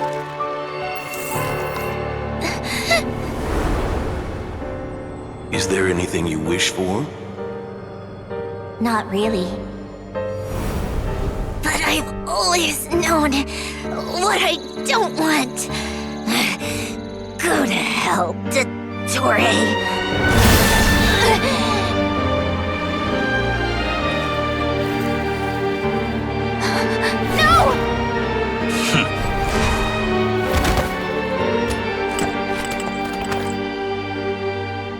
And now, you have failed.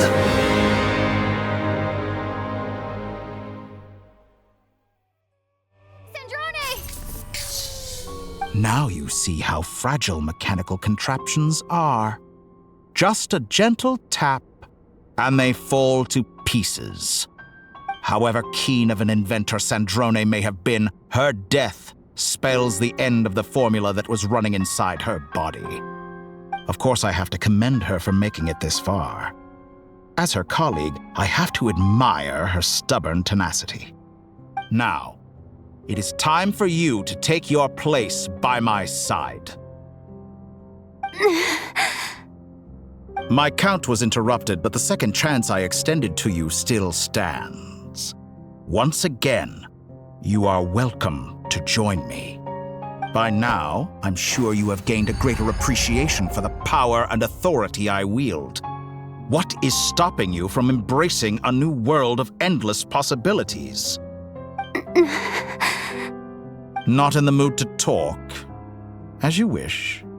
You seem less talkative than usual today.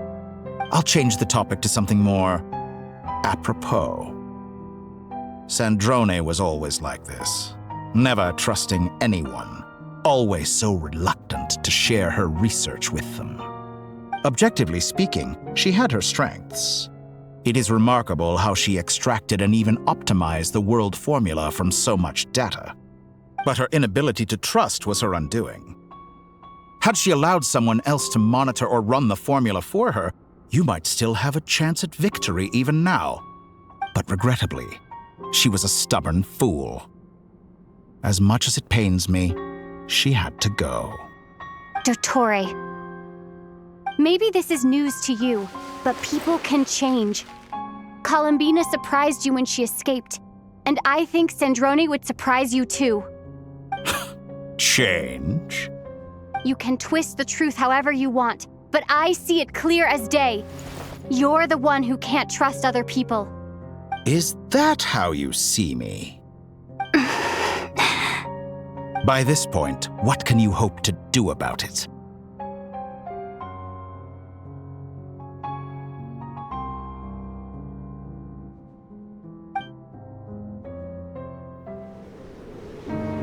It is pointless to fight on. You've already lost. Wrong. You can't win this, Dottore.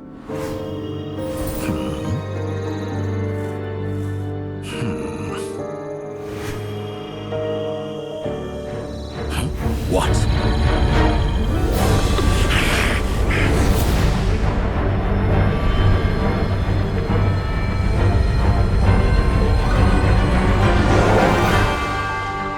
My formula can get us 90% of the way. It will connect you to Columbina. Then, I will bring the formula's output to the Traveler's side. For the last 10%, do whatever it takes. Just bring the moon down.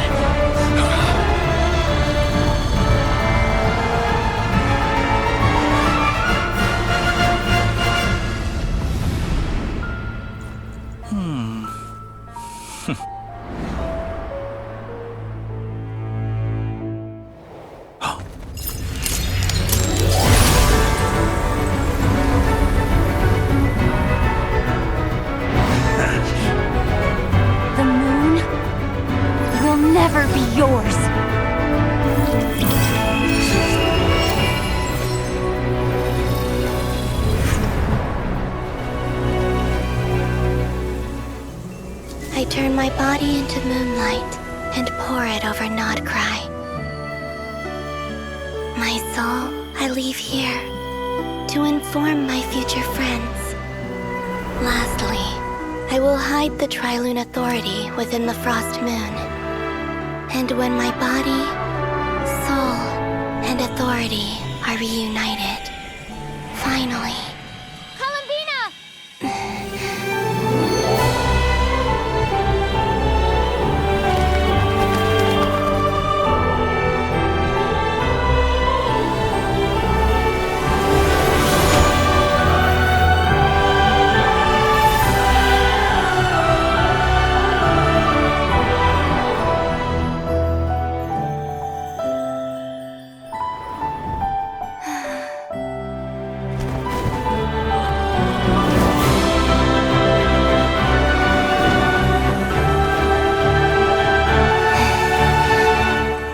It's been too long. I'm back.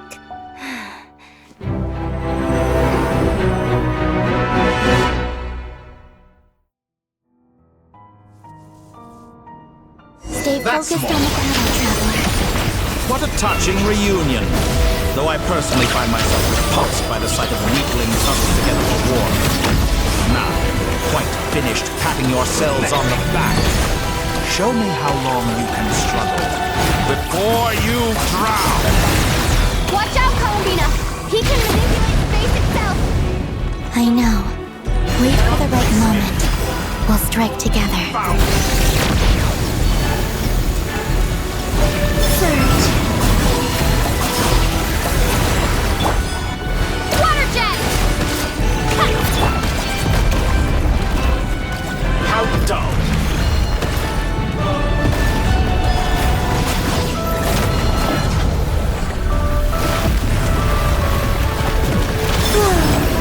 Good, keep it up. I'm still collecting data.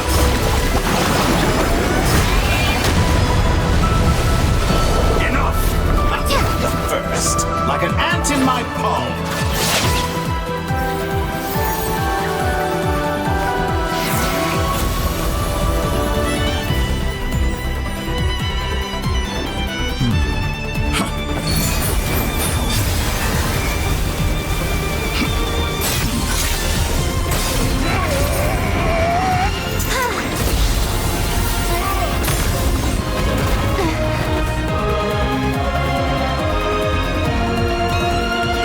The new moon's blessing.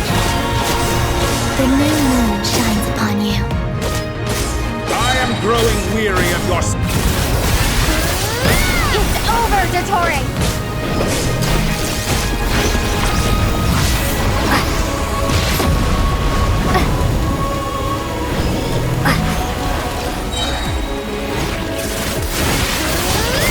Time to pay for your heinous crime!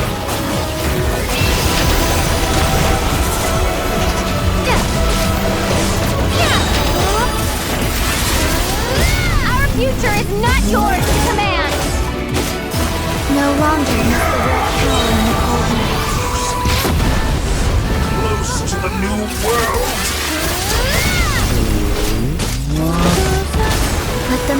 Dispel the darkness. Wallow in this rotten, decaying world!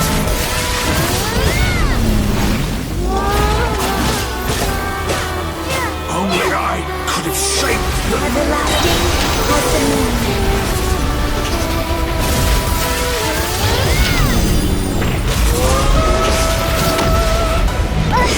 Rather wallow in this rotten, decaying world!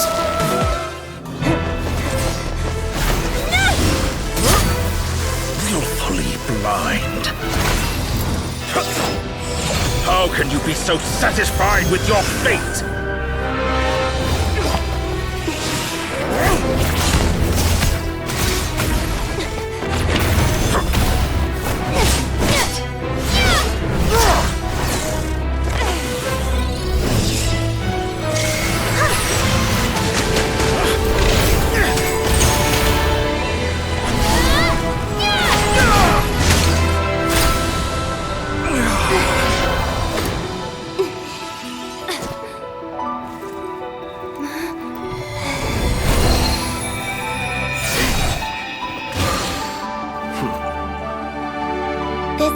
Was never about fate. It's about friends, family, and the home you stole from them. So dull. Only the weak rely on each other for comfort. You shall see. Once I transcend fate, you will be nothing but fodder for my grand experiment! That will never happen.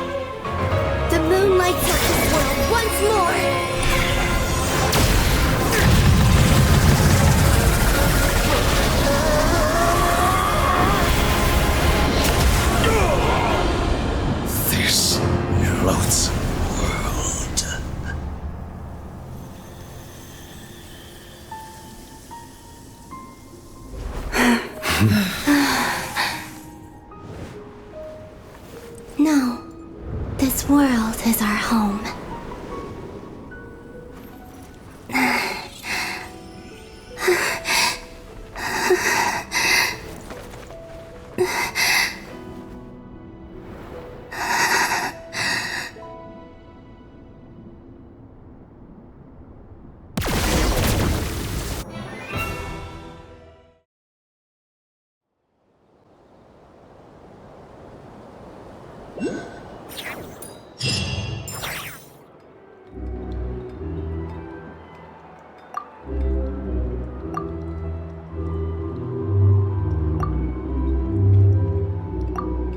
No, you're doing it wrong.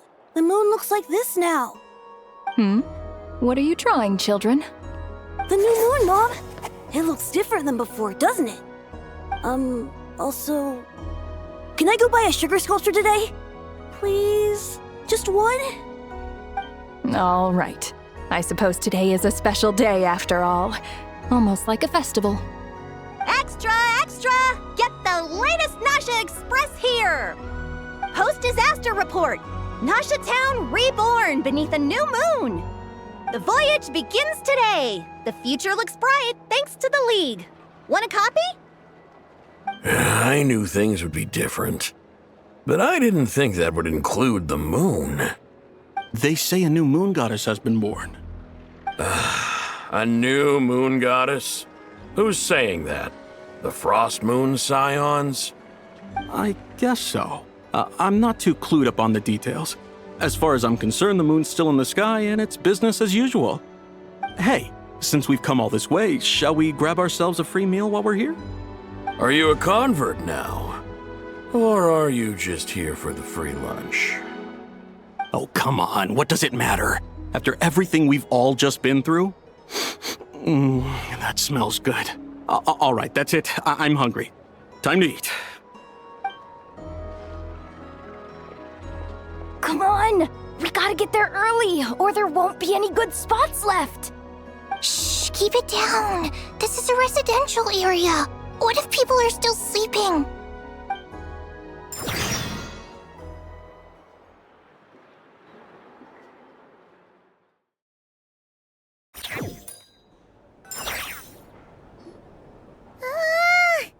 Why is it so noisy outside? It's okay. Paimon was pretty much awake anyway. It's been so long since we last had a chance to relax, huh? Feels like time is moving slower than usual. What about you? Did you rest well? Still winding down from everything that's happened? Or are you wondering how our friends are doing?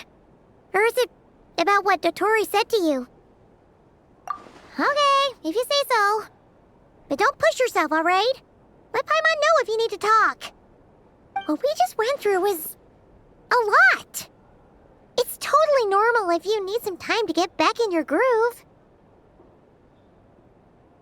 Luanatar disappeared after Columbina came back. Apparently, she was part of Columbina's soul or something. Still, Paimon kind of misses Luanatar somehow. But anyway, you did great. So did Paimon. We all worked our butts off to contain this disaster, and in the end, we made it. So, chin up, Traveler. You should be proud of yourself. Hey, don't poke fun. You should be glad that Paimon's growing as a person.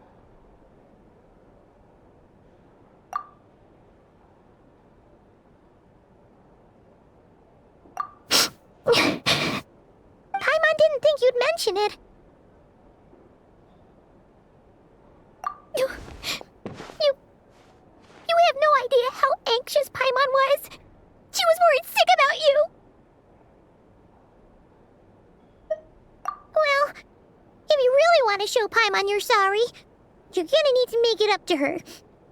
You better be ready to splash out on a lavish meal.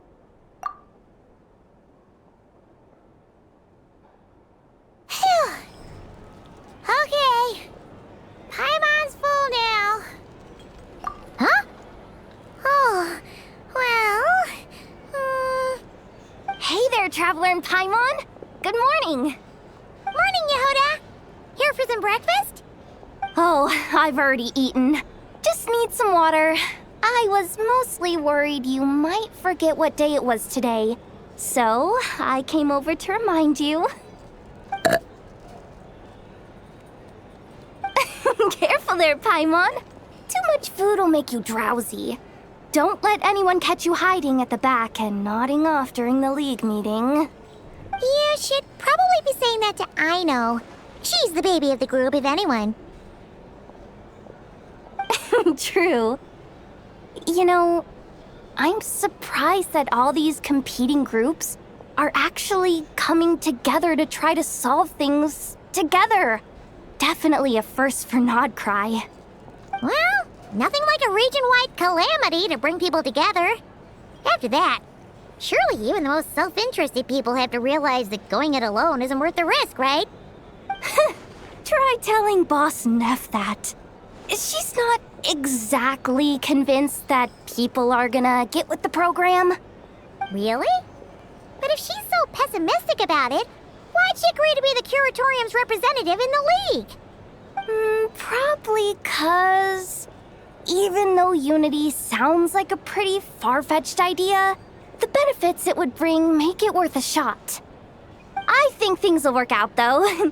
I swear, Nod-Krai feels like one big family now with everything that's happened. More than it used to, anyway.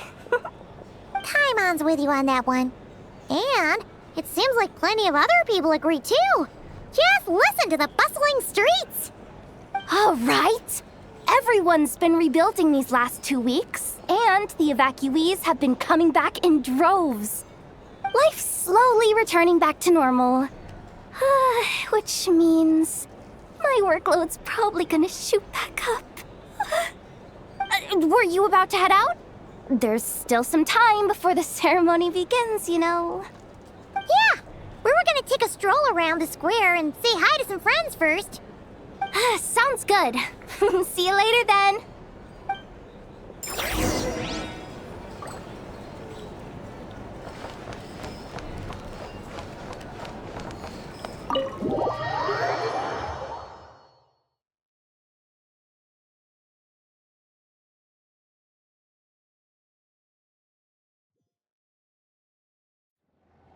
Please accept today's boon. Have a nice day. Are Paimon's eyes deceiving her? Or is that Inefa handing out food for the Frost Moon Scions? Hello there. Would you like a feast of the moon, along with some snacks of the day? So, what's new, Inefa? It was only a few days ago when we last saw you, but it looks like you've joined the Frost Moon Scions in that time. And I know too? What are you talking about, Paimon? We're just here to help, duh. In the wake of the disaster, it's all hands on deck. We responded to Lama's request for support. At times like these, the smallest good deed can inspire others and help them through the hard days ahead. And we're using eggs and heating tubes to make that a reality, in true Kromkake craft shop style!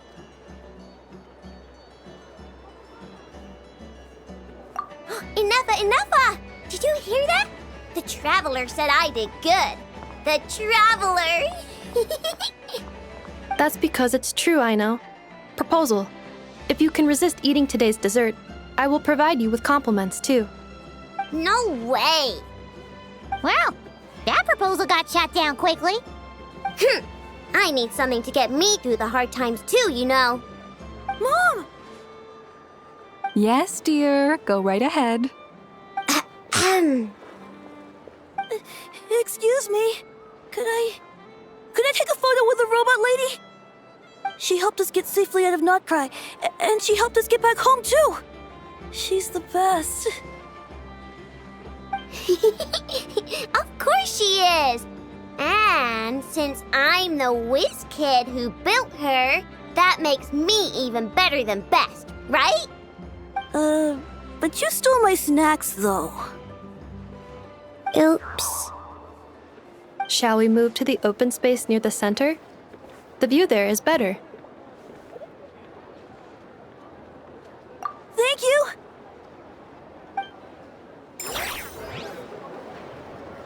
Aren't you the better pick for this job, Flint's? You underestimate yourself yet again, Master Ilua. Not at all. I rarely come by Nasha Town. I don't know any of the big shots here. All in good time. Socializing is a step-by-step journey. But you're much further ahead on that road, aren't you? You're not seeing the full picture. You know the truth now. My friends do not understand my habits. There is no question about it. The Lightkeepers need a representative in the League. Someone who is upright, cares about other people, and can realize their self-worth through group action. You say it like you wouldn't make the cut. I am most flattered that you think I would. Sigh a little less, Master Ilua, and have more faith in yourself. All the Lightkeepers agree that you're a very promising young man. That is precisely why Starshin and Nikita felt safe delegating such important work to you. I'm sure we all also agree that we would sooner die of dehydration than manage to wrangle anything out of you in a discussion. My apologies. I am not in the habit of bringing water with me when I go out. Whatever. I'll take the job. By the way, who else is part of this? Oh, it's quite the who's who of Nod-Krai. There's the Moon Chanter of the Frost Moon Scions, the boss of the Curatorium of Secrets, a representative of the Voynich Guild, and even someone from the adorable Kromkake craft shop. I'm sure you will find speaking with them to be a genuine pleasure. If you say so. I've never done this work before. so I'm honestly a little scared of making mistakes. But I'll do it. Not only is it our duty as Lightkeepers, but because I want to make Nod-Krai a more welcoming place. An admirable attitude to take. The beacons are lit, Itlua. We're but one step away from breaking through the blizzard.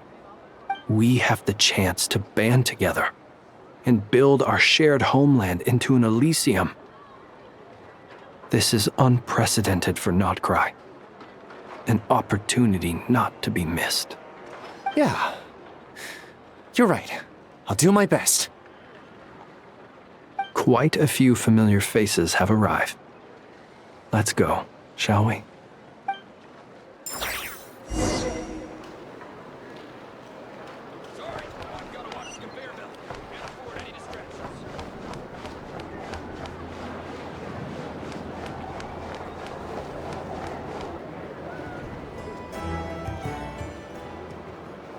Wow! Everyone's here! You seem well rested. I know no one's asked, but I'm sure you all want to know, so let me just say, we're doing great. Thanks. Well, great, but not perfect. Starting to lose my mind from boredom. Can't drink a drop of alcohol while I'm waiting for my wounds to heal. I'm sure you had a sneaky swig or two. Wait, how'd you find out? I'm sure you must be missing Mondstadt after all these years away, Grandmaster. Yeah, you could say that again. Every time I get news from Mondstadt, it makes me want to go back and see the place for myself. Honestly, once things are wrapped up here, I think it'll be time to head back home. Hey, looks like someone's taking the stage. Can everyone see okay? Anyone need a boost? I'll just listen from the back. It's fine. You're taking this pretty seriously, huh, Durin? Well, it's not every day that I get the chance to see how people speak in official settings. Soak it up like a sponge. I'll make sure you get a chance to practice for yourself later down the line. Actually, I know just the thing. You can debrief the Knights of Favonius for me. Mr. Varka, are you forgetting that I'm not a Knight of Favonius? I can knight you. Any particular title you'd like? Is he joking? I really can't tell. You'll have to figure this one out for yourself. It'll be a good learning experience. It is my honor to host the opening ceremony for the League, and to have this opportunity to speak to you all in my capacity as Voynich Guild representative. Could this person also have been pushed onto the big stage by the real big shots? Guess I'm not the only one then. We come here today, having weathered the trials and hardships of yesterday, and having learned from them the importance of unity and cooperation. All right, here we go. Uh-oh, looks like Aino's off in Dreamland already. Wait, Boss is looking kinda drowsy too. What's up with her? Come on, get this speech over with already. Nod-Krai is our home, the land we rely on for survival. And as we chart a course for the future, may we persevere through the storms ahead as we sail towards a new era of prosperity, freedom, and hope.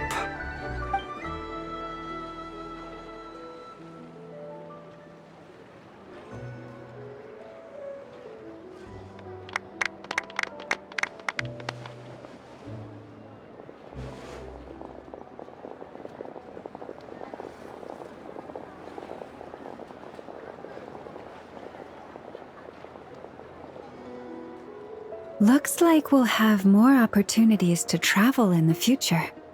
I'm sure you'll cope, Lady Moonchanter, given how fleet of foot you are. Unfortunately, I suspect I'll be too busy at the curatorium to act as your host. We have a busy schedule, not to mention an international network of contacts to manage. It'll be all right. I'll just check your schedule with Yehoda well in advance.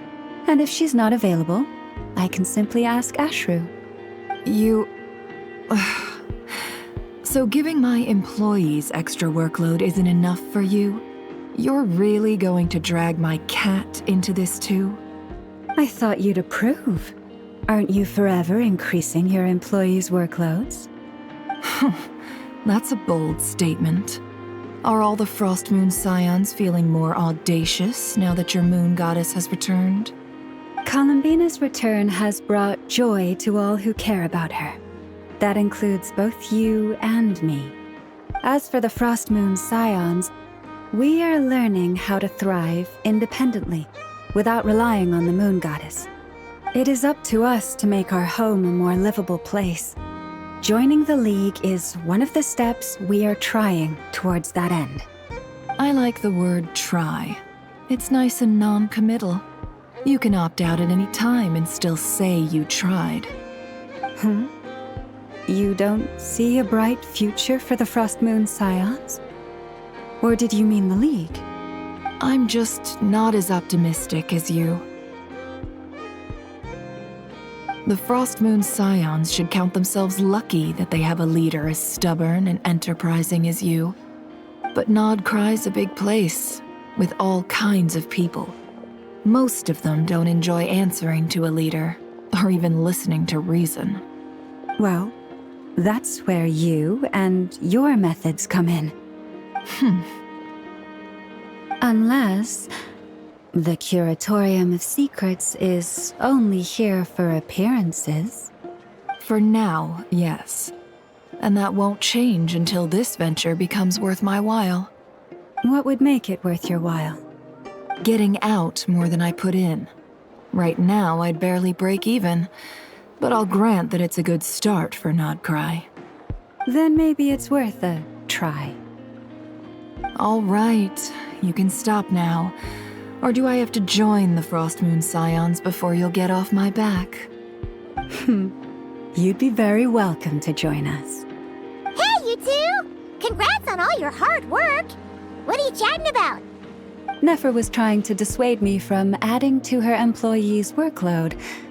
Also, she's considering joining the Frost Moon Scions. Sorry, what?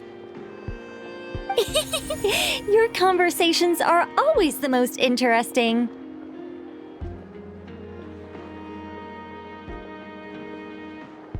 Would you two care to join me for some tea before heading to your next destination?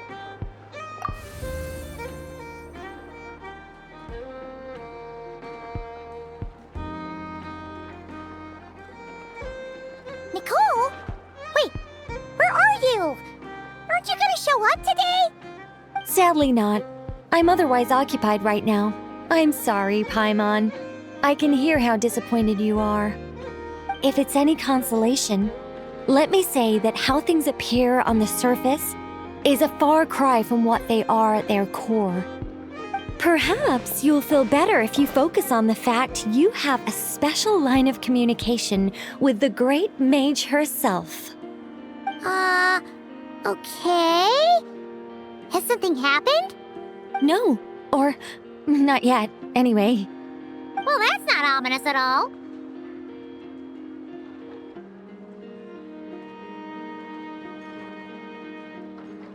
Not for the time being. Just think of this as a general check-in to make sure this communication system is still running smoothly. Besides, it's good to chat once in a while if we want to maintain our friendship. You could have just said so. Paimon got all worked up for nothing. Still, the best friendships are built through face-to-face interaction, you know. It's never gonna stop being weird having tea with you when you're not there and just talking to thin air. All right, fair point. I'll bear that in mind for next time.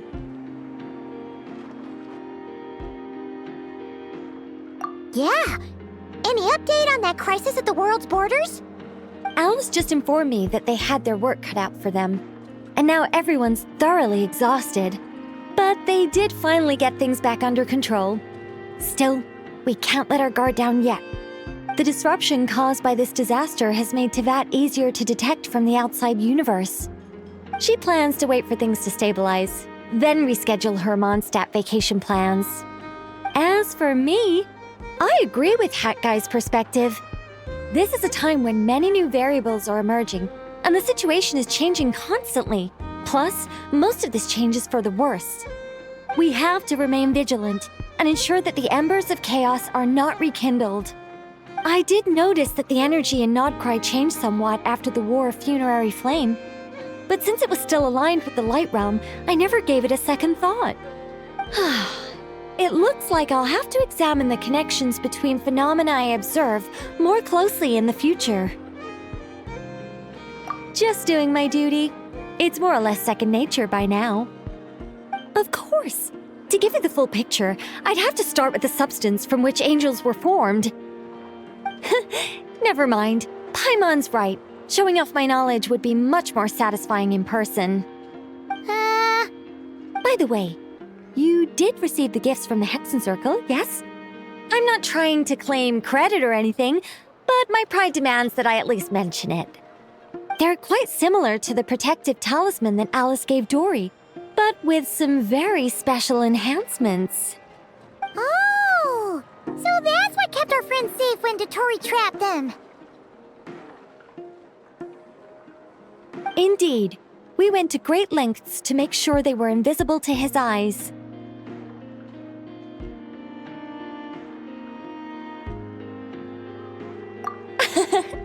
I'm so happy they came in handy. Still, not fishing for gratitude, by the way.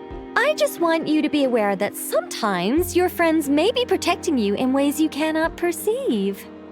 Anyway, I'll contact you if anything else crops up. If not, you know what they say, no news is good news. Oh, my angelic instincts are tingling. They say you should head to the docks next. Your friends are about to board their ship home.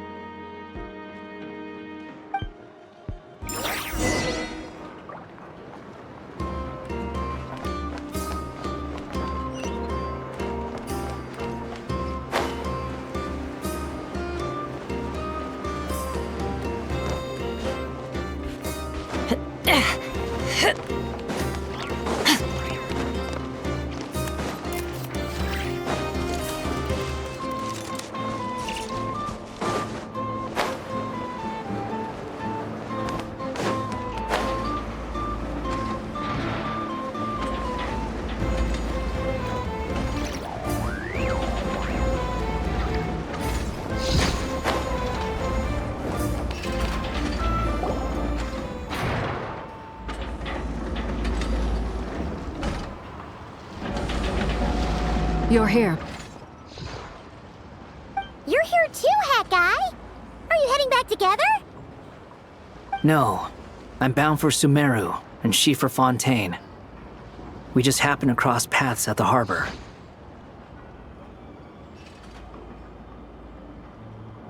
Everything seems fine. Sandrone may have an abominable temper, but she's always been very responsible with important calculations and things entrusted to her by valued friends. You always speak as if you know us inside out, Mr. Hat Guy. Maybe I'm just a good judge of character. I certainly hope that's all there is to it. Regardless, you have been a significant help in this matter. For that, you have my gratitude. I didn't do anything special. Sandrone's the one who completed a seemingly impossible formula and turned the tide of the entire battle, even giving her life in the process. She's the one we should be thanking. Even we were unaware that Sandrone had hidden the real formula inside Polonia's body. She managed to fool Dottore into thinking the formula was running in her system by installing an identical-looking decoy within her. She probably realized that she didn't have the strength to stop Dottore. But this way, she could at least get him to lower his guard. She always worked like that. Always had a backup plan.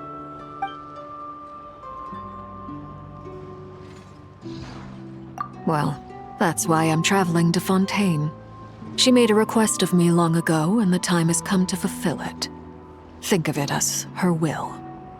She said that should she ever fail in a mission, she'd like me to deliver her core and Polonia's to the Fontaine Research Institute. She also mentioned that she had made arrangements for people there to set her affairs in order. Some of her personal effects, such as her notes, were left to me. I've decided to take them back to the House of the Hearth, for safekeeping primarily, but also as mementos, I suppose. However, there is one book among them that I'd like to leave in your care. I'll have someone deliver it to your residence at the flagship at a later date. No, I was specifically warned not to tell her. This is her last wish, and I will abide by it. I can only hope so, but none of us here can know for certain. I bade farewell to Columbina earlier today. As promised, she turned the iridescent moon's marrow over to me. She spent a long time with Sandrone's body, saying her goodbyes. Oh, is she alright? Sandrone's passing has left a great wound in all of our hearts. It will take time to heal, but Columbina surprised me.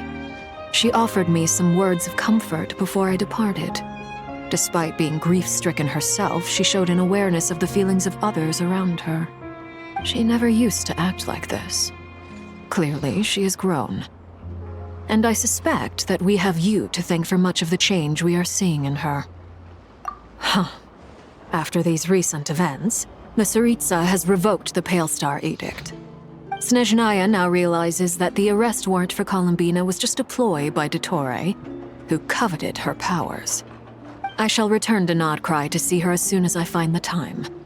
I hope that from now on, she too will explore more of the world. Columbina Hyposelenia's journey is only beginning. My ship is here. Traveler, Paimon, we shall meet again. You too, Hat Guy. What are you still bumming around for? Isn't Columbina waiting for you? I thought today was the day you'd agreed with her to go find out the truth about your sibling. You're afraid you won't like the truth when you see it. Well, this is new. I was starting to think that nothing could scare you. Don't say that! Wouldn't you be if you were in this situation? Fair point. But I'd say I have more experience facing up to unpleasant truths than the Traveler. They say blood's thicker than water. I know how much you need your family back. More than you need any of your friends. And I'm sure that all your real friends understand that too. No matter what the truth turns out to be, they will stick by you and support you, whatever decision you make. Finding the truth is important. But more important still is what you choose to do once you've found it. At least, that's the life lesson I've learned from my experience, grappling with the truth. What, now that Dottore's dead and gone? A little, I guess. But it hasn't solved everything. Maybe I regret not getting to end his life with my own hands. Or maybe it's something else. But for whatever reason, I still feel like I have a chip on my shoulder. Either way, I'm going back to Sumeru. Lesser Lord Kusanali is gonna need help dealing with all the chaos Dottore left in his wake. Not just from this incident, but everything he did in the past, too. You should continue with your journey, as you've always done. Who knows? Maybe we'll meet again someplace else. So, what should we do now? If you want to explore a bit more to steady those nerves, Paimon's game! After all, when Columbina said she knew where your ship was hidden, Paimon promised to give you two some alone time with the truth. It hasn't been all that long since we were last apart, sure, but with Columbina there, Paimon's sure things will be just dandy. Ain't no biggie. Paimon might be all about that food and fun, but she knows how to do right by people. Paimon's sure you'd prefer to digest the news about your brother in peace. But, no matter what you see, just know you can share it with Paimon. Of course, as long as it's not super private. If you can't make sense of something, let's give it some thought together. And even if we both can't figure it out, Paimon can at least treat you to a nice meal. Glad to hear it. Feel better now?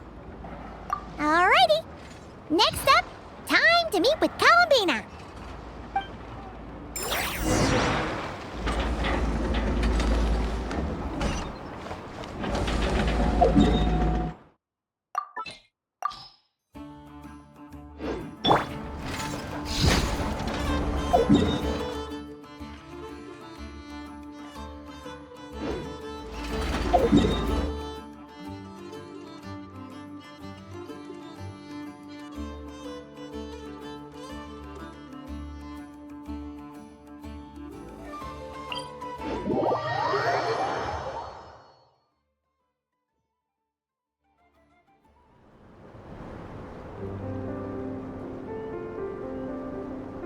Columbina, we're here!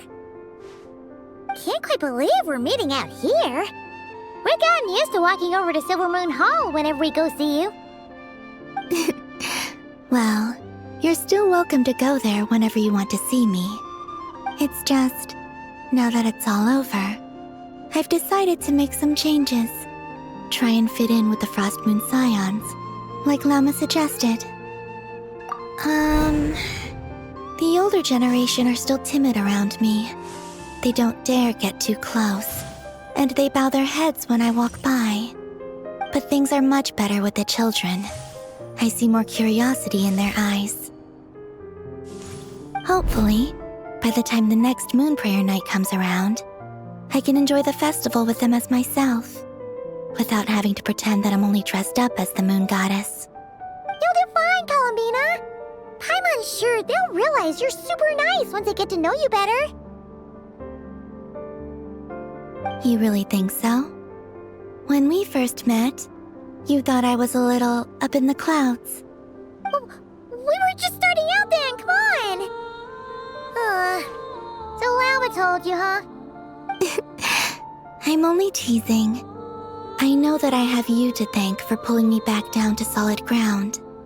It feels good to finally stand firm on the earth where I was born.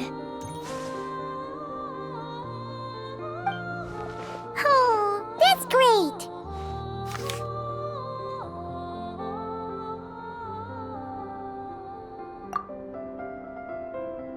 Thank you.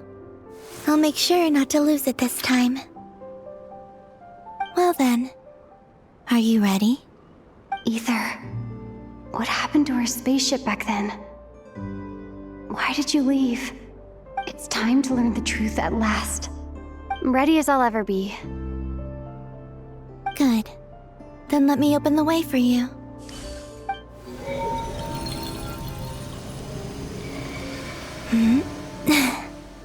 Where does this lead? To our shared destination. Huh? Do you remember me telling you about my missing prologue back when we just met? I said that my story began on the moon. But while I was inside the moon's reflection, I realized that my prologue was really hidden in the future. I just had yet to discover it at that point. The story of the time before I was born was in fact the story of my distant future. It's truly fascinating. But when I obtained the Trilunar Authority and returned to our present reality, I sensed something I hadn't expected. Your prologue. So you mean... Yes, your spaceship. All this time, it has been hidden on the Frost Moon, which lay beyond the sky. The great ruler of the firmament. The heavenly principles. Wait, them? Why would they do that? I don't know. Perhaps your ship contains something that is incompatible with Tevat. Or something that cannot be known. Oh, did I pick a bad time to say this? I know it must have been hard to work up the courage to do this. Maybe I should have waited until you were on the moon, with no chance to back out. That would have been kind of mean, you know.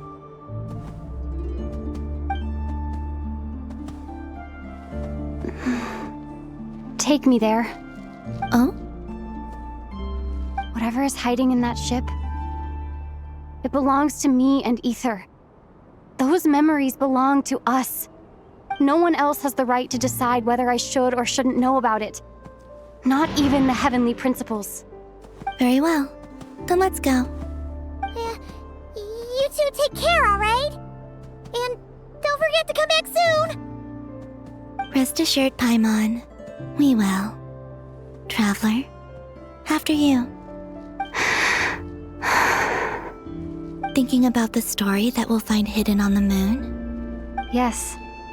And hoping that it has a happy ending. Stories like that don't exist, you know? You don't believe in happy endings? I don't believe in endings.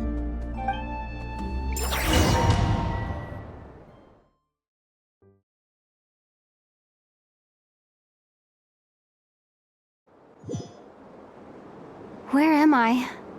This is the pathway I built between Teyvat and the Frost Moon. The moon is very far away from us, so it could be a long journey.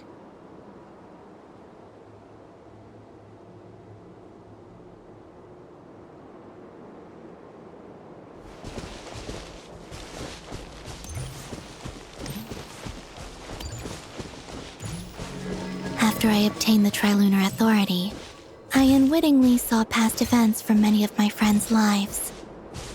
One was Lauma. She was so young when they chose her to be the Moon Chanter. From then on, the Frost Moon Scions looked to her to bring messages from their goddess.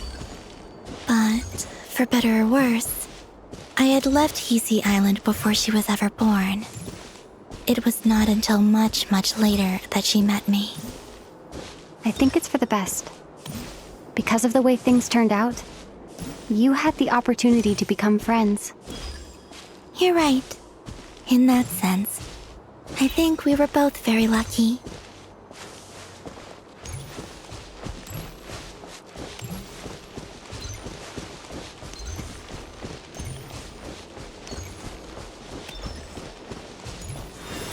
Oh, and about that mage, Nicole.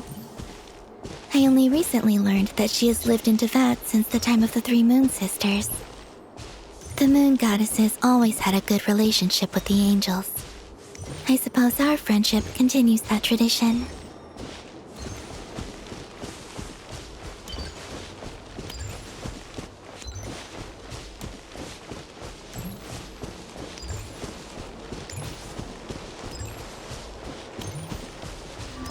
And then, there's Zandrone. I never knew that much about her, beyond the fact that she was created by someone called the Lord Artificer. She, too, suffered for a long time before joining the Fatui.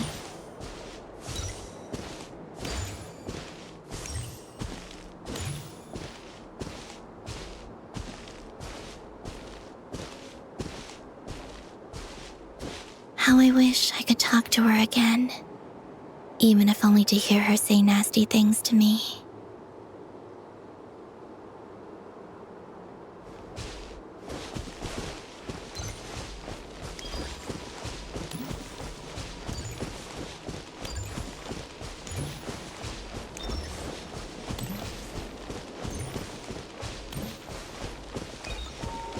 Also, I saw your siblings' story. I'm afraid I didn't see much. It seems that he rarely came to the surface, where the moonlight shines. But I did notice that back when you first set out on your journey, he would often appear nearby, gazing at you from afar with a guilty look in his eyes. Ether. Let us speak no more of the past. I probably shouldn't reveal so much about my friends. It's not my place. Let the moonlight carry us forth. We are very close now.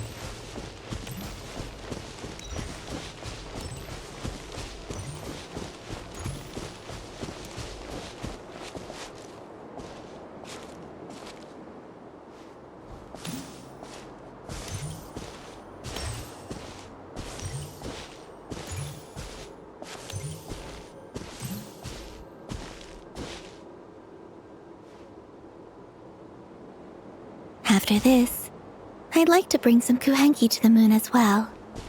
If they're willing, of course. What about your other friends? Will you bring them to visit too? Certainly. But I'll need to tidy the place up first. This home hasn't received any guests in a long, long time.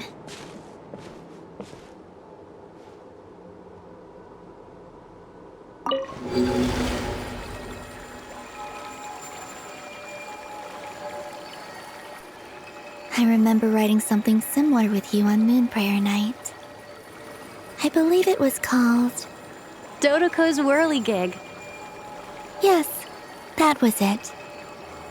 You asked me if I was afraid to return to the moon, and I said that I was. The idea that I had gained something precious, only to lose it so quickly. That frightened me. But I'm not afraid anymore. Besides, this time, we're traveling together.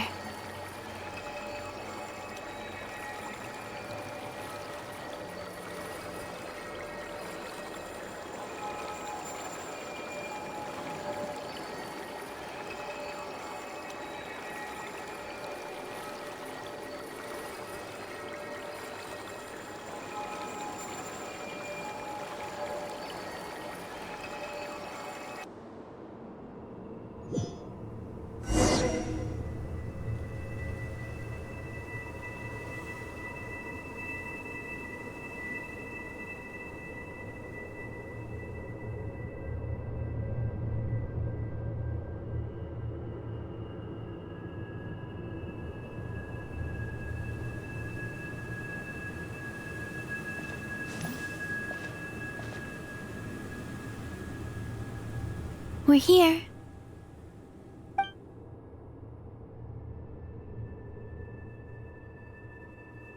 Over there.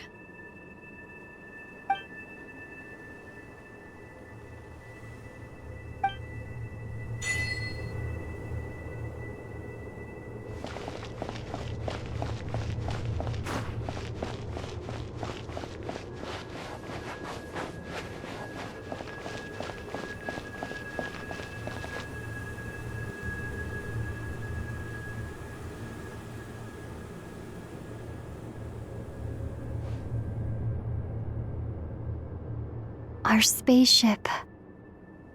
It's huge.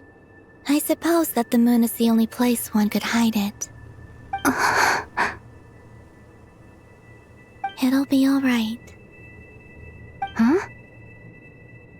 The way you feel in this moment, I went through it too, on Moon Prayer Night.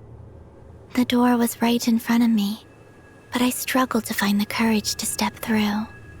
Solitude for me once meant living a life in which even I was absent. Before I met you, that was the only life I knew. But that night, solitude meant throwing away the life I had gained after meeting all of you. Oh, Columbina. Go. Retrieve the part of your life that was once lost. Trust me, you will lose nothing by doing so. Look, Tavad is right there. All of our friends are down there, waiting for us. You're right. Thanks, Columbina.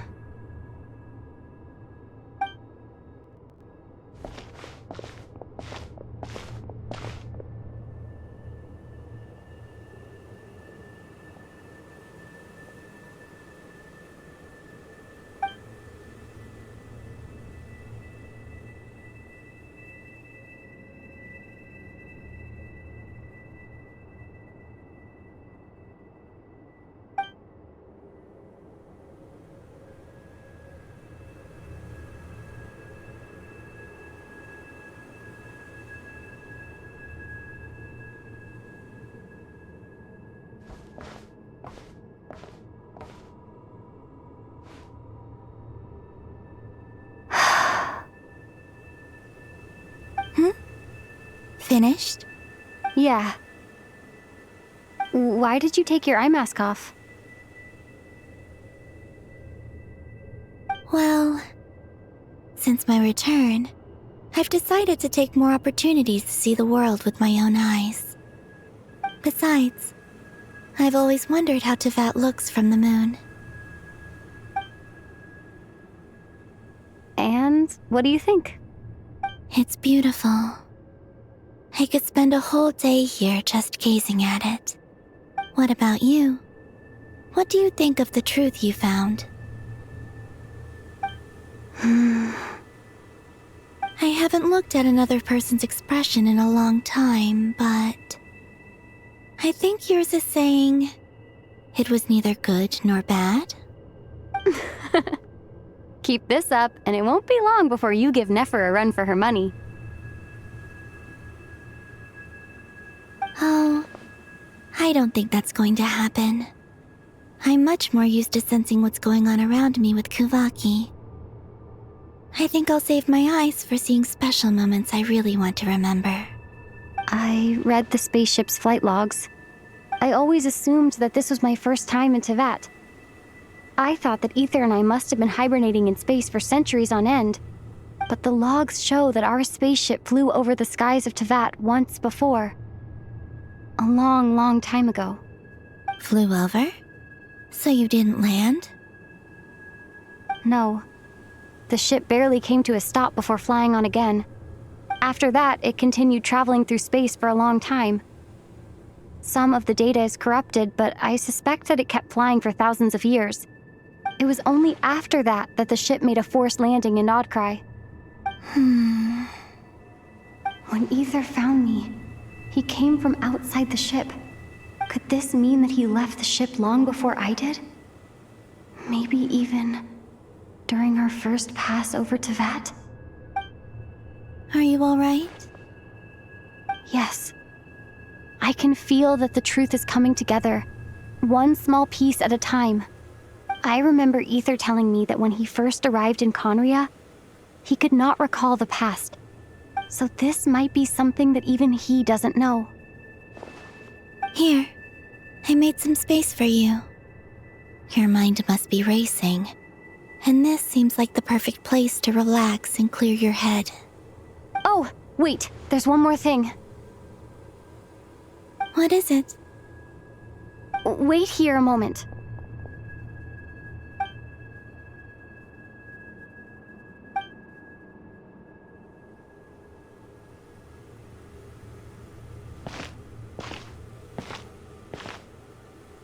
Hey, Columbina.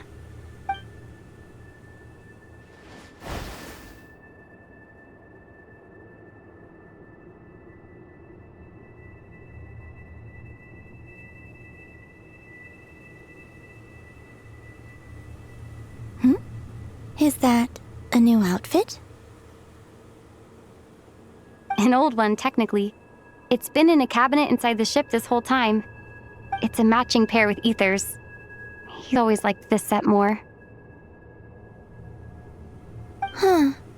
I don't think there's a huge difference. Really? Yes. It's still the same you. You're the same person, no matter what clothes you wear. Only Columbina would make an observation like that. Traveler, do you consider Teyvat your home? Home is wherever Ether is. But then, after all the time I've spent here and everything I've been through, yes, I'd say it's my home. Would you change your answer if Teyvat changed appearance? I mean, if the truth about Teyvat turned out to be different than what you thought. I don't know. But I don't think so. The truth is not what matters most to me about Teyvat.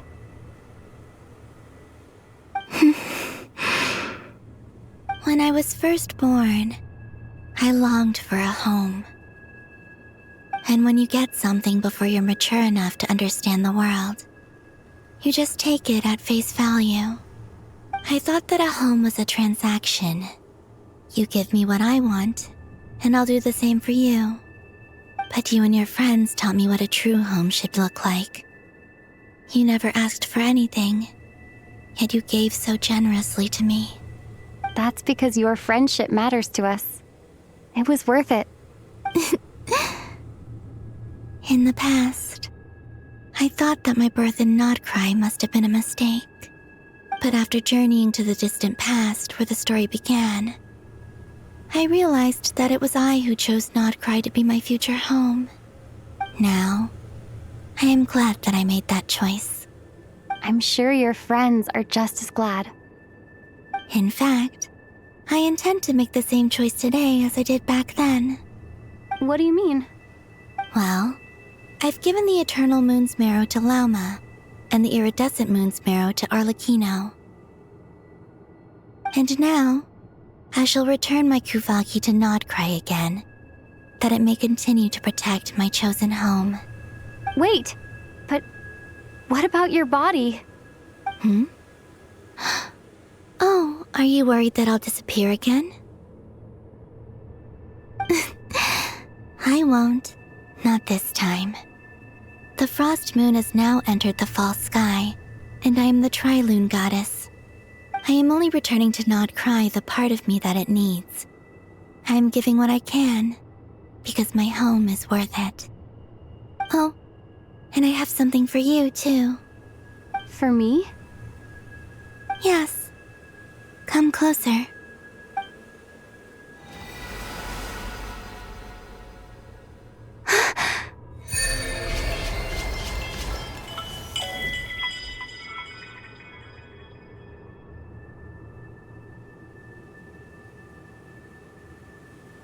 What was that? I lifted some of the restrictions this world placed on you. I trust this will help in your future adventures. My power. It feels like it's grown. I can use the elements more freely now. Thank you. This will be a great help. You're welcome. I see you as family, and after everything you've done for me, In fact, no. It's not because I owe you. It's because you're worth it. Here, this flower is for you.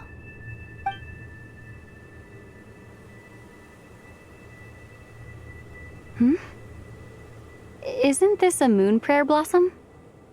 Yes. Don't worry. You will never see these flowers lose their color again. I'm finally discovering the joy of giving. How I wish I'd learned this sooner. Hey, better late than never.